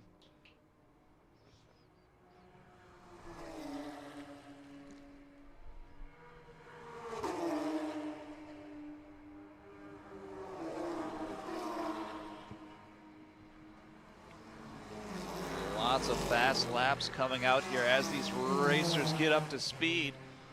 Also the number 8 Brian Carson. He had a fast lap too, 225.9. Jimmy Benson, Adam Karan, and Anthony Stevens with some fast laps. So things are heating up here at Road America. Tom McGlynn in that 2nd spot, Keith Clark in 3, and David Treichel, that 260. Tell you what, though, David Treichel in that 260 went faster in this qualifying race than he did in Q2. He found some open air early and was able to kind of set his own pace, and it's been working out for him. A great shot here from the Road America drone, the eye in the sky. 66 hundredths of a second. Taking a look at 43 Howard Swig from the drone. What a great shot. Howard Swig having a fast lap on the last one in his Porsche 996. Yeah, Treichel about the 66 hundredths of a second off of his fast time, actually quicker than his fast time from yesterday. Good look at Kettle Bottoms on the exit to the kink. Good look at the Grasscrete. You see a couple of spots where the grass is untouched, and then you see the lines of a couple of tires screeching through. Again, about a 40 to 60% traction loss is the estimate for cars going over that Grasscrete. But I tell you what, that is like here in turn 13, you see it kind of right at the alternate finish line there as cars really kind of push the limit of the exit of 13. There used to be a spot there where you'd catch dirt and catch a splitter there. With that Grasscrete, it kind of protects the front of the cars. And even though it's not going to help make you faster, it's going to be a little bit easier on the car to save it if you push the exit a little too wide there. Of course, that's a blind crest and rotation back in. You're turning to the left, and then all of a sudden you're back on the brakes and turning back to the right to 14. It's a very quick complex.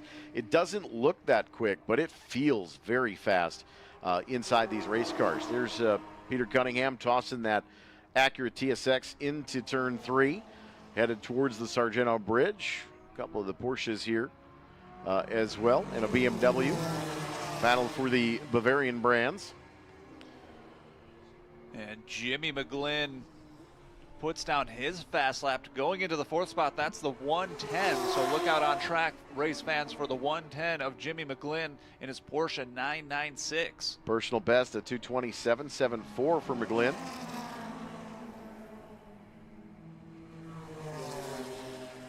Great field of cars here in Group 10.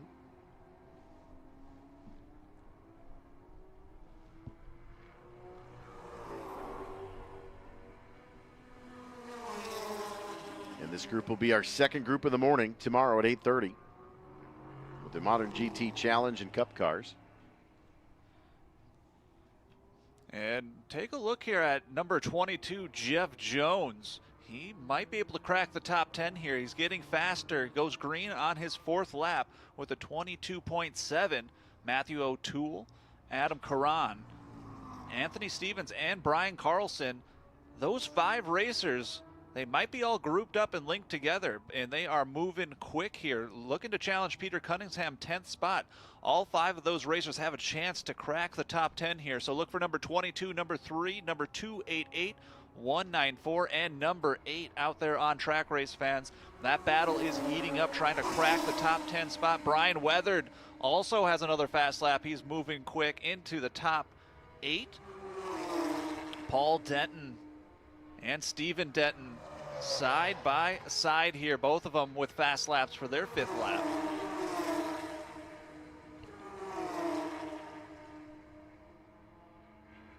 And Jeff Jones does it. Jeff Jones into the 9th spot, the number 22 in his Porsche 991. Jeff Jones is looking fast now, pushing Peter Cunningham down the leaderboard. Howard Swig now in 10th. Jeff Jones to 9th.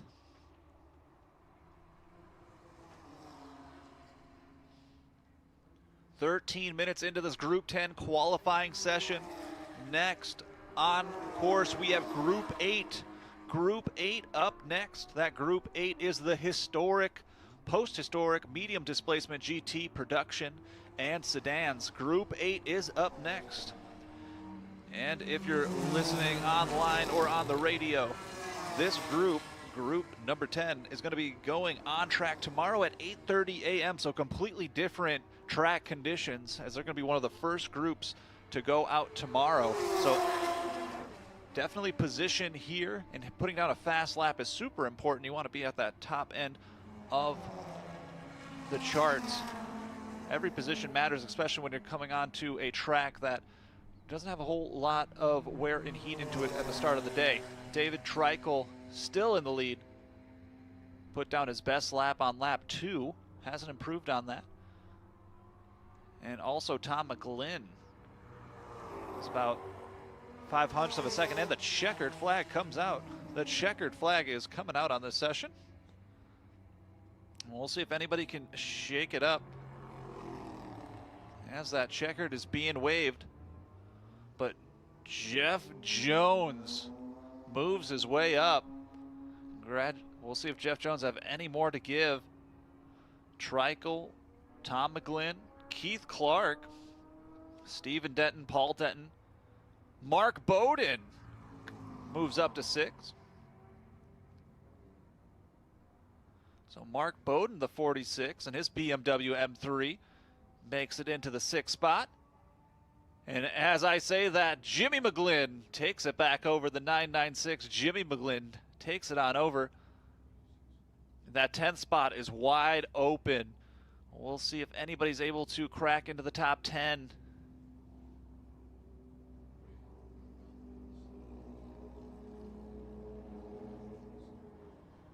But as of now, it looks like it's gonna be Howard Swig, the number 43, keeping that 10th spot.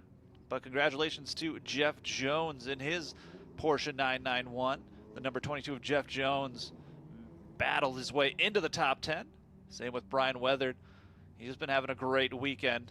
Mark Bowden, of course, and of course Steven and Paul Denton. But David Treichel, the 260, 81 Tom McGlynn, and 74 Keith Clark, your top 3 for a Group 10 qualifying race. The WeatherTech Vintage Weekend here at Road America, the National Park of Speed. Next up on course, Group 8. Group 8 up next for your qualifying race. Group 8 up next.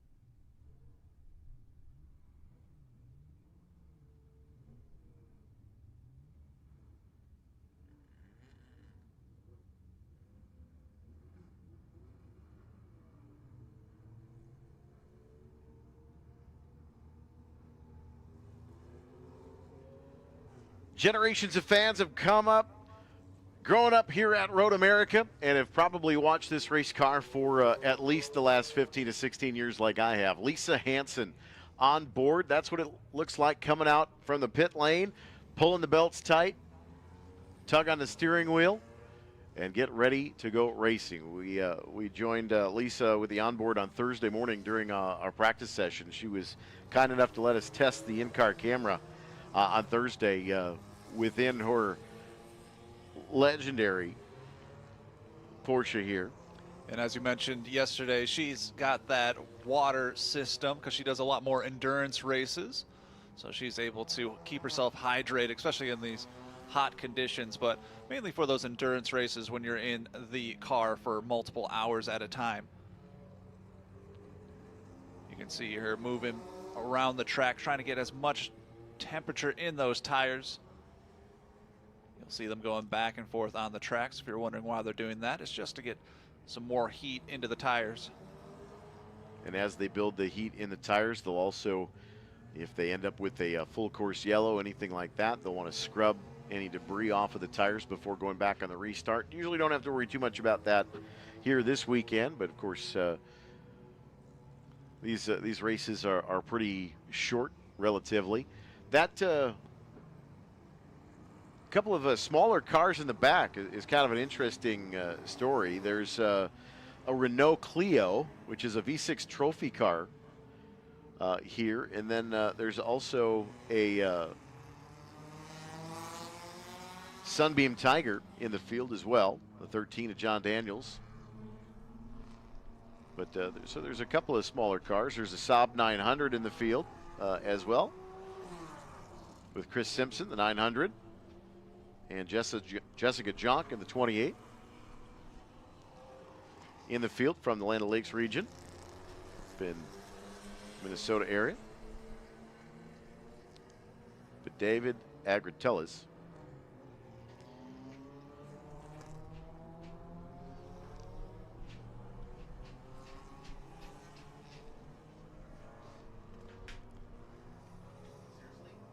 This is your Group 8 historic, post-historic, medium displacement GT production sedans. Hitting the track now. Group 8 qualifying race. We had that in-camera shot of Lisa Hansen. She's in the 110, so be on the lookout for her as she shows these boys the fast way around the track here at Road America for the WeatherTech Vintage Weekend. Group 8 up next. We do have Group 5. Group 5 will be up next on course. Remember, this is for fast time, even though we are racing here. It isn't for placement. It is for the fast time. This is a qualifying race. Also, a reminder, race fans and campers throughout the track, the wind has picked up just a little bit, so please make sure your easy ups, your tents, and anything else that could easily get blown away by these gusty winds is tied down or weighted down. Don't want anything flying around. Also check out the giant white tent with the Eagles, 41 Eagles under that tent, the All-American Racing Eagles. Also the paddock shop open for another hour, so you still have time to walk down to the paddock shop, check out the Eagles, go to the paddock shop, maybe get an event t-shirt or some really cool Road America memorabilia. But right now on track for your qualifying race, Group 8. Group 8 on course. Up next will be Group number 5.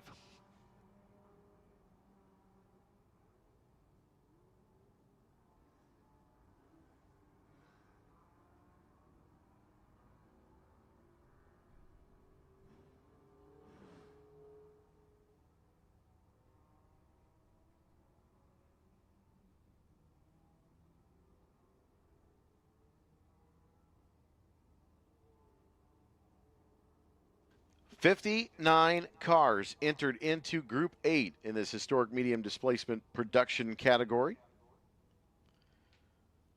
Again, they're racing at 3 o'clock tomorrow afternoon for their feature event. So realistically, this qualifying race is probably closely going to represent what tomorrow's feature race looks like for this group. Kind of really the groups now kind of going into the same time of day they're racing, really the only one this afternoon. kind of doing that is Group 8. So this is a big group, 59 cars strong. They're still coming. Still two by coming two. over the hill. And usually when I watch the race, I like to pick one car, pick a number, watch it while it goes around. But with this many cars, you might want to pick 2 or 3 different cars to watch and keep up with as they rise the hill. Here at Road America Group 8 qualifying race just about to start, Eric. WeatherTech Vintage Weekend is green here on Group 8 for our qualifying race. Again, 3 wide at the start. Lisa Hansen stuck in the middle. Going into turn number 1.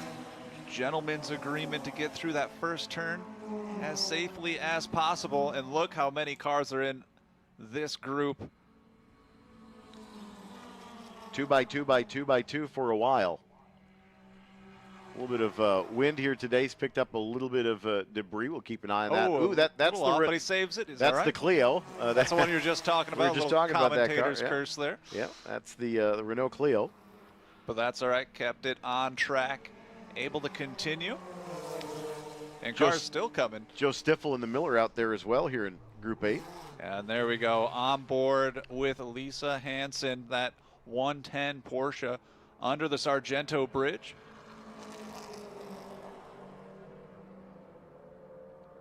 And so awesome to see this in-shot camera.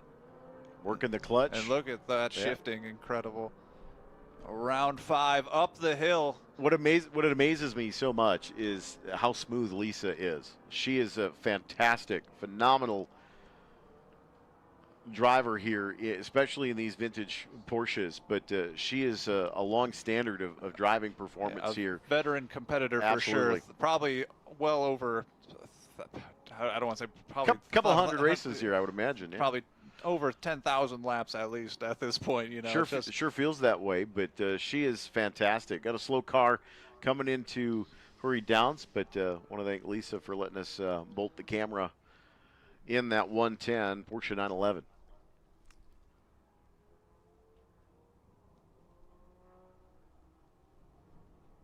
Such a massive field here. This is so awesome to see. This is the Group 8 qualifying race. Up next, we have Group 5.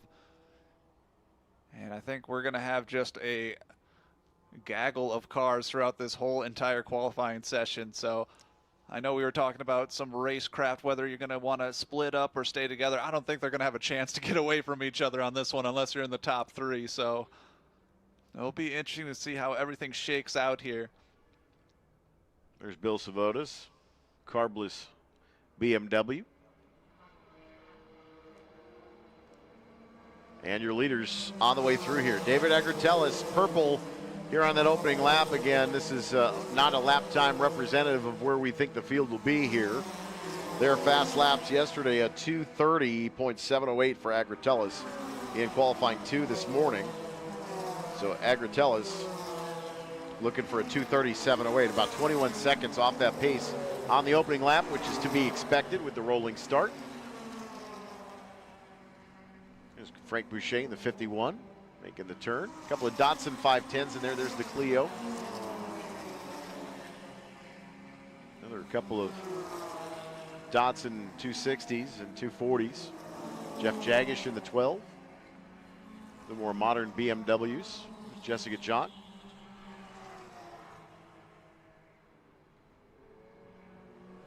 There's Joe Stiffel in the Miller. That's a really neat 31 car. I told him when I bumped into him, I said that's a great number.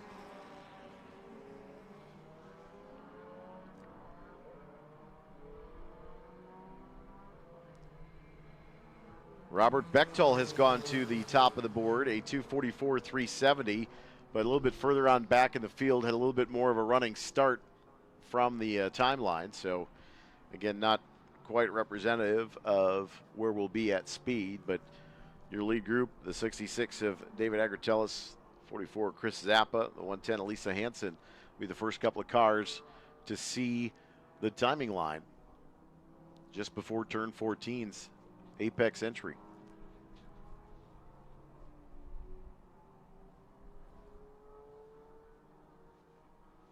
WeatherTech Vintage Weekend. There's onboard Lisa Hansen coming towards Canada Corner. Briefly, it almost looked like there was a yellow flag at 11B there. And I do see a waving yellow there in 12. So it looks like we've had a situation.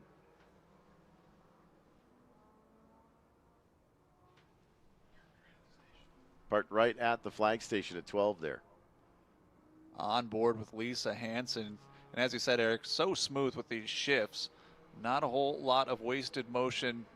Exactly knows what gear she needs. Going up the hill, chasing those lead 2 pack. Maybe waiting for her chance to strike. Let them kind of set up the battle, let them battle, and then you kind of swoop in last second. Fritz Seidel goes purple, second in the motor race, but fast on the block, 2:32.079. So Fritz Seidel goes purple in that second place 36B out of Milwaukee, that Porsche 911 ST. David Agritella still leads the motor race. Again, racing for pride, going for time.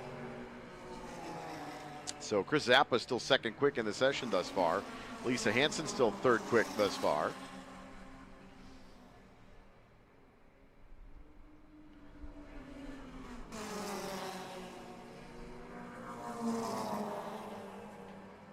Zappa fourth in the motor race.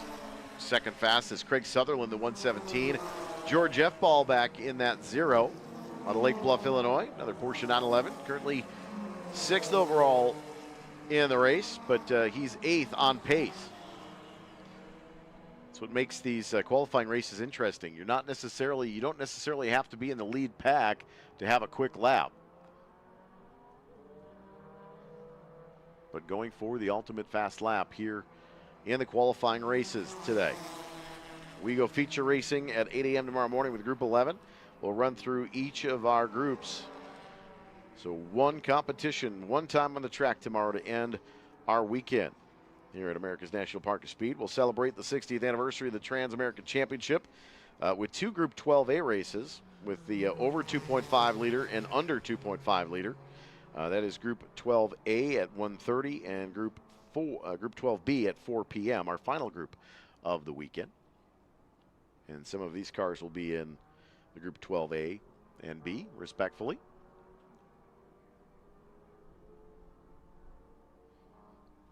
Looks like the local yellow is sufficiently taken care of. Yep, that car was able to pull off into the cut behind that safety stand. So we are back to green conditions here. Lots of passing here in this group. Everyone battling for position and, a little going around, maybe slowing on the pace there.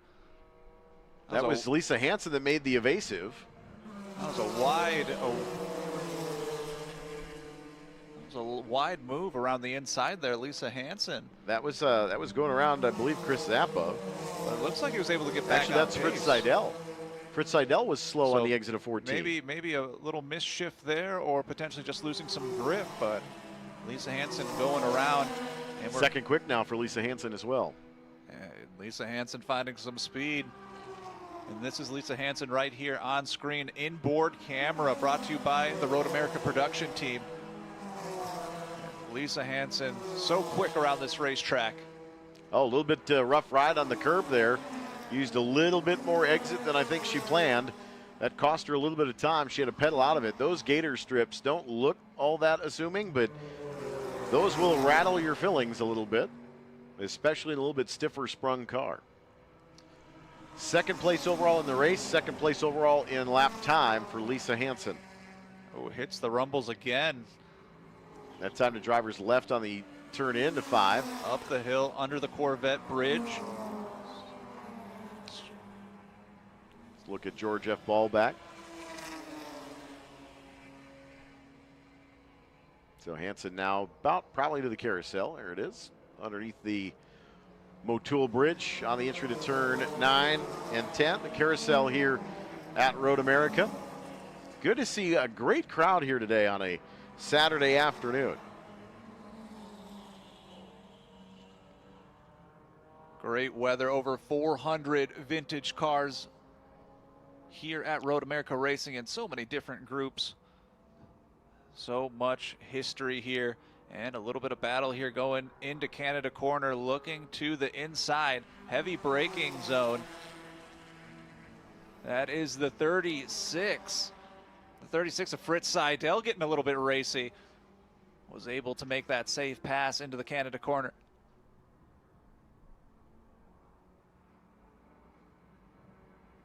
And let's see. Oh, and David, the 66, David Agratellis goes purple on that one in his Porsche 911 ST. He takes the top spot. Lisa Hansen holds on to her second spot. Chris Zappa and Fritz Seidel falling down into the fourth spot. Fritz going from 1 all the way down to 4. We saw him having a little bit of trouble there up on 14 a lap ago. So Fritz Seidel slowing. We did see him getting racy there in Canada corner, so maybe he found back that speed and we'll get back up to that top spot. But Fritz Seidel out of the top 3. 66 David Agratellis, the 110. We've been following Lisa Hansen in the second spot. In the 44, Chris Zappa in third.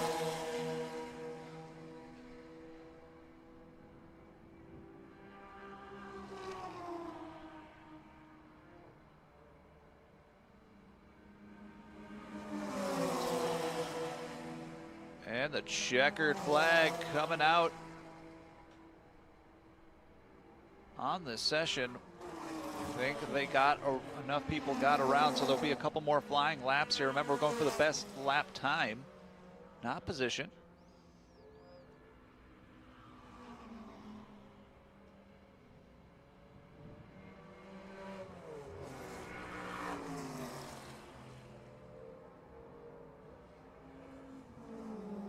But your unofficial top 10, 66, David Agratellis in his Porsche 911 ST. In the second spot, the 110, Lisa Hansen. In third, the 44, Chris Zappa. The 36B, Fritz Seidel. The 117 of Craig Sutherland. In the sixth spot, the 0, George F. Ballbach. In seventh, the 118, Tim Peterson with a great run. Number 8, the 46, Craig Watkins in his Porsche 911. In the ninth spot, number 8, Nick Clements. And in the 10th spot, Matthew Larson, the number 27, in his Porsche 944 Turbo.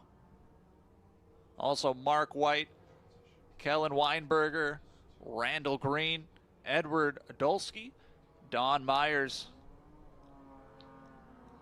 were in the mix as well. Scott Zellner, too, put down some fast laps. So they're in the mix and on pace to crack the top 10 for their race coming up tomorrow. But we will see. Fritz Seidel might have just got a fast lap here right at the end. Fritz Seidel might have made his way back to the top. It's saying he did go purple with a 2:29. So as I was talking, Fritz Seidel might have made his way to the top. We'll have to check with race control, but Fritz Seidel, according to my timing and scoring, on top now. We were saying he dropped down to 4th, but now he's back on top. Decided he's going to put the pedal to the metal after that missed shift going into 14. I'll tell you what, though, Brian, with that lap, he actually went faster than David Agratellis did in Q2 this morning. So that would be the fast lap of the weekend for Group 8. With the 2:29.749 for Fritz Seidel with that 36B car, with that missed shift coming up out of turn 14 a couple of laps prior. But, Brian, that was a great Group 8 race. Group 5 next on the docket. And you're going to be on the call for the rest of our qualifying races this afternoon. We're going to start heading down to Elkhart Lake for the Concours d'Elegance, presented by BringATrailer.com and WeatherTech this weekend. So we're looking forward to seeing everybody downtown with the Concours later this afternoon from 6 to 8. Brian will take you home here the rest of the way. We'll see you tomorrow morning at 8 o'clock for our race day Sunday.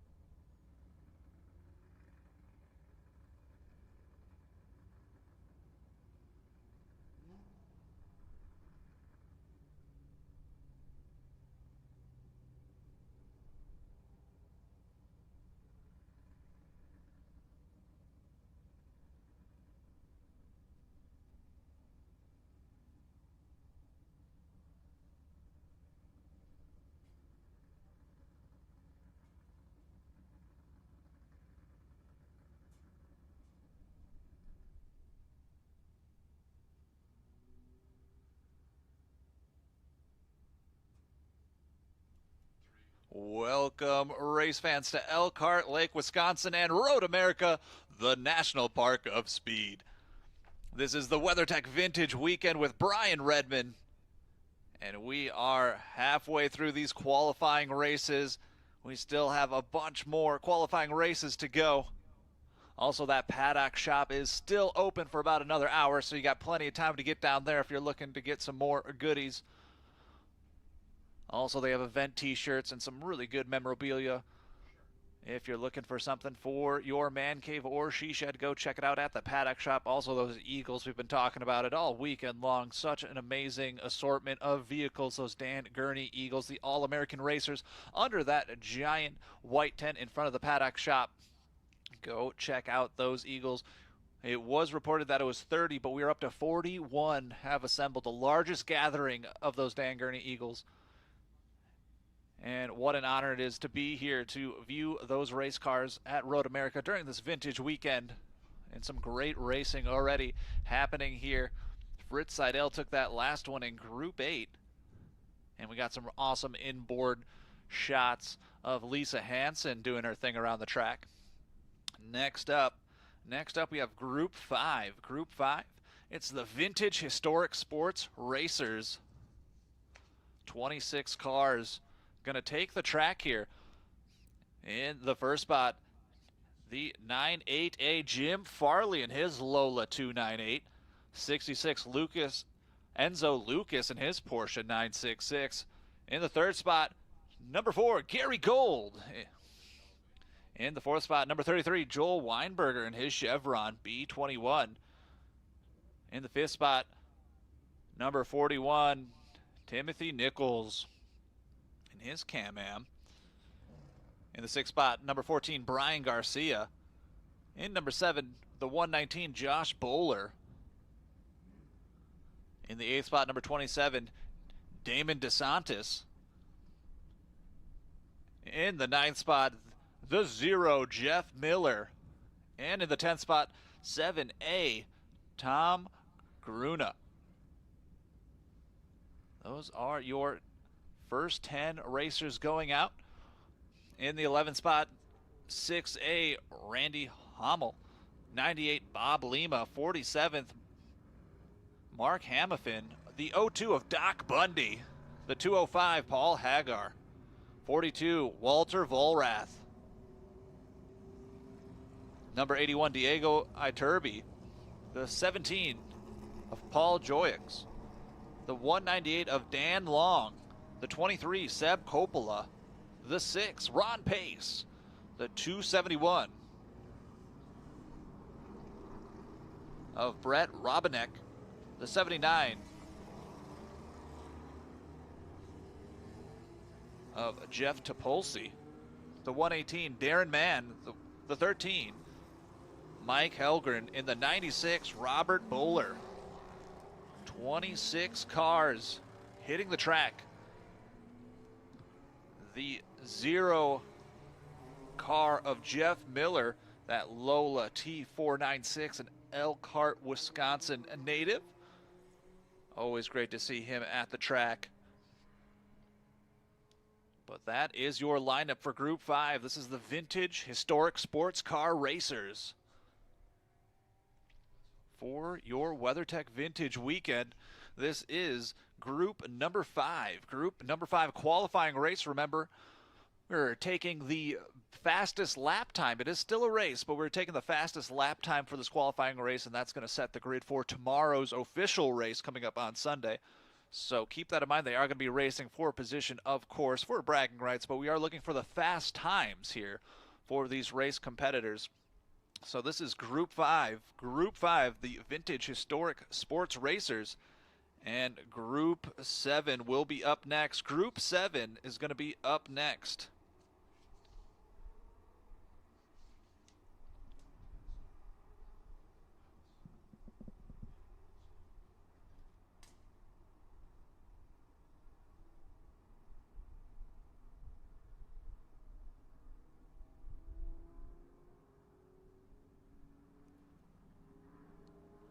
Great look here at turn number 5.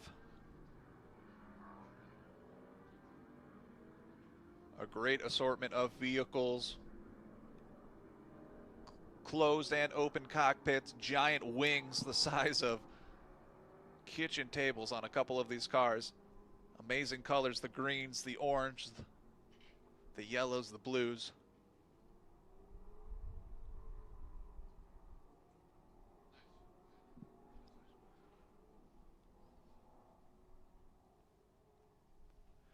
And because we're taking that fast time, not the position in this qualifying race, we'll see how this group of competitors decides to tackle this race course.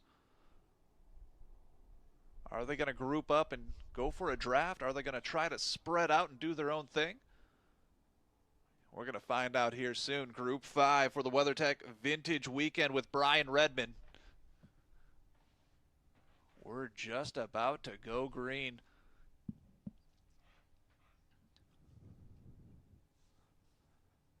Group 7 is going to be up next. Group 7 is going to be up next. But on course now is the Group 5 for their qualifying race. Through the kink, coming up to Canada corner. Then they'll group up 2 by 2 and make their way up the hill. Well, they will meet that green flag and they'll start racing for this qualifying race. The 98A of Jim Farley, he's in that green Lola. His best time was in his second qualifying. He did a 2:12.3. Also the 66 Enzo Lucas, he had a 2:16.488. So Jim Farley looking very fast in that green Lola. But we'll see if Enzo Lucas in that orange 66 Porsche is able to catch Jim.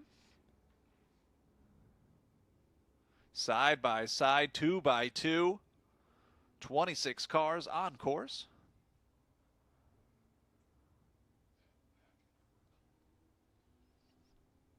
And here they come up the hill.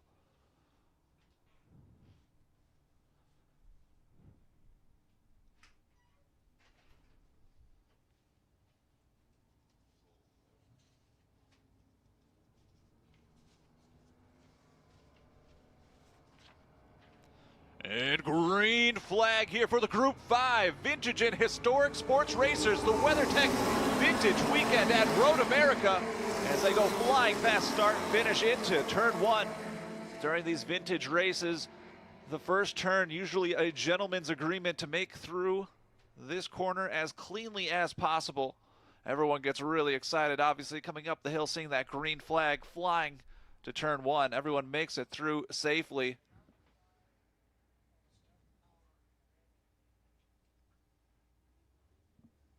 And down at 1, Gary Gold, number 4, in that blue Porsche. No, in the blue Fisbee GB, I mean, correction. That's Gary Gold in the number 4 in the blue. Into that heavy braking zone of 5. You then brake super hard, and then you got to get back on the gas as you go uphill under the bridge. The number 14 of Brian Garcia in the mix. He gets a good run out of 1. And oh, we have 1 car spinning, looking the opposite direction back at the bridge. See if we can get it. That's the 02. That's the 02 of Doc Bundy. Doc Bundy in his blue Lotus. Luckily, he's able to spin back around and get going. And another slow-moving car here. Got a white and orange. Looks like he's going to rejoin the race line here. And Doc Bundy looking to gain up some speed after that spin at 6. Remember, we're looking for fast times. This is a qualifying race, so positions only for bragging rights. So we'll be looking at fast time as far as time and scoring goes. This will set the race grid for tomorrow's race. Remember, this is Group 5. Group 5 is going to be going out on track at 11 a.m. tomorrow. So their race is at 11 a.m. tomorrow.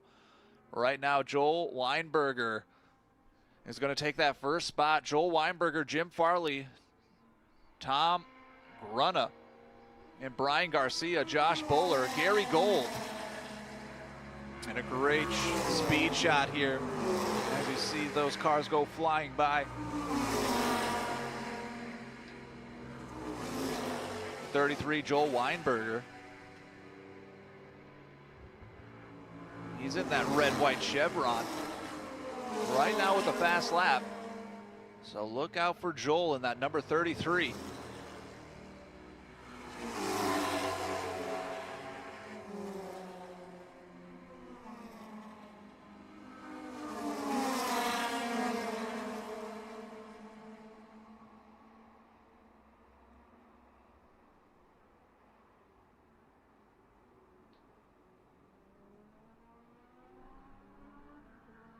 Into turn 5, up the hill.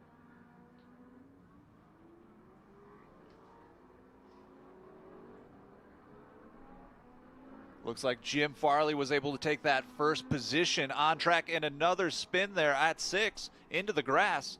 Wasn't able to get a number on that. Looked like potentially might have been the Cheetah Roadster. We'll see if we can get number 4. Oh, Gary Gold. Gary Gold spins there. Doesn't look like there was any contact. Maybe just caught the brakes a little too hard into the grass. Hopefully he can get going.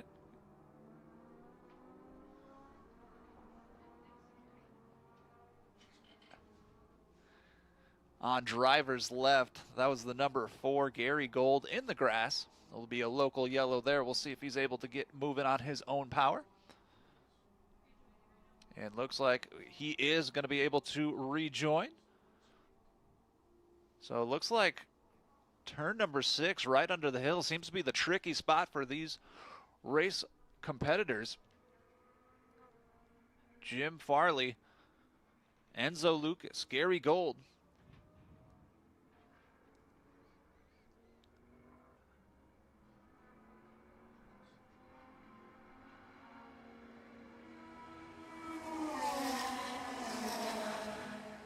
Jim Farley, Joel Weinberger, and the 27, Damon DeSantis. And see Brian Garcia go flying by. Brian Garcia in the mix as well. Josh Bowler. Josh Bowler in that 119. He's in that red and blue. That red and blue Chevron. 6 minutes have elapsed in this Group 5 qualifying race. Currently, for the fast lap, Jim Farley with the 2:17.5. Joel Weinberger, though, only 0.03 of a second away from taking away that spot from Jim.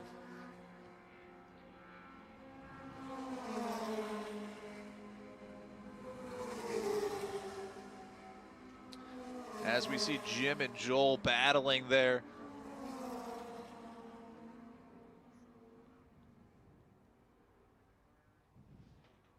And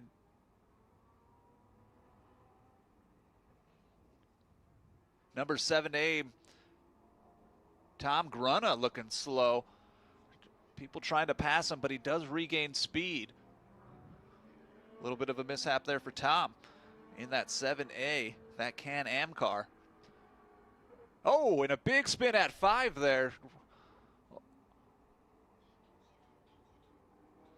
Oh, and a spin into the gravel there. Looks like he went sideways. Safety already there. The driver is out of the car. And that is a red flag here.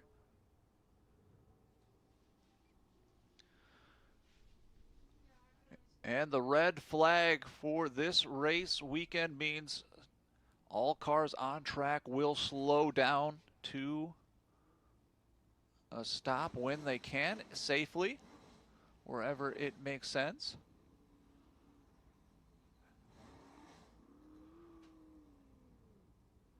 And a incident there at turn 5 coming down the hill through the gravel traps into the barrier. Safety is on scene. But red flag for this session. Jim Farley on top. Joel Weinberger, Damon DeSantis, the 0 of Jeff Miller, the 41 of Timothy Nichols is your top 5.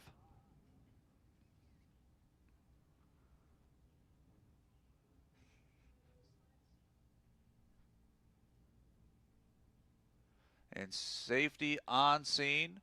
And we're going to bow out for just a second and let safety do their thing. But this is the Group 5 qualifying race here at the WeatherTech Vintage Weekend at Road America.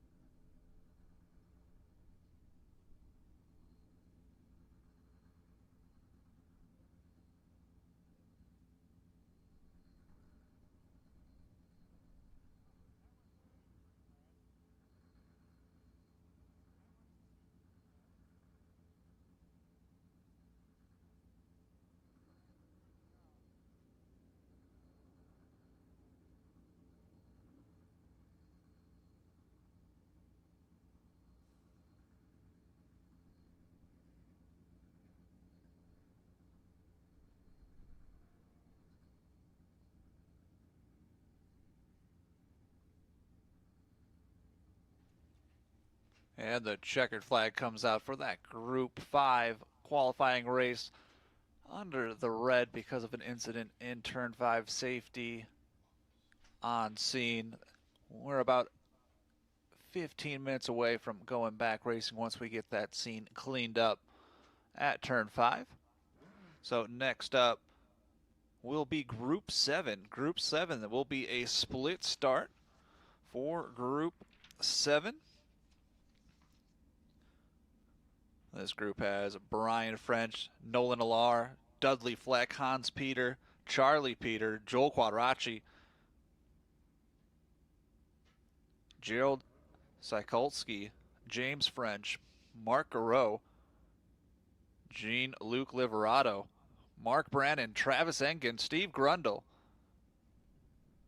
Peter Ruggiero, Mark Brannon, Jim Wright, Patrick Donnelly, Walter Volrath, Josh Wilson, Robert Blaine, Steve Cook, Danny Baker, Josh Bowler, Mike Plotz, Jim Stengel, John Taphorn, Alex Dodd, Paul Dudiak, Jonathan Berkey, Paul Hagar, Johnny Kren, Tony Smith, and David Savetsky.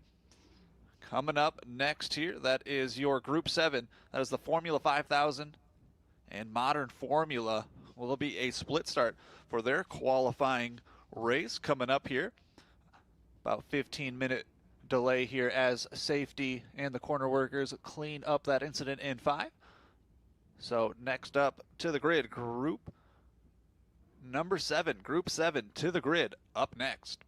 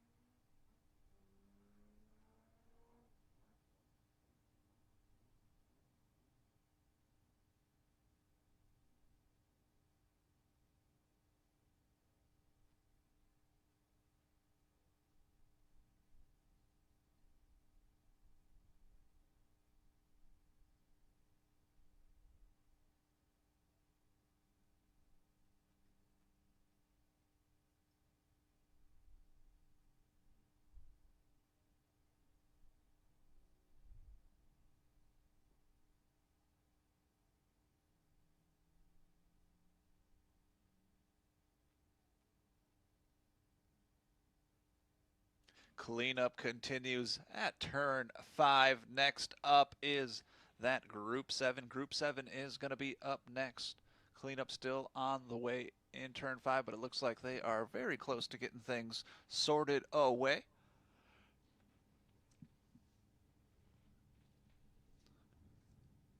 Appreciate all the race fans coming out today for the WeatherTech Vintage Weekend with Brian Redman. Still lots of racing to go. We have Group 7. Group 7 is going to be up next. That's that Formula 5000. And the modern formula, Group 6, will be after that. That's that classic big bore production. The vintage big bore production and GT cars, vintage sports racing cars, and historic GT production sedans. Then after Group 6, we have Group number 3. Group number 3 will be hitting the track. That is the Sports 2000 and modern sports racers. After Group 3, we have Group 4. That's that Monoposto Classic Formula and the modern Monoposto Formula 70 through 1979. And also the modern formula for that Group 4. And to cap off the day, Group number 2, vintage production, vintage sports racing, street stock, and modern sports racers to cap off this day. And then we are going back downtown, partying in Elkhart Lake, where all of the race cars will be parked down there. Judging for the concourse will be happening 6 through 8 tonight, so definitely check out downtown Elkhart Lake. It's going to be a fun one, just like last night. So we appreciate you all heading on down there. Next up on the grid, we have Group 7. Group 7 here for the WeatherTech Vintage Weekend with Brian Redman at the National Park of Speed, Road America.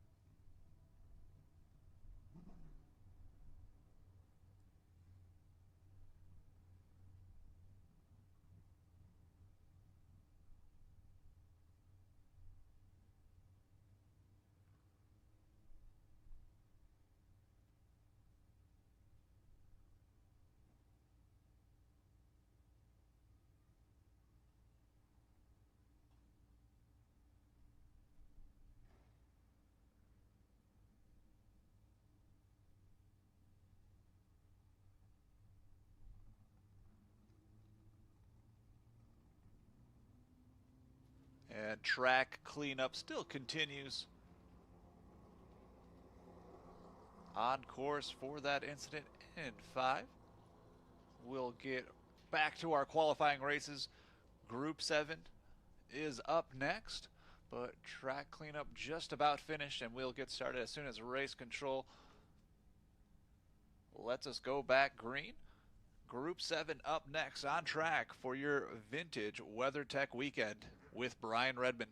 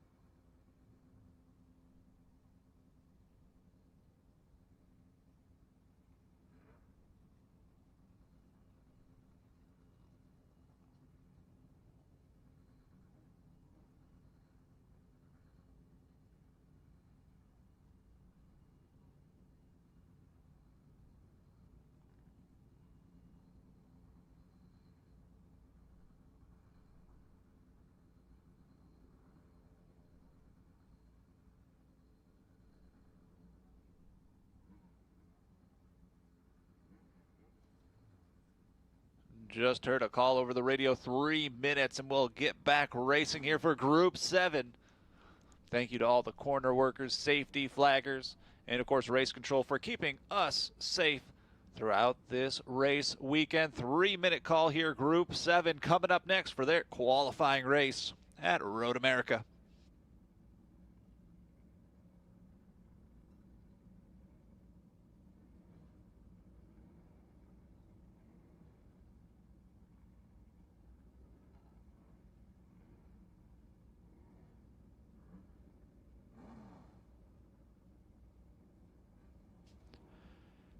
And your lineup for your Group 7, that's the Formula 5000 in Modern Formula. In the first spot, Brian French. In the second, the 0, Nolan Alar. The number 2, Deadly Fleck.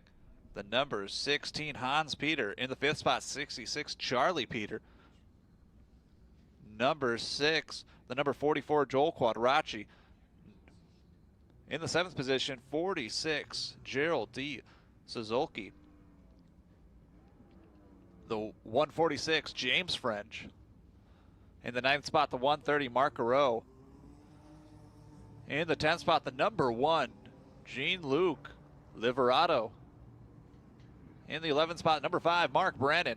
Number 12, number 31, Travis Engen. In the 13th spot, number 7, Steve Grundle. In the 14th spot, number 24, Peter Reguero. In the 15th spot, the 09 of Mark Brennan. In the 16th, the 30, Jim Wright. The number 17 spot, number 26, Patrick Donnelly.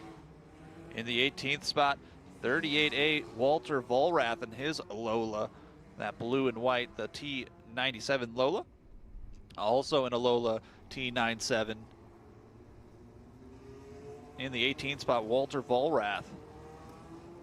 In the 19th spot, the 155, Josh Wilson in his Swift DB8, or DB4.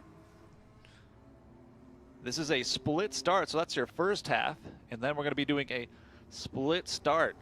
So in the second group, you're going to have in the first spot for that first group, Robert Blaine, Steve Cook, Danny Baker, Josh Bowler, Mike Plotz, Jim Stengel, John Taphorn, Alex Dodd, Paul Dudek,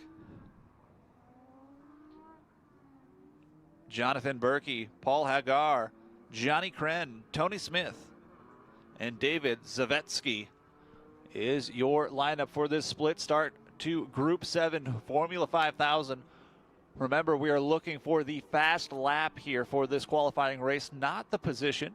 So you're going to see a couple of the cars go flying past, and they'll gain a little bit of distance between them and the racers behind them, but it is a fast lap we're looking for, and that's going to set the stage for tomorrow's race.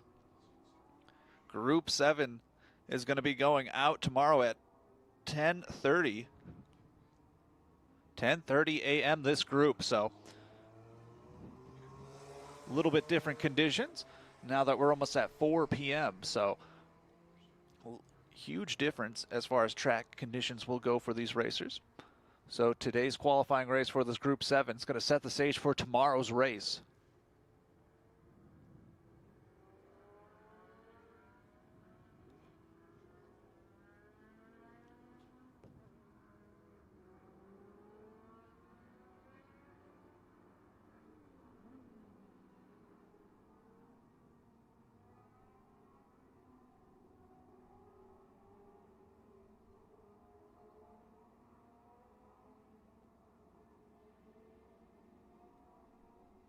And the safety car through Canada corner. Up around 13. And they will pass that alternate. You can see on screen, the bottom right there, the alt finish. That is where the timing and scoring is for this session. Not the traditional stop finish line, so keep that in mind. 2x2. Beautiful looking race cars here. They'll be going up the hill, and they will meet the green flag for this qualifying race for group number 7 here.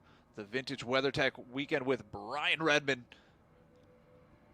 Looking to the start, stop, stand, and green flag is being waved, and the cars come to full song as they go flying past the start finish. Gentlemen's agreement to get through turn 1 as safely as possible as they go flying. I think we're going to see a lot of separation between these cars compared to other sessions. Not a whole lot of drafting, lots of different speeds, different configurations. And we'll see how things shake up here. First lap on their way for this Group 7 qualifying race. WeatherTech Vintage Weekend with Brian Redman. We still have a bunch of qualifying races. 4 more to go after this one. We've got Group 6, 3, 4, and 2 still remaining. Also, we got the Sports Car Concourse in Elkhart Lake going to be happening 6 to 8 a.m. We're going to be doing the judging down there. And here comes, we are talking about it, the split start, and green for the split start, green for that split start. As they go flying. So 2 separate groups, race fans, to watch out for. Robert Blaine in that orange vehicle heading down towards turn 1. So there are 2 groups, so keep out and keep a watch here. You might want to pick 2 different racers from one from each group to follow along as they go around this 4-mile racetrack, and we'll see how fast it takes that first group to catch up to the second group, if they do at all. Lots of lap traffic will be happening here as we get into the later laps of this race. Remember, we're looking for fast times, and we'll let race control handle that, as they will have to decide which positions they're going to take. And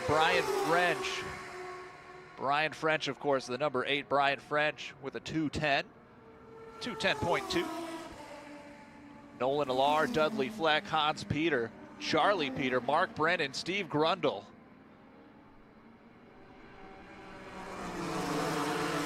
Gerald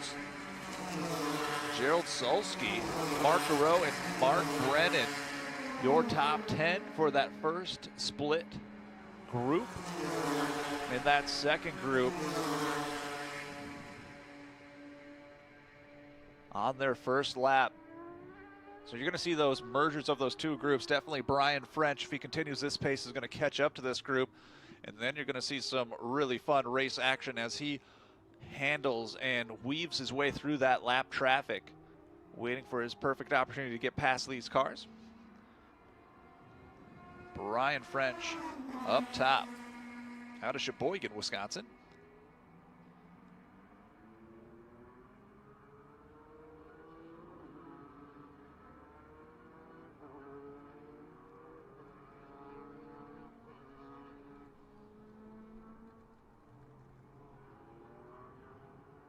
We'll see what that second split start to look like as they are making around and just passing that alternate start finish.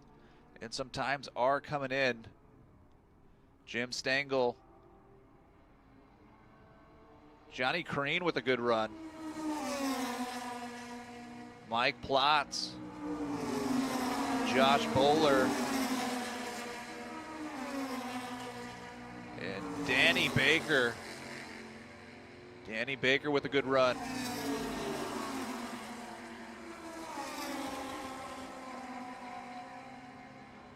And it looks like we got a full course yellow out on track here. Yellow flag being displayed at start finish. We'll see if we can get a quick look at what's going on the track. Only a few laps. Brian French did get a second lap. First group did get 2 laps in the book. Brian French putting down a 155.25. Nolan Alar, though, with a 156.6. So, about 0.06 of a second away from Brian French. They're moving quickly. Take a look here. We do have that yellow flag being displayed. It looks like we got safety going through the kink right now. And yeah, we see it there on turn 12. Driver's right, a really strange position for a car to be stranded. That turn 12 Canada corner, as we like to call it here at Road America, Canada corner has been a problematic one here for a lot of our racers here this weekend. We'll see if we can get a number on that car. Looks like a yellow vehicle is starting to move just a little bit. Safety is on scene, but that yellow flag is going to be shown to all the racers, letting them know they got to slow it on down. Hopefully they can get this car moving. Maybe a little bit of a push so he can get started. Both unsure to see what happens. To get stuck in that spot, maybe he pulled off on his own power. If it was something as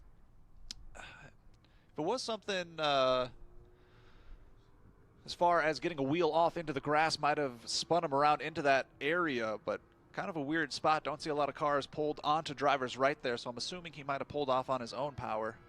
And I'm getting a head shake that yes, that's what happened. Something maybe mechanically, maybe some of the fluids or something like that, decided to take the safe route, pull off to the side into the safest spot he could. Safety on scene, and we'll see exactly what's going on with that vehicle, but that yellow being displayed to everybody. Great shot here.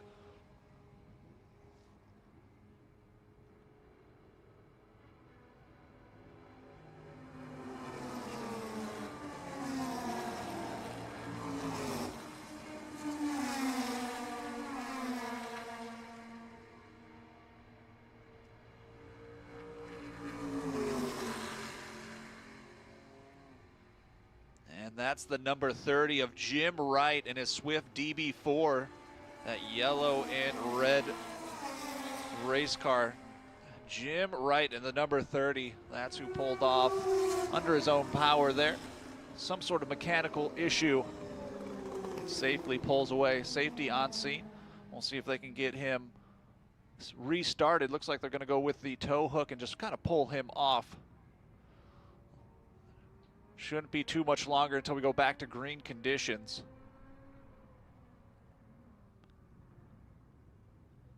Pace car back on track, gathering everybody up one by one.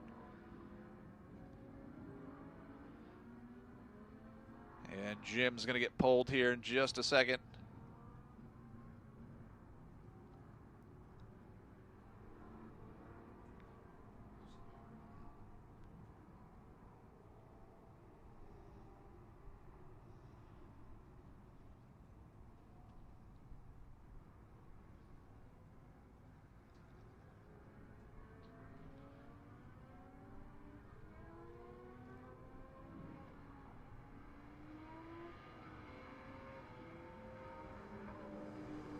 and safety, pulling that number 30. Jim Wright will be able to take him out into the cut of 13, and we should be able to go back green here in just a few moments, race fans. 8 minutes in the book, almost 9 minutes. 3 laps completed, 1 under yellow. Safety team here at Road America, best in the business. We're going to be going back green here shortly.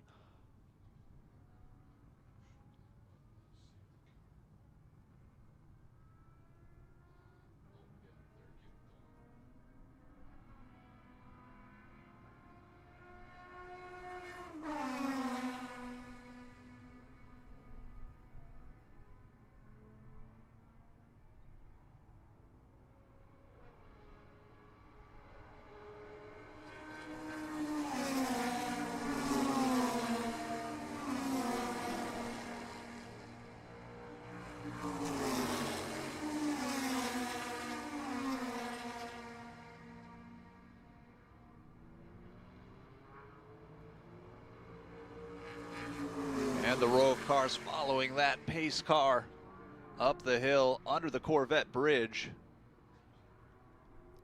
Trying to pick up a little bit of speed here to get that group back to start finish so they can see that green flag and we can go back to racing.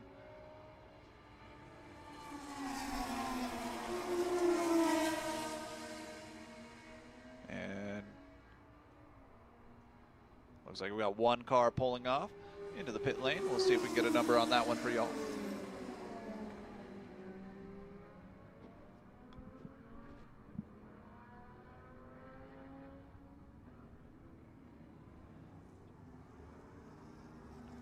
Ten and a half minutes on this race group 7.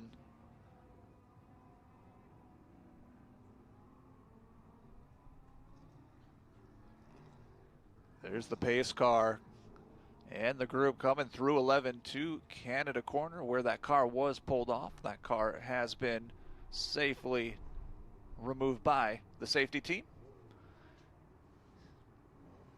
And we'll see this Corvette pull off to driver's right. And the green flag will get waved here and we'll get back to racing. 11 minutes now in the book. Currently Brian French, Nolan Allard, Dudley Fleck, your top 3 in that first group. Remember, this is a split start, so there are multiple groups racing here.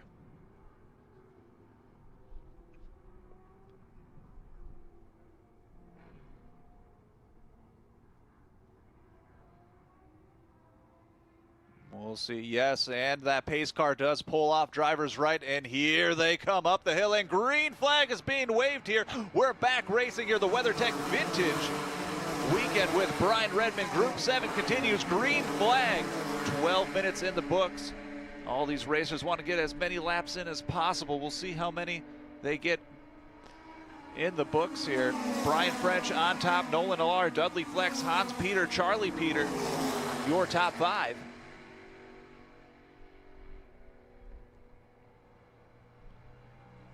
And a great look from the eye in the sky. The Road America drone giving us amazing shots.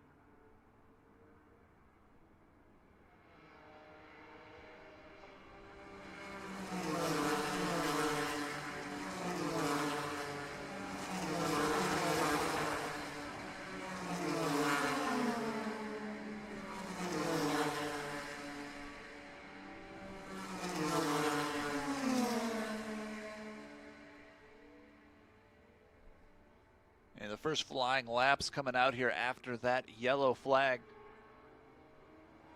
We'll see what times they're able to put down. Brian French goes purple again with a 153. A 153.4. That is flying. If you can see him around the racetrack, fans, look for that number 8, Brian French, in that FedEx Benton. Nolan Alar in second with a 156. Dudley Fleck with a fast lap there, going to third. And we're able just to get a couple laps. Checkered flag being displayed at start finish. So everyone on track is going to get one more if they haven't seen the checkered yet. But checkered flag is out on this session because of that rescue there in Canada corner. We'll see if anything else can shake up the standings here. Hans Peter, Charlie Peter, 4 and 5. Mark Garreau in the 10th spot. But checkered flag out on this Group 7. Next up, Group 6. Group 6 next up. Group 6 next up. The WeatherTech Vintage Weekend with Brian Redman continues. 4 more qualifying races. Group 6, Group 3, Group 4, and Group 2 still remaining here at Road America for your Saturday qualifying and qualifying race sessions. Tomorrow, Sunday, is going to be jammed packed, full of races all day, starting at 8 a.m. with our last race starting at 4.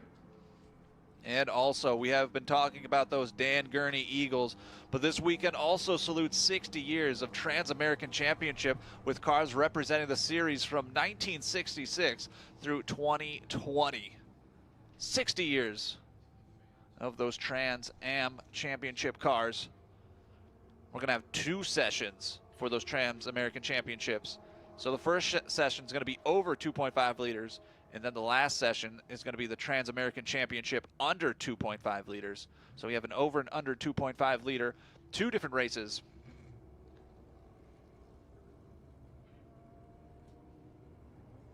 Next up is the Group 6. Group 6 is going to be next up. Group 6 is going to be up next. That's that historic big bore production GT up next here at Road America.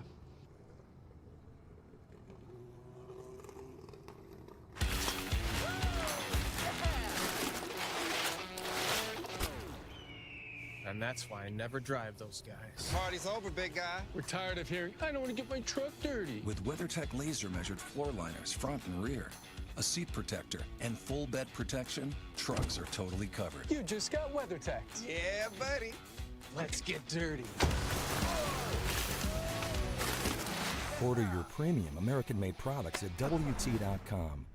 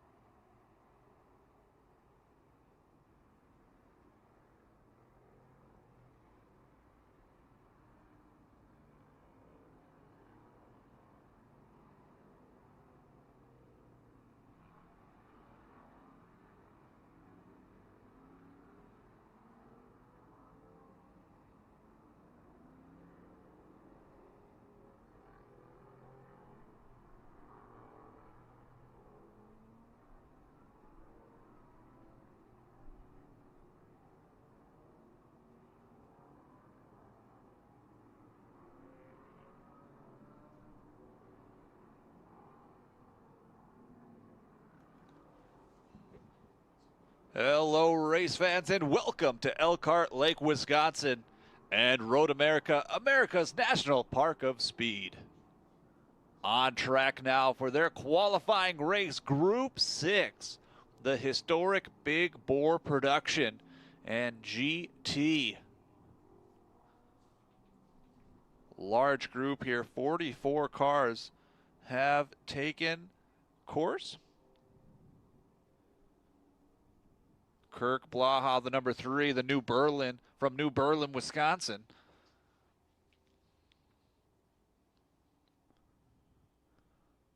Also the number 13 from Waukesha, Wisconsin, Robert May.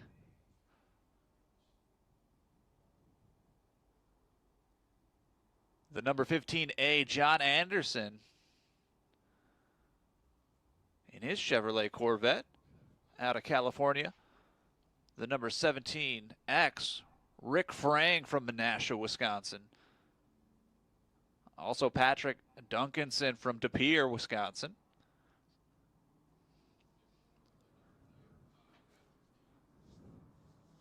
And the red Corvette pace car through Canada corner through 13. You can see there on the right side the alternative finish. We are looking for the fastest time here. Not position, but the fastest time. This is a qualifying race, and the fastest time here is going to go ahead and set up the grid for tomorrow's race. This is Group 6, and Group 6 will be on course tomorrow at 2 p.m. And green flag here for that Group 6 qualifying race, number 1. Green flag.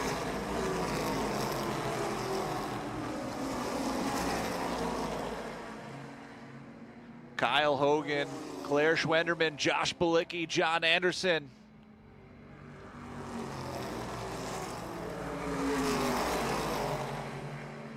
Rick Frang, Gary Moore, Kirk Blaha. Everyone through turn 1 safely.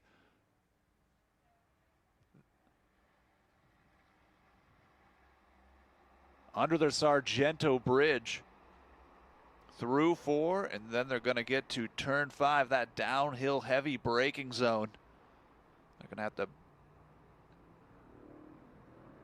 brake hard and then accelerate up that hill to that Corvette bridge, but they're going to make that quick left-hander.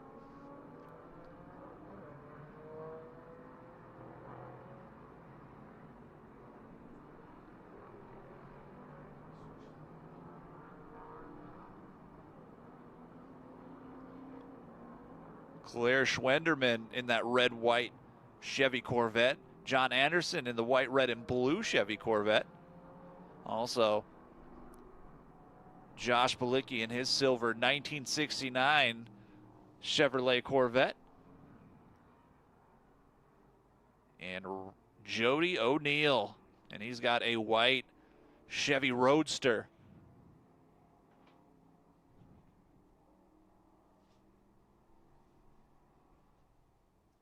So we'll see who has the best time for this qualifying race. Group 6 qualifying race on course now. Also that sports concourse starting. You can begin parking downtown in Elkhart Lake at 4 o'clock. Group 6 on course now. Next up will be that Group 3. Group 3, which is the S2000 Modern Sports Racers.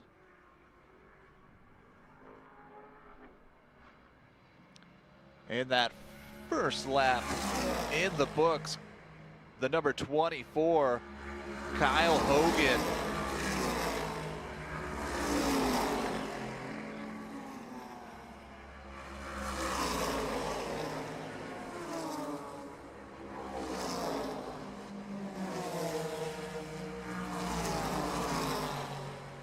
Your top 5, 24, Kyle Hogan.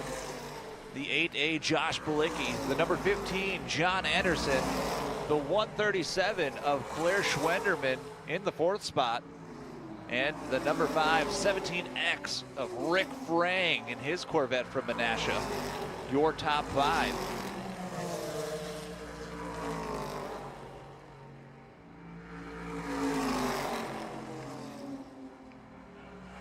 the sun poking through those clouds here at Road America. Cloud coverage throughout the day. What a beautiful day, and it's always a fantastic day to be at the racetrack here at Road America. 4 miles of speed and so many places to watch the race.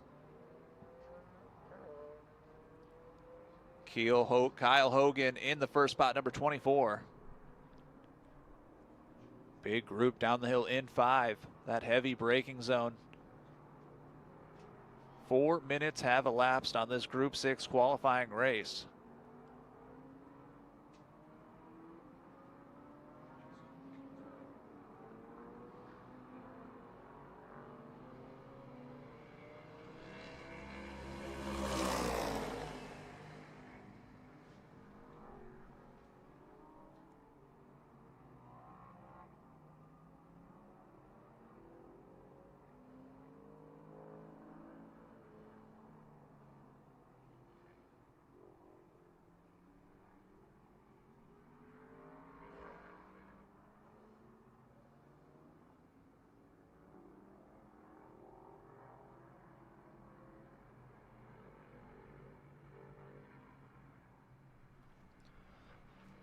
The number 24 of Kyle Hogan goes purple on that one.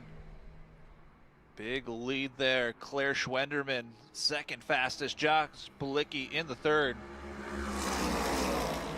The number 15A, John Anderson, starting to climb up here. He gets that 4th spot, 4th best. For the best times here.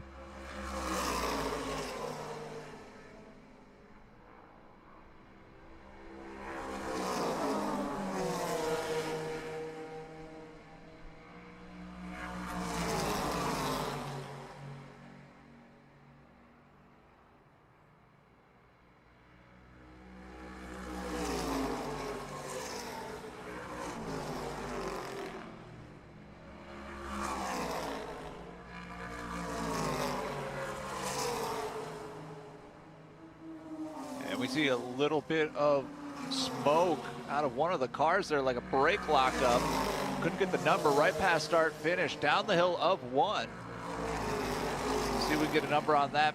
Looked like a brake lockup. Seeing him now, he's driver's left, and now he's pulling off into the grass. Couldn't get a number on it. Maybe we'll see if we can get a number. I think it was a red and white car.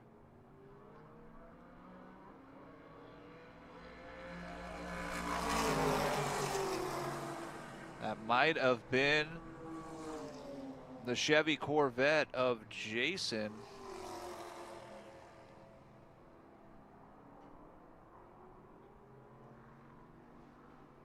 And number 6, Paul Ruth. Oh no, Paul Ruth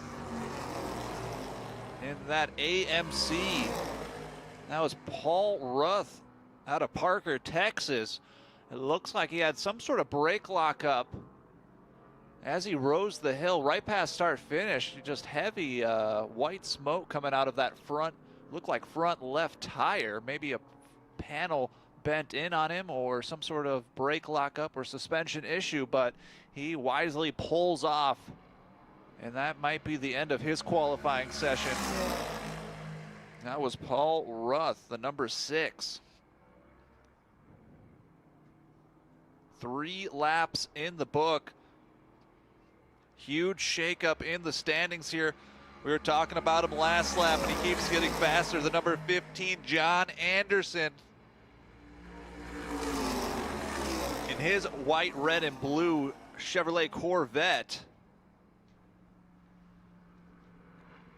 Yesterday, his fast time was a 2:24.8, and today he's at a 2:23.8, so he's 1 second faster than he was yesterday already.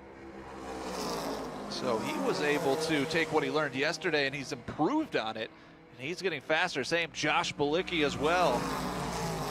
Josh Balicki also a whole second faster than his yesterday's time.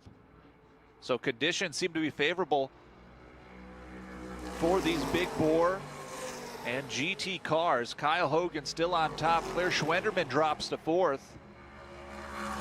Jim Ferrula and his Nissan 240SX. He's keeping pace and keeping speed. He's in the 5th spot, but it's going to be a battle between 52 of Jim Ferrula, 33A of Jody O'Donnell, and the 17 of Rick Frang, and also the 96 of Jim Farley. Those 5 race competitors, 5th, 6th, 7th, and 8th, all super close, within a thousandth of a second between all of them. So we'll see how it shakes out. 3 laps in the book. Kyle Hogan currently looking really fast, about a whole 5 seconds faster than anybody else on course, right out in front. So Kyle Hogan, the number 24 from Castle Pines, Colorado, looking fast. The number 85 car driving right past start finish on pit lane.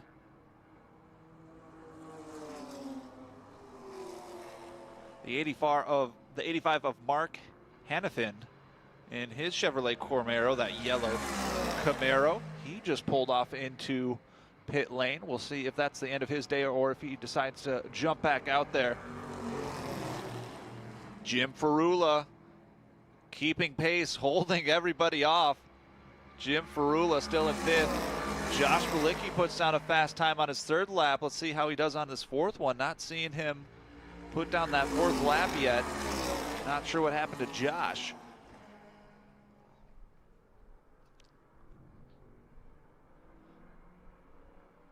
Moving down the standings a bit, number 61, Larry Legas in his Jaguar XKE Roadster. He just put down his fast lap. He's gaining some speed, so look out for that 61 in the Jaguar of Larry Legas. Also,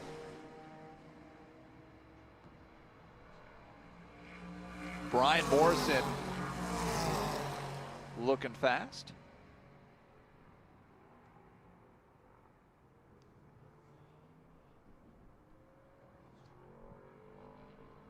$11 minutes on this Group 6 qualifying.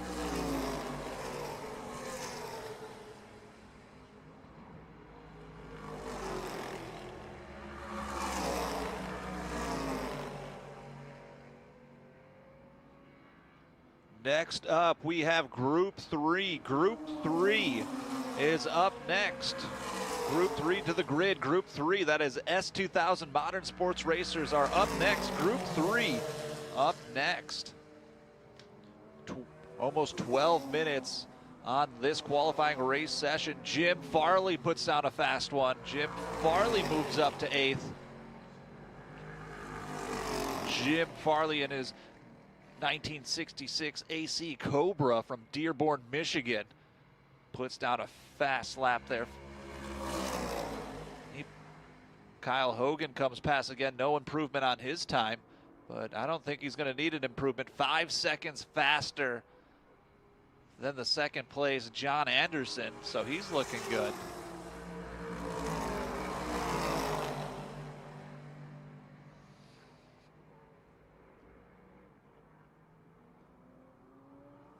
Not sure what happened to Josh Balicki. Maybe he pulled off into the pit lane and I just wasn't paying attention, but haven't seen Josh Balicki put down a time, but he's still holding in 3rd. We see the number 24 pulling off into his pit box on pit lane.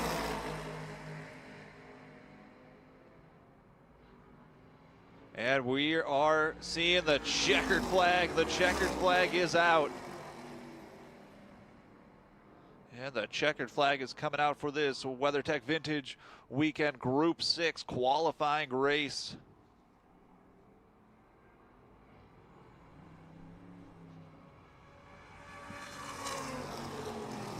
We'll see if there's any shakeup in the standings here. The checkered flag is out.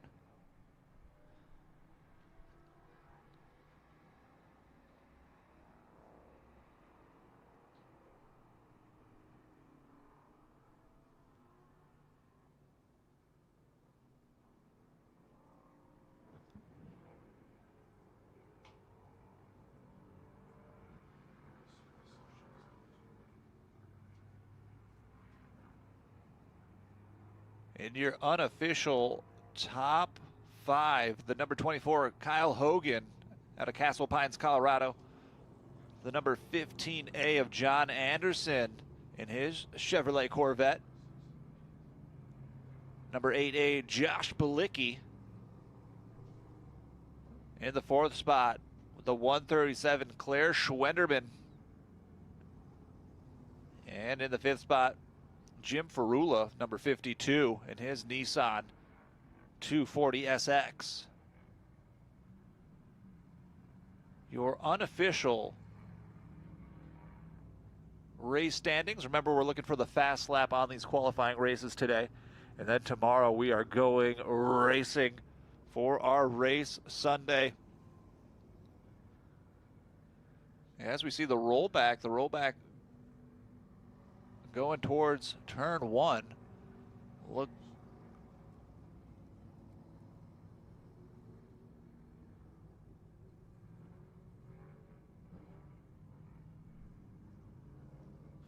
It looks like we're seeing one car stranded in 8. There might be one other car somewhere. Currently one car safety, in turn 6. Looks like it's turn 6. There was one car. Rollback headed that direction. Might be one other car stranded here as everyone's trying to put down that fast lap last second. But should be a quick retrieval. And we'll be getting to our next group. Our next group up. That was Group 6. Next group up is Group 3, S2000 and Modern Sports Racers. For this upcoming group, Group 3, the S2000 and Modern Sports Racers. In the first spot, the 94 Evan Pecor in his 2023 Radical SR3. The second spot is 936 Mark White. In the third spot, Avery Stuckert. In the fourth spot, number 50, Jim Cope in his Swift DB2. Also in a DB2, we got Peter Eskouche.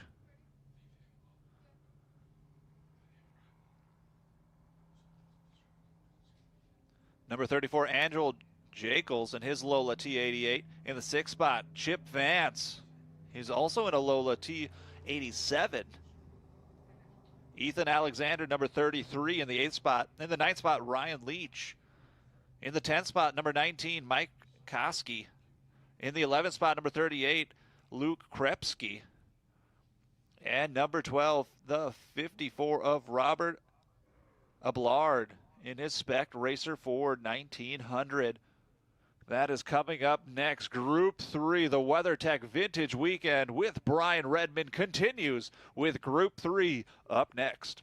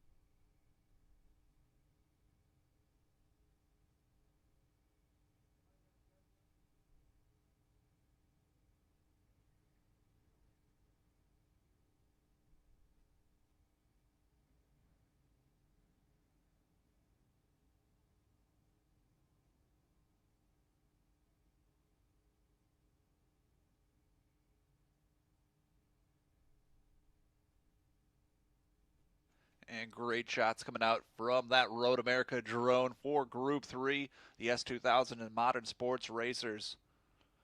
They are all lined up, ready to go, just needing to grab that car in turn 6. And once that rescue happens, we'll be able to go back green.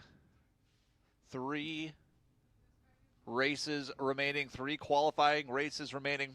We have Group 3, which is up next, the S2000's Modern Sports Racers. Then Group 4, the Classic Monoposto. And then to cap off our day, the Group 2 Vintage Production to cap off our day. And then, of course, downtown Elkhart Lake, the concourse judging from 6 to 8. You can begin lining up now if you wanted to. If you're a part of that group, you can go down and start lining up if you wanted to. But the judging is happening 6 to 8 downtown Elkhart Lake. But race Sunday is looking jam-packed. We have a full day of racing starting at 8 a.m. and the last race going out at 4 p.m. So a full jam-packed day of racing coming up tomorrow. 3 qualifying races today and then a bunch of racing tomorrow. Also, the Eagle reunion is going to be hitting the track again, and we are so excited to be seeing them back on track. Those Eagles under the white tent. Those Dan Gurney Eagles. 42 of them. It was reported we're going to have 30, but they exceeded everybody's expectations in such a great community. 42 of them assembled in one place, and it might not ever happen again. So something super special and something that you have to go take a look for yourself here at Road America on this vintage weekend. We'll be going back racing here in just a few moments once safety is done grabbing that racer off the track, and we'll go back green for the Group 3. Group 3 up next here at Road America.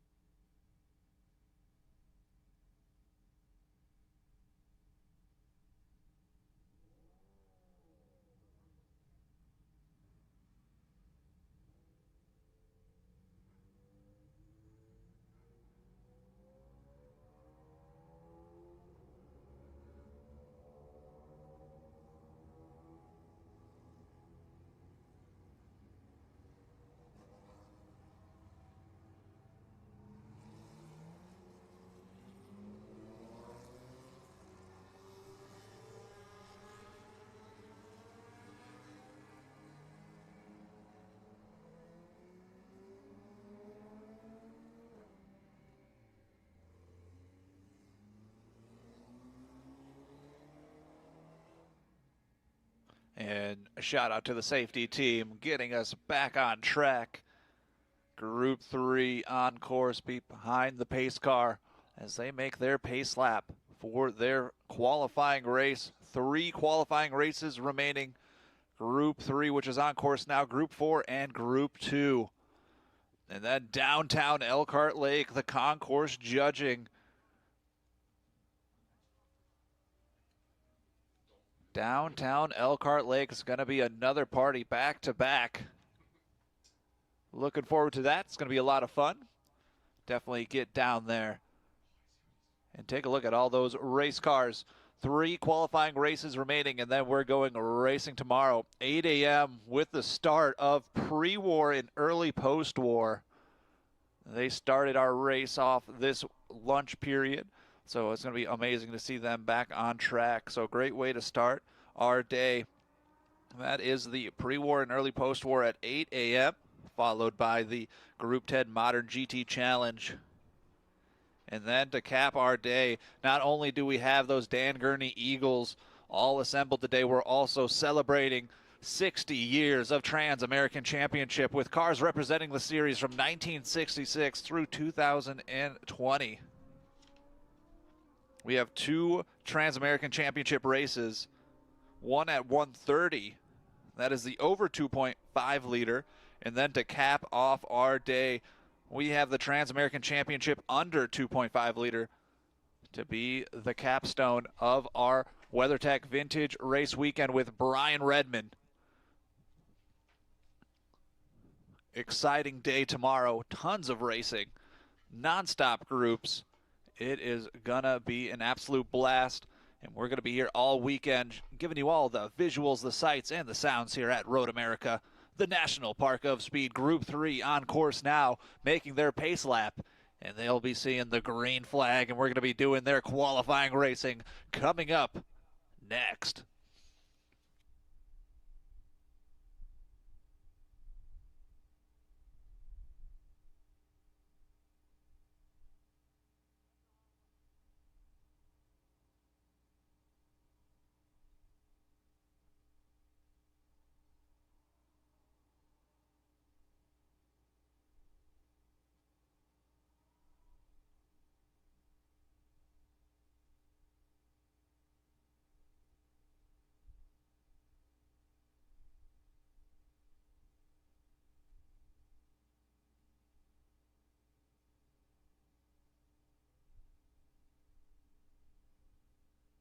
$12 cars on track for this Group 3.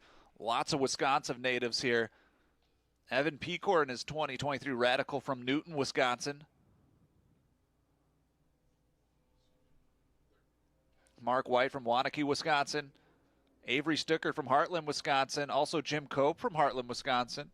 Andrew Jacobs, an Elkhart native. So the front 5 all from Wisconsin. Maybe we'll have a top 3 Wisconsin podium here for this qualifying race as the pace car pulls off, driver's right, as they crest the hill to the start finish. And the green flag is out. The green flag is out for this Group 3. 12 cars, Evan Pecor, Mark White, Avery Stucker, Jim Cope.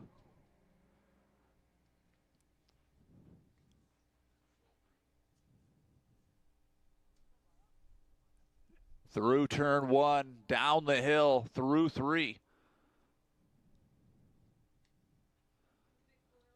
Evan Pecor in his 23 Radical SR3.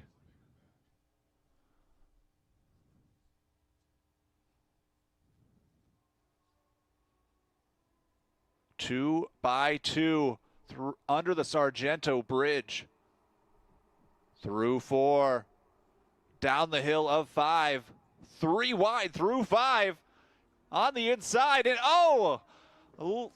3 cars sandwiched together, and the back bonnet of that orange and white car flying off. 4 cars hitting each other in turn 5. The 34 of Andrew Jacobs. Looks like he might be able to continue, but somebody lost their back. I'm going to call it a bonnet. I'm not sure what the term would be, but that back bonnet flying off of the car, that's a giant piece. And there comes the full course yellow. Turn 5 today. Yesterday it was Canada Corner, but today it is turn 5. It was 3 wide down the hill, which usually isn't a great idea as they sandwich each other's together. 4 cars all making contact. 2 of the cars able to continue. One of them pulled off of that cut in turn 5. 1 car up the hill. And you can see that giant back bonnet. That's the cover to the engines of one of these cars. Not sure which number that is, but those are giant pieces of metal there protecting the engine and the race components. So safety is going to have to carry that off. Weren't able to really get a full lap there, but we had 3 wide down the hill. And there goes Evan Pecor, Jim Cope, Chip Vance. Passing start finish.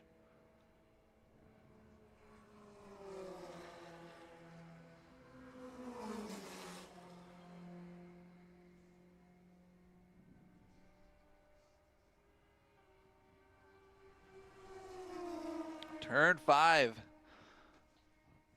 is the trouble corner today. Yesterday it was Canada Corner. Had about 4 different cars spinning, missing their braking zones, overcooking. But today it seems turn 5 is the one giving everybody trouble. Seems to change every day here at Road America. So many different turns, everything so challenging. There's not one easy spot here. Even the straightaways we see here coming up the hill of 14 past start finish, we see so many people miss shift because they're going uphill and then you flatten out. And it's just so easy to kind of naturally lift your foot off of the gas. But Evan Pecor in his 2023 Radical still in that first spot. We're going off of best lap times for this. The pace car gathers the group together.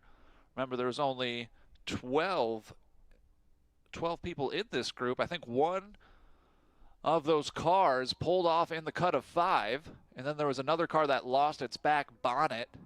And I think the 2 other cars that were in that incident continued. We'll see how many cars we have here once safety is able to pick up all those pieces. The bonnet being loaded in the back of that truck. Everyone down there in 5, give a big round of applause to our safety workers and our flag men and women out there. Safety doing a fantastic job this weekend, keeping us all safe. Turn 5, seeing all the action down there this weekend. So definitely a great place to be seeing all the race action. Looks like safety is about to roll out here, and hopefully we can continue with green conditions. We have the pace car through the carousel. And there's a good shot. You can see that giant bonnet in the back of that safety car.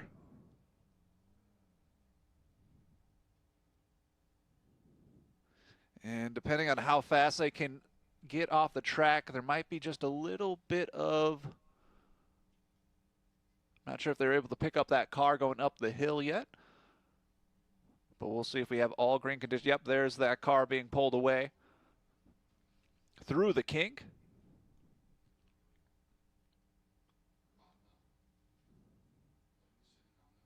There is the pace car. So if everything works correctly, we might be able to go green here if we can pull that car off.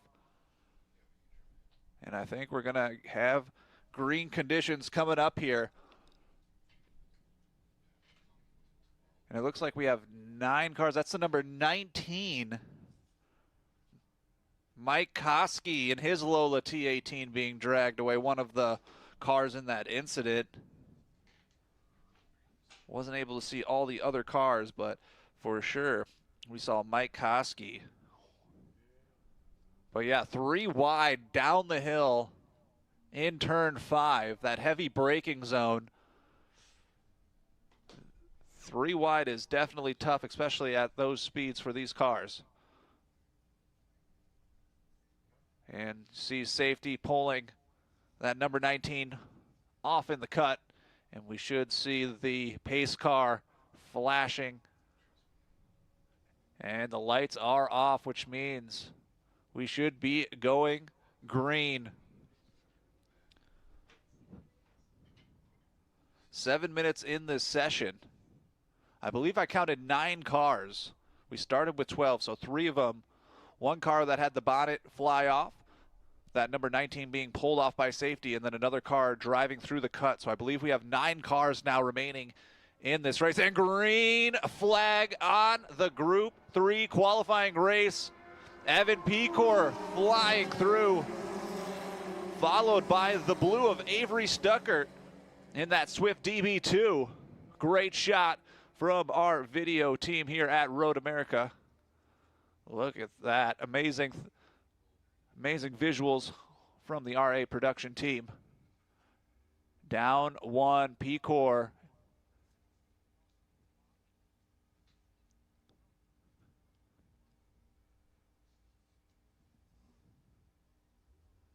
Jim Cope, Chip Vance, Ryan Leach, Avery Stuckert. And under the Sargento Bridge, back to 5. Looks like we're all 1 by 1. Should be able to make it through this time.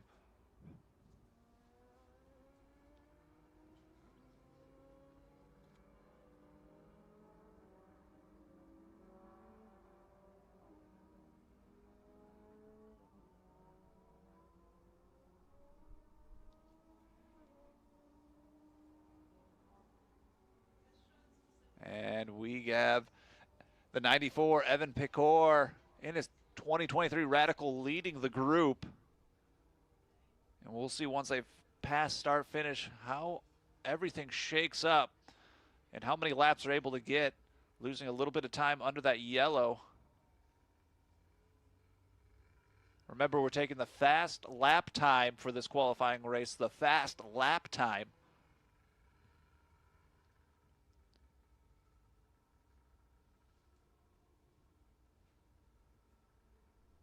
Through the kick into Canada corner.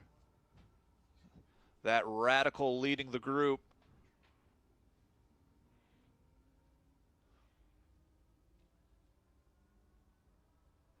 This is Group 3. The S2000 is Modern Sports Racers. Next up to the grid. Next up to the grid is Group 4. Group 4 is up next. The Classic Monoposto will be up next. And let's see how things shake up.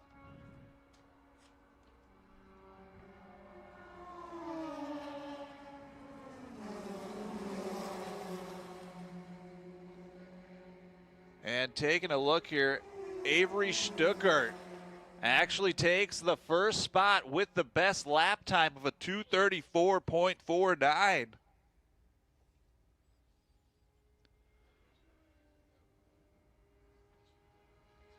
So for the fast time, remember we're not doing position, it is the fast time. So this might be different than what you're seeing on track, but number 31, Avery Stuckert, out of Heartland, Wisconsin, takes that first spot. Number 20, Peter Escucci in his Swift DB2 in the second spot. And our race leader, the 94, Evan Pecor. He goes down to number 3, Chip Vance, Andrew Jacobs, Jim Cope, Ryan Leach, Luke Krebsky, Robert Ablard, and Mark White, your top 10.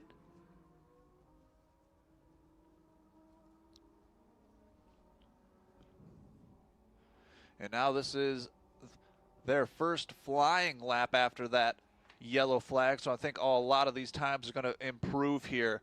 A lot of shakeup in the standings after that yellow flag. That first one out, you have to get up to speed up the hill, seeing that green flag. But this one is a full flying lap, so we're going to see how fast these cars can get around this 4-mile racetrack here at Road America, the WeatherTech Vintage Weekend.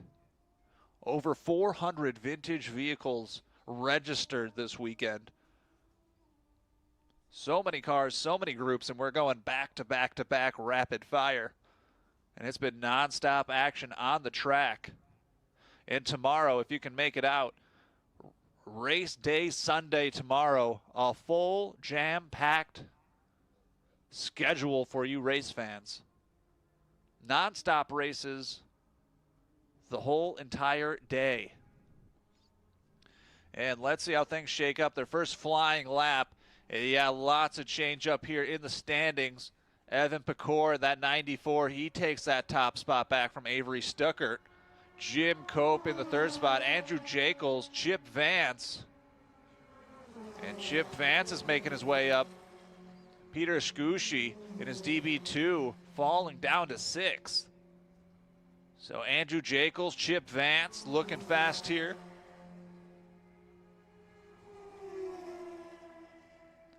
"13 minutes in the books on this Group 3 qualifying race. 94, Evan Pecor in the lead, and we're seeing some smoke coming out of the number 20. He's on pit lane. And it's Peter Escucci. Peter in his Swift DB2 smoking down pit lane. Well, luckily he caught it early and was able to pull off into the pit lane. Hopefully it's something very minor so he can get back on the racetrack for tomorrow's race. Group 3 is going to be one of the last groups out for their race day tomorrow on Sunday, so he's going to have plenty of time to get that car fixed, his Swift DB2. So this Group 3 that's on course now, if you're wondering what time they race tomorrow, it's 3:30. So Group 3 at 3:30, really easy to remember here on track. Group 3 at 3:30, lots of threes, 333.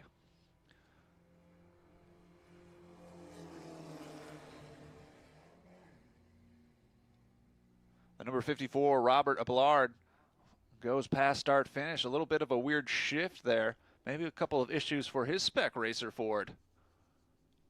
Right now he's running 9th, which we only have 9 cars out there. We had a little incident at turn 5 at the start of the race.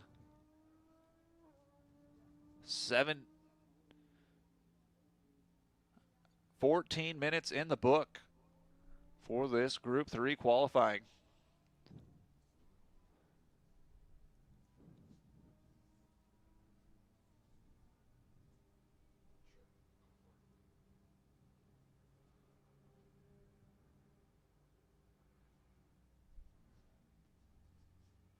And a great look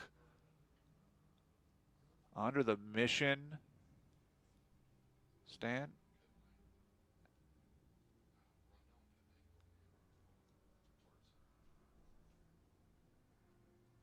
And that checkered flag coming out. Checkered flag coming out on this Group 3 qualifying race. Checkered flag is out. Evan Pecor, Avery Stuckert, Jim Cope, Andrew Jacobs, Chip Vance. Your unofficial top 5. Next up, Group 4. Group 4 next up for our Vintage Weekend. 2 more qualifying races remain. 2 more races remain. Group 4, the Classic Monoposto, up next, followed up by Group 2. The Vintage Production to cap off our day. 2 more qualifying races remain here, race fans, at the National Park of Speed, Road America.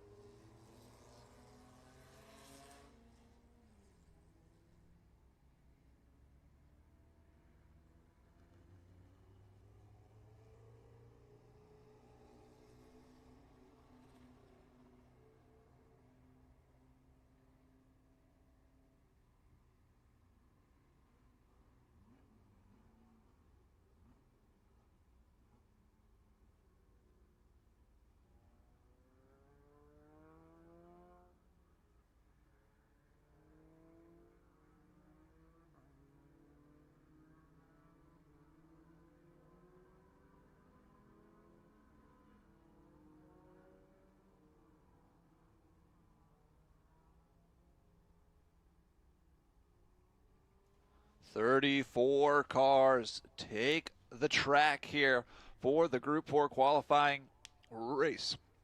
The Group 4 Classic Monoposto. In the first spot, number 14, David Oddie.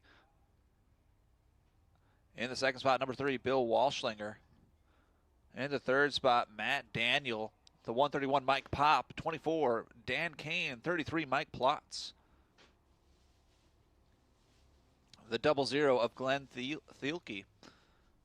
The number 92, Daniel Hayes. Jeff Jorgensen, Sharon Frey, and John Luxon. It is going to be a split start, so there's going to be 2 groups. That first group's going to have about 11 cars in it, following that red pace car. And then there's going to be a second group with a big group of cars. So it's going to be a giant mix. So if you're a race fan around the track, pick a car to follow in that first group. And then when the second group comes rolling by, pick a car in that second group to follow. That way you have 2 cars to follow throughout this race here. This is Group 4 Classic Monoposto at the WeatherTech Vintage Weekend here at Road America. Just taking a quick look. David Oddie in that Van Diemen RF01, very fast around this track. So I think David Oddie, the number 14.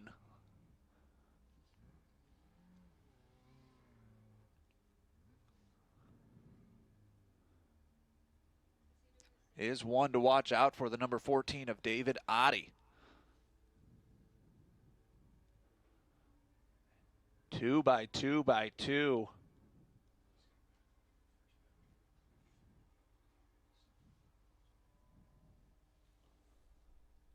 And that pace car pulls off into pit lane, driver's right.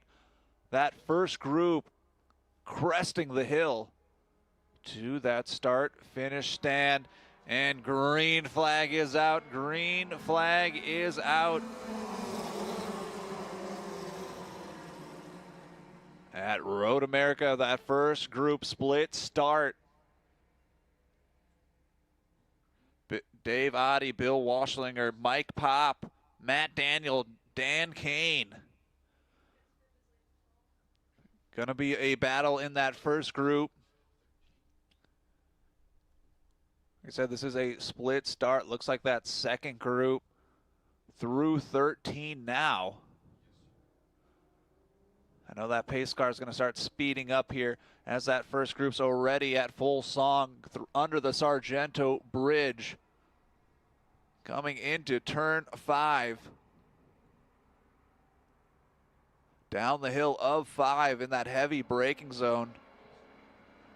Up the hill to the Chevy Corvette Bridge, and that second group gets the green flag in a beautiful drone shot here, 2 by 2 by 2.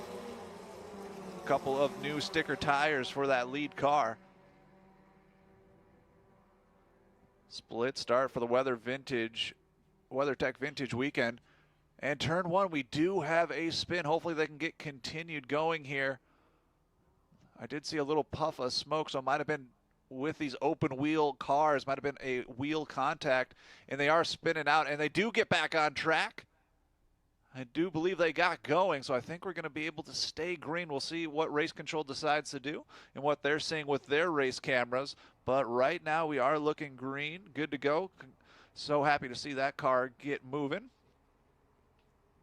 Down turn 5. Oh, in turn 5, a couple more victims. Brake lockups all the way in the back and on the driver's right. That's the number 55. The number 55, that's Rick Hill. Rick Hill with the spin. He looks like he was able to continue. I'm not sure if he pulled off into the cut there. That was the number 55 with the spin. A couple other cars in the back out of caution, locked up those brakes. Brake smoke and dust flying into the air at 5. Turn 5 seems just to be that problematic turn this weekend, at least for today. Yesterday we talked about it before, it was Canada Corner, but today it's that turn 5. But I think we're still green and moving. So even though there was that spin, great work there by the number 55 car to keep things moving here. 3 minutes elapsed. We'll give you some times here. The first lap, kind of a half of a flyer based on that start-finish stop here. So remember, there's that alternate finish line or the alternate timeline right before the hill of 14. So it's not the traditional stop-start finish. So right now we're going to consider this their first flying lap. But Joel Quadracci, though, with the fast lap. Remember, we're taking the top speeds in the fastest lap. And that will set the grid for tomorrow's race Sunday. So keep that in mind. Joel Quadracci, Todd Willing, David Oddie. And yesterday during the qualifying session, we had 3 Wisconsin natives in the top 3. But number 25, Todd Willing, kept poking his way into the top 3. So Todd Willing really fast around this track from Dinuba, California in his Brabham B21. Todd Willing looking really fast today too. David Oddie in third. David Oddie was looking really fast the other day. And Travis Engen, of course. Travis seems like he's in every single group this weekend. Travis Engen in the number 1. I feel like he's in every single race this weekend. I believe he has 3 cars. 3 cars registered, if I checked last, but I feel like we're always seeing his name just because he's always at least in the top 10, but right now in the top 4. Remember, we did have a split group. I'm going to try to do the best I can to let you know who's in the top of each group here. And the second lap, we're talking about those hot laps, the Elkhart Lake native David Oddie, number 14, goes purple in his Van Diemen RF01. Look for number 14, David Oddie. And as I say that, Dan Kane, number 24, puts out a fast lap in his Van Diemen. His Van Diemen is the RF94. He puts out a fast lap. Bill Waschlinger, the number 3. So we have the top 3. We have 3 Van Diemens in the top 3. David Oddie, Dan Kane, Bill Waschlinger.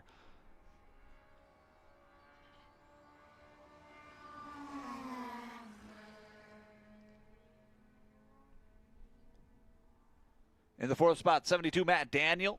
Mike Plotz in the 5th. Joel Quadracci drops down to 6th. Todd Willing goes to 7th.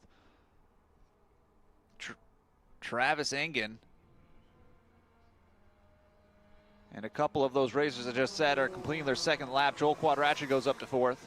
So Oddie, Willing, Kane, your top 3. Let's see if we can move down the standings to see what that second group is looking like. And that second group is completing their second lap in the split start. Looks like Steve Welk. Steve Welk.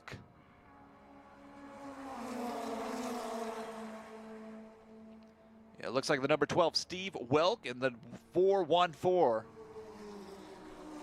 of Chris Aragante. So look for the number 12 in the 144.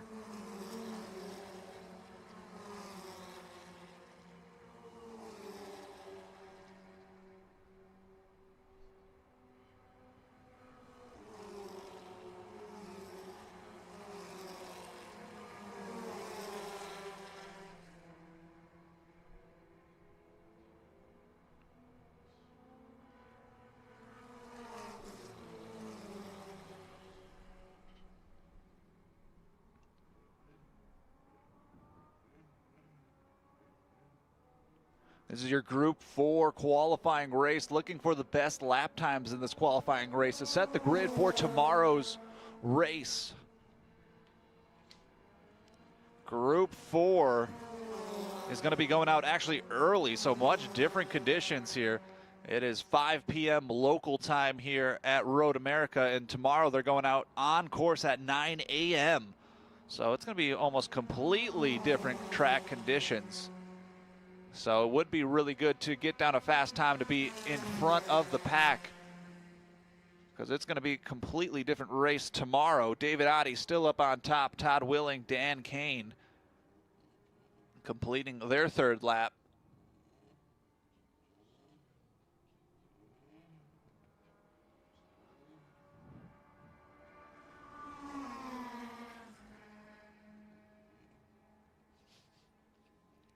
That first group completing their third lap in the books.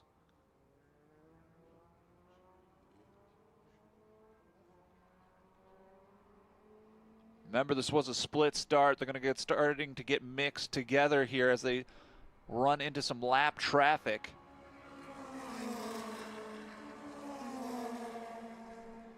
Dan Kane, though, looking fast. Also, number 3, Bill Washloger. He's looking fast as well, putting down some green times here. Matt Daniel, Steve Grundle gaining some speed. 6th and 7th for Matt and Steve. Mike Plotz, too, in the top 10. So Mike Plotz, the number 33. Look out for Mike Plotz on course, race fans. Number 33, Mike Plotz. And his Ralt RT5. He's gaining some speed. And looking down to that split group, I believe the number 9 of Bob Lima in his Brabham BT21. I believe he's in the lead for his group for the fast time. Bob Lima, Steve Welk, and the 414 Chris Agarante. And we have the red flag being displayed at start finish here.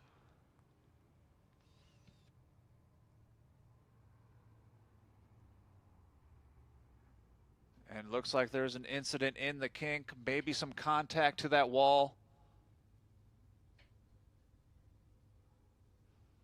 Remember, race fans, the red flag this weekend does mean to slow down and stop in a safe spot.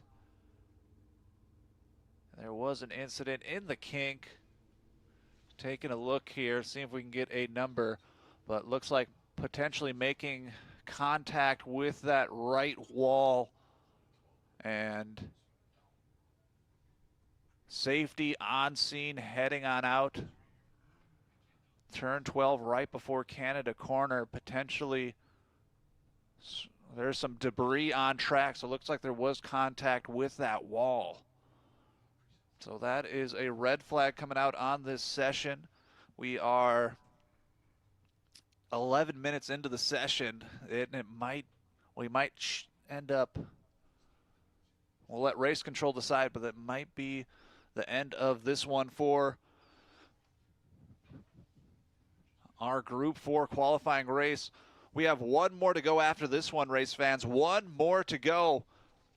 That is the Group 2 qualifying race. Group 2 qualifying race coming up next. That's the Vintage production.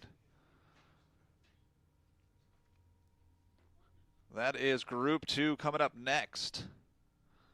Kent Prather, David Brown, George F. Ballbach, Craig Shima, Austin Schmidt, Jamie Jackson had a fast run in that group.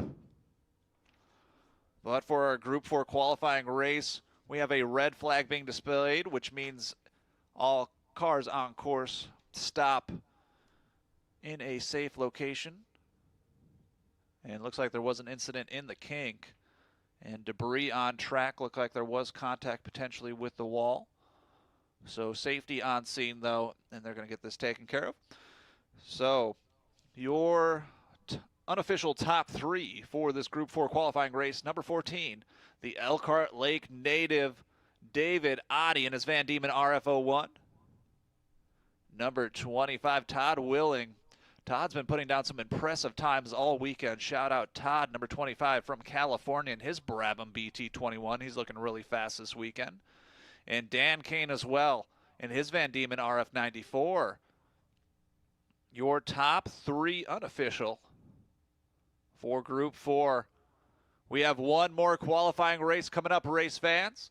So stick around and get ready for Group number 2 coming up next. Group 2 up next. The WeatherTech Vintage Weekend with Brian Redman here at Road America.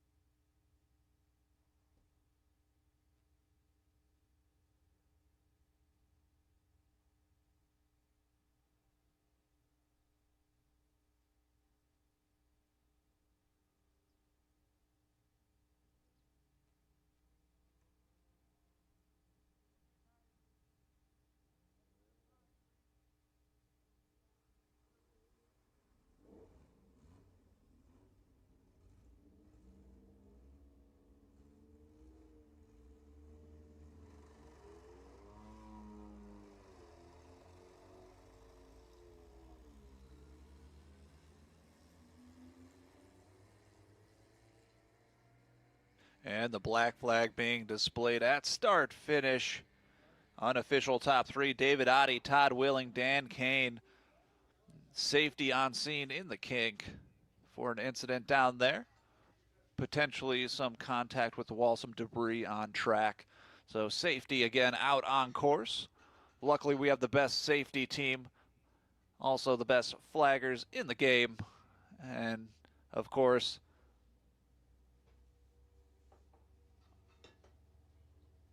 all of our safety workers here are the best in the business, so we should be able to get that last race in super quickly here. That's Group 2 qualifying race 2. Group 2 qualifying race coming up here. Group 2 qualifying race coming up next. But black flag out on this session. Tomorrow, though, a packed full schedule of racing, race fans. Tomorrow, race Sunday. We have 9 races to start our morning from 8 a.m. all the way to lunch. And then we have track touring and those historic All-American Racing Eagles hitting the track for the reunion laps. That's at 1 p.m. Don't want to miss that. The last chance to see those historic vehicles on track at full song. Super excited to see that. And also, we are celebrating 60 years of Trans-American Championship. And we have 2 races for those Trans-American Championships. We have one that is over 2.5 liters, and then we have a Trans-American Championship under 2.5 liters. So 2 chances to see those Trans-American Championship cars tomorrow. And it's going to be a full day of racing here for the WeatherTech Vintage Weekend. Safety on scene, course being cleared up. 1 more to go. Group 2 qualifying race coming up next. Group 2 is coming up next. Group 2 is the Vintage Production. Vintage Production is up next here at the National Park of Speed.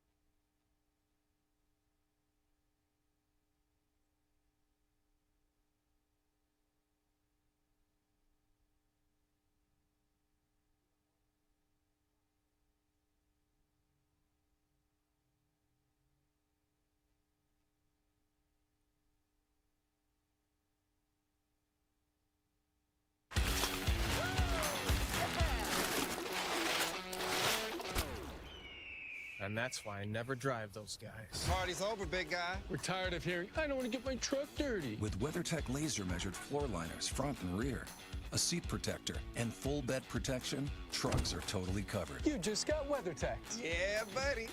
Let's get dirty. Order your premium American-made products at WT.com.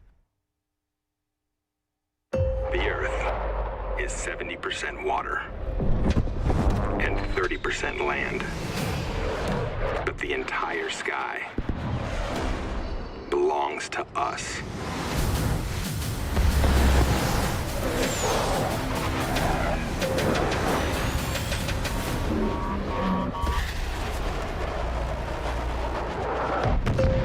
Copy that. Aim high, Airman.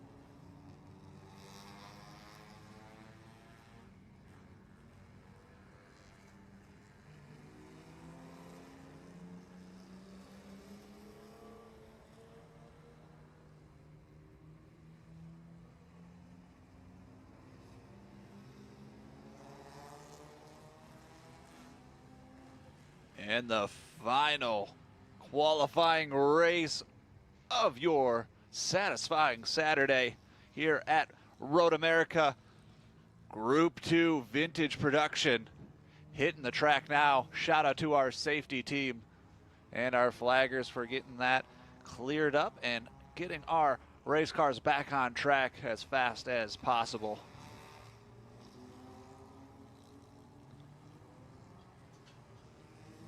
Here is your lineup. The 05 Craig Shima in the Lotus Super 7. The 77 Austin Schmidt in his Alfa Romeo Spider. Kent Prather in his MGA 1622. The 112 of David Brown in his Austin Healey Sprite. George F. Balbach in his Porsche. Robert Van Zeitz in the number 12. Number 218, James Katavi Apologies. Number 35, Greg Wold. Number 106, Scott McQueen. Number 01, Jamie Jackson. Watch out for Jamie Jackson yesterday, putting down a really fast time at the end of the session, finding lots of speed, moving into that top spot. The number 18, Tanner Hurst. Number 08, Nick Clements. Number 34, Chris Candy. Number 202, Ellie Wetzel. Number 50, Bob Wagner. Number 10, Brad Tank. The 11 of Russell Lane. The number 7, Evan Holbach. The 33, Jensen Wettenkamp. The 23 of Tom Reese. The 43 of Josh Helm. The 8 of David Roberts.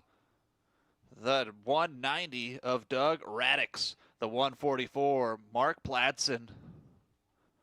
In the 25th spot, the 47 of Brian Petty. The 191,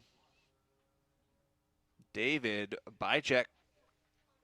The 51 of Reese Candy. The 41 of Michael Silverman. The number 20 of Russ Wettenkamp. The 59 of Joe Stifle. The 622 of Jeb Lombard. The 730 of Charles Benut. And Eric Jacobson. Number 81 is your race lineup for your Group 2 vintage production.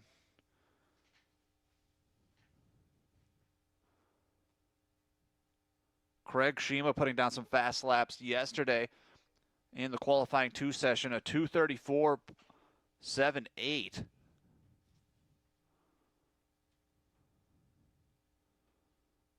But like I said, look for that 01, the 01 of Jamie Jackson in his Porsche. That yellow Porsche 356 SC. He was looking very fast out there, Jamie Jackson, Scott McQueen, Greg Wold, and of course, George F. Ballbach. All on track, that red pace car through Canada Corner.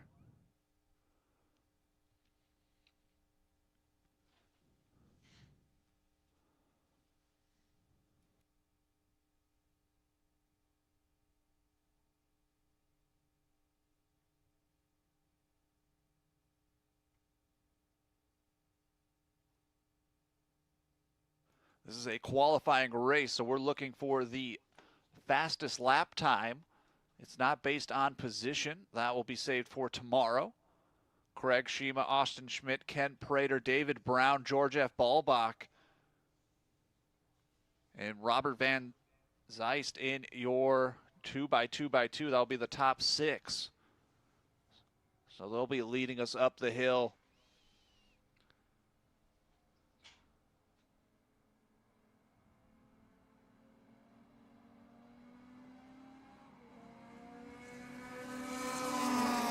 And green flag out for Group 2 vintage production. The last qualifying race of the day. Craig Shima, Austin Schmidt, Ken Prater going to turn 1.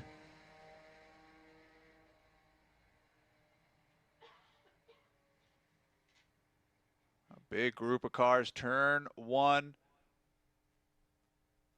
Looks like everyone's making it safely around that first corner. Usually during these vintage weekends, a gentleman's agreement is made that that first corner, everyone minds their P's and Q's so they can safely get through it. There's a lot of built-up momentum once you see that green flag, especially here at Road America. That first turn is very tricky.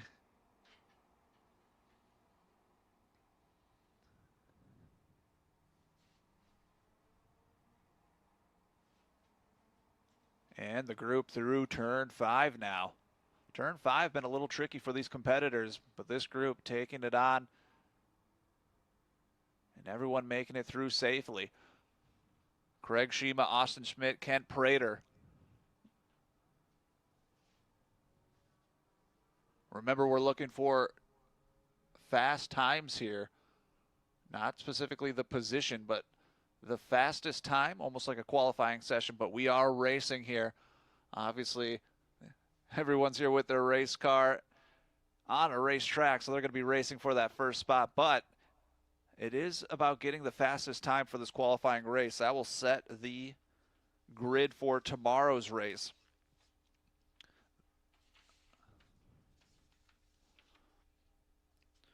Group 2 is going to be going out fairly one of the last sessions of the day tomorrow. They're going to be going around 2:30. So they're in the back half of the day. So similar track conditions overall. Cloud coverage today might be a little toastier tomorrow. Through the kink into Canada corner. See that those brakes heat up as they slow down around Canada. And they make it through safely. First flying laps coming out here. Craig Shima still on top.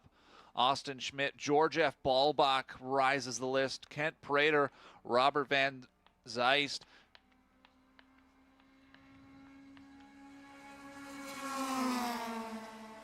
And there goes the 05 of Craig Shima across start finish.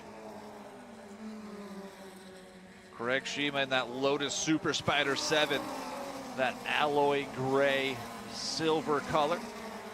Austin Schmidt with that Alfa Romeo Spider, that's that green 77. And Kent Prater in the white 26, that MGA 1622.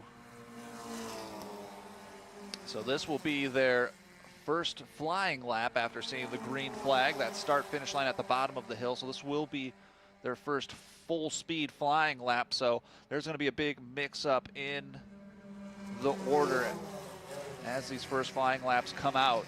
Right now, Craig Shima is looking very fast. He had a very fast lap yesterday, too. Yesterday, putting down his best lap of a 2:34, a 2:34.789. Way off of the pace right now of that, but like I said, this is unofficially their first flying lap. 4 minutes in the book for our last qualifying session, Group 4 here at Road America. What a great day. So much amazing racing here. The WeatherTech Vintage Weekend, over 400 vintage race cars entered in this event. Multiple groups, all on track, 4 miles of racing. We also have the All-American Racing Eagles under that tent on display, 41 of them, the biggest group we've ever seen.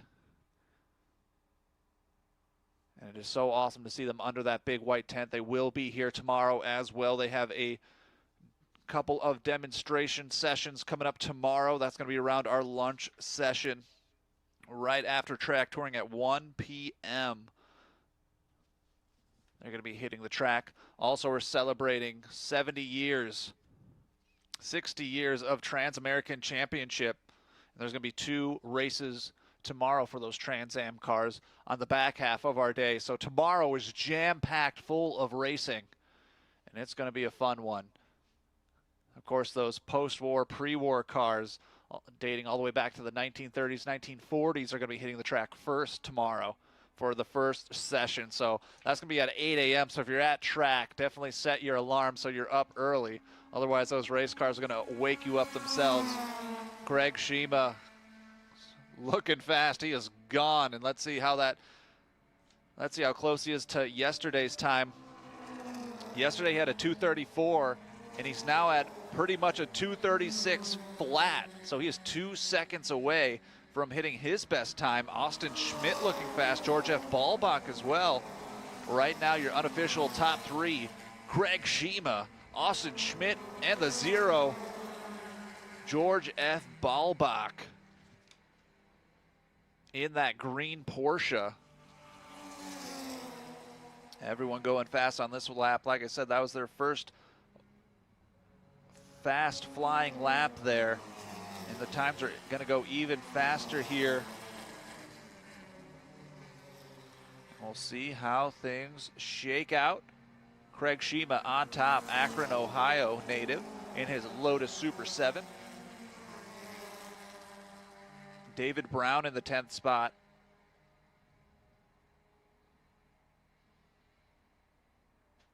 Nick Clements, Tanner Hurst, and Chris Candy all on his tail, looking to take the top 10 spot away. We'll see. This is definitely going to shake it up here on this lap. Last qualifying race of the day here at Road America, and then we're partying downtown Elkhart Lake for the concourse judging.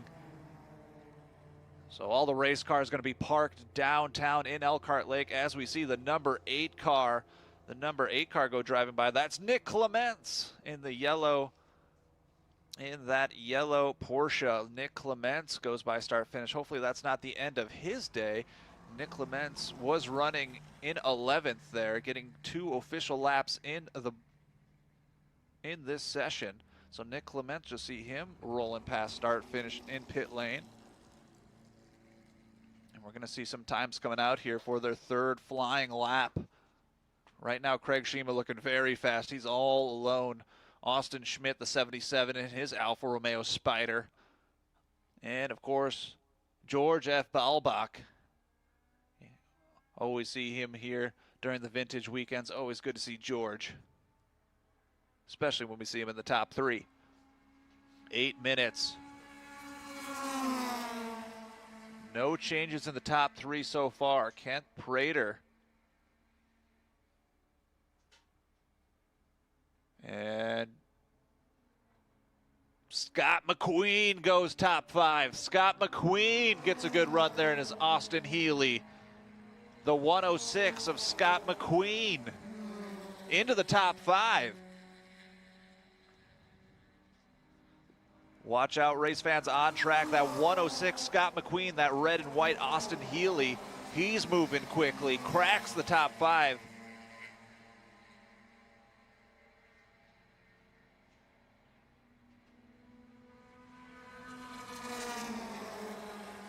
Also, David Brown makes it into the top 10, as well as the number 35, Greg Wold.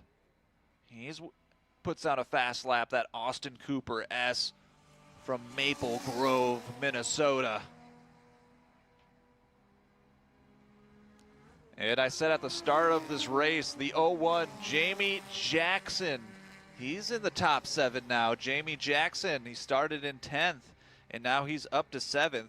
Yesterday, he put down a fast time of 2:47.7, and right now he's at 2:45. He's at a 2:45 for his best time, so he's 2 seconds faster than yesterday. So Jamie Jackson's finding some speed here at the National Park of Speed. Craig Shima, Austin Schmidt, George F. Balbart, Kent Prater, and Scott McQueen, your top 5 unofficial. 10 minutes have elapsed on this Group 2, our last race of the weekend, our last race of this Saturday. Tomorrow, for Sunday, we are going racing all day long.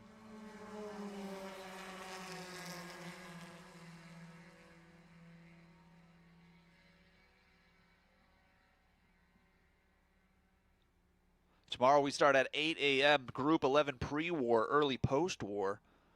And then at 8:30, we kick things off with Group 10, the Modern GT Challenge and Cup cars. Group 4, the Classic Monoposto. Group 9, Modern GT stock cars. Group 1, Modern Prototype. Group 7, Group 5, and Group 11, all to start your morning. And then those AAR Eagles are going to take flight on track here at Road America again for the final time. The largest grouping of those Dan Gurney Eagles ever assembled.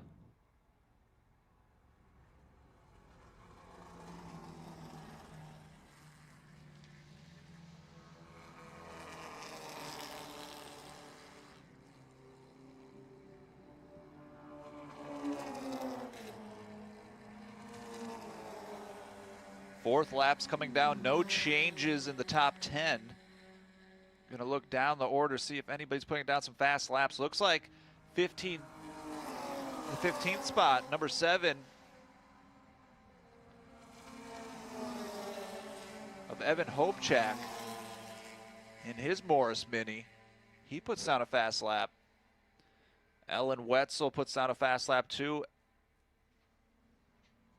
Aline Wetzel puts down a fast lap in the 2:02 in their Austin Healey.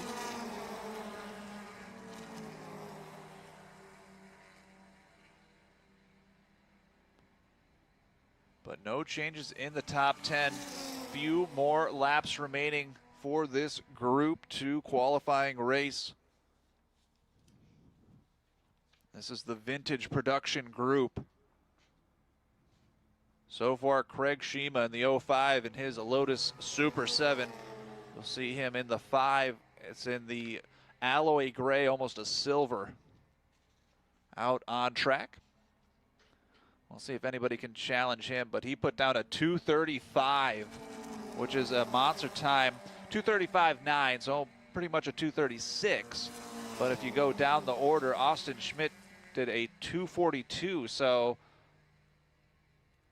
if you round up a bit, Craig Shima is about 6 seconds faster than the rest of the competitors right now, which is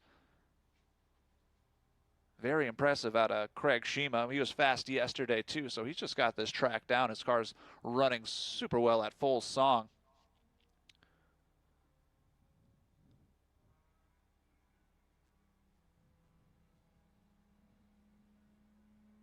And the sun peeking through here at Road America, giving us just a little bit of sunshine. It's been cloudy all day, but beautiful weather throughout this week. And tomorrow is going to be even better, so definitely come out to the racetrack tomorrow for that race Sunday.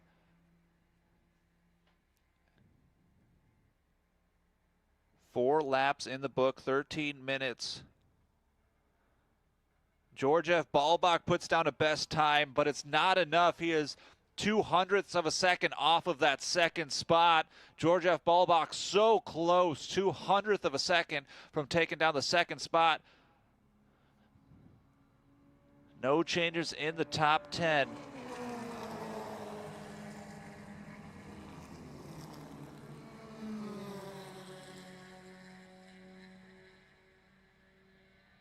Only one to go and improve his time is George F. Ballbach.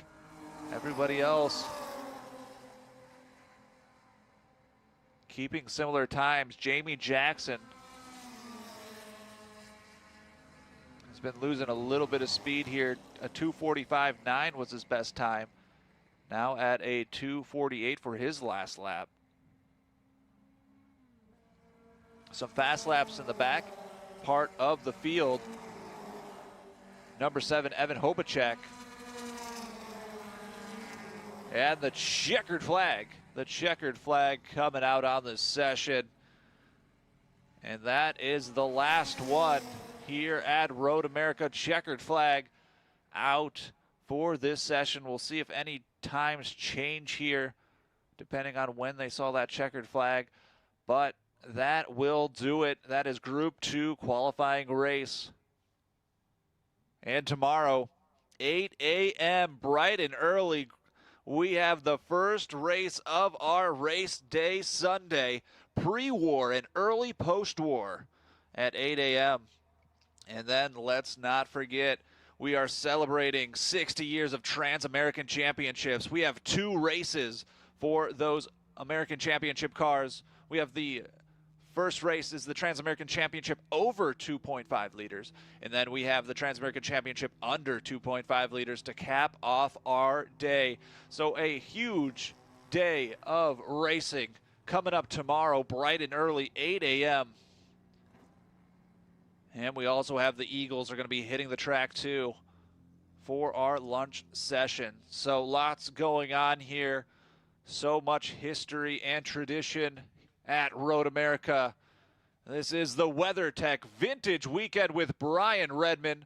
My name is Brian Eaton, joined alongside Eric, the voice of Road America, Miller, and reminding you that race car, spelled backwards, is still race car. Everyone have a great rest of your day, and we'll see you bright and early tomorrow for Race Day Sunday. Have a good night, everybody.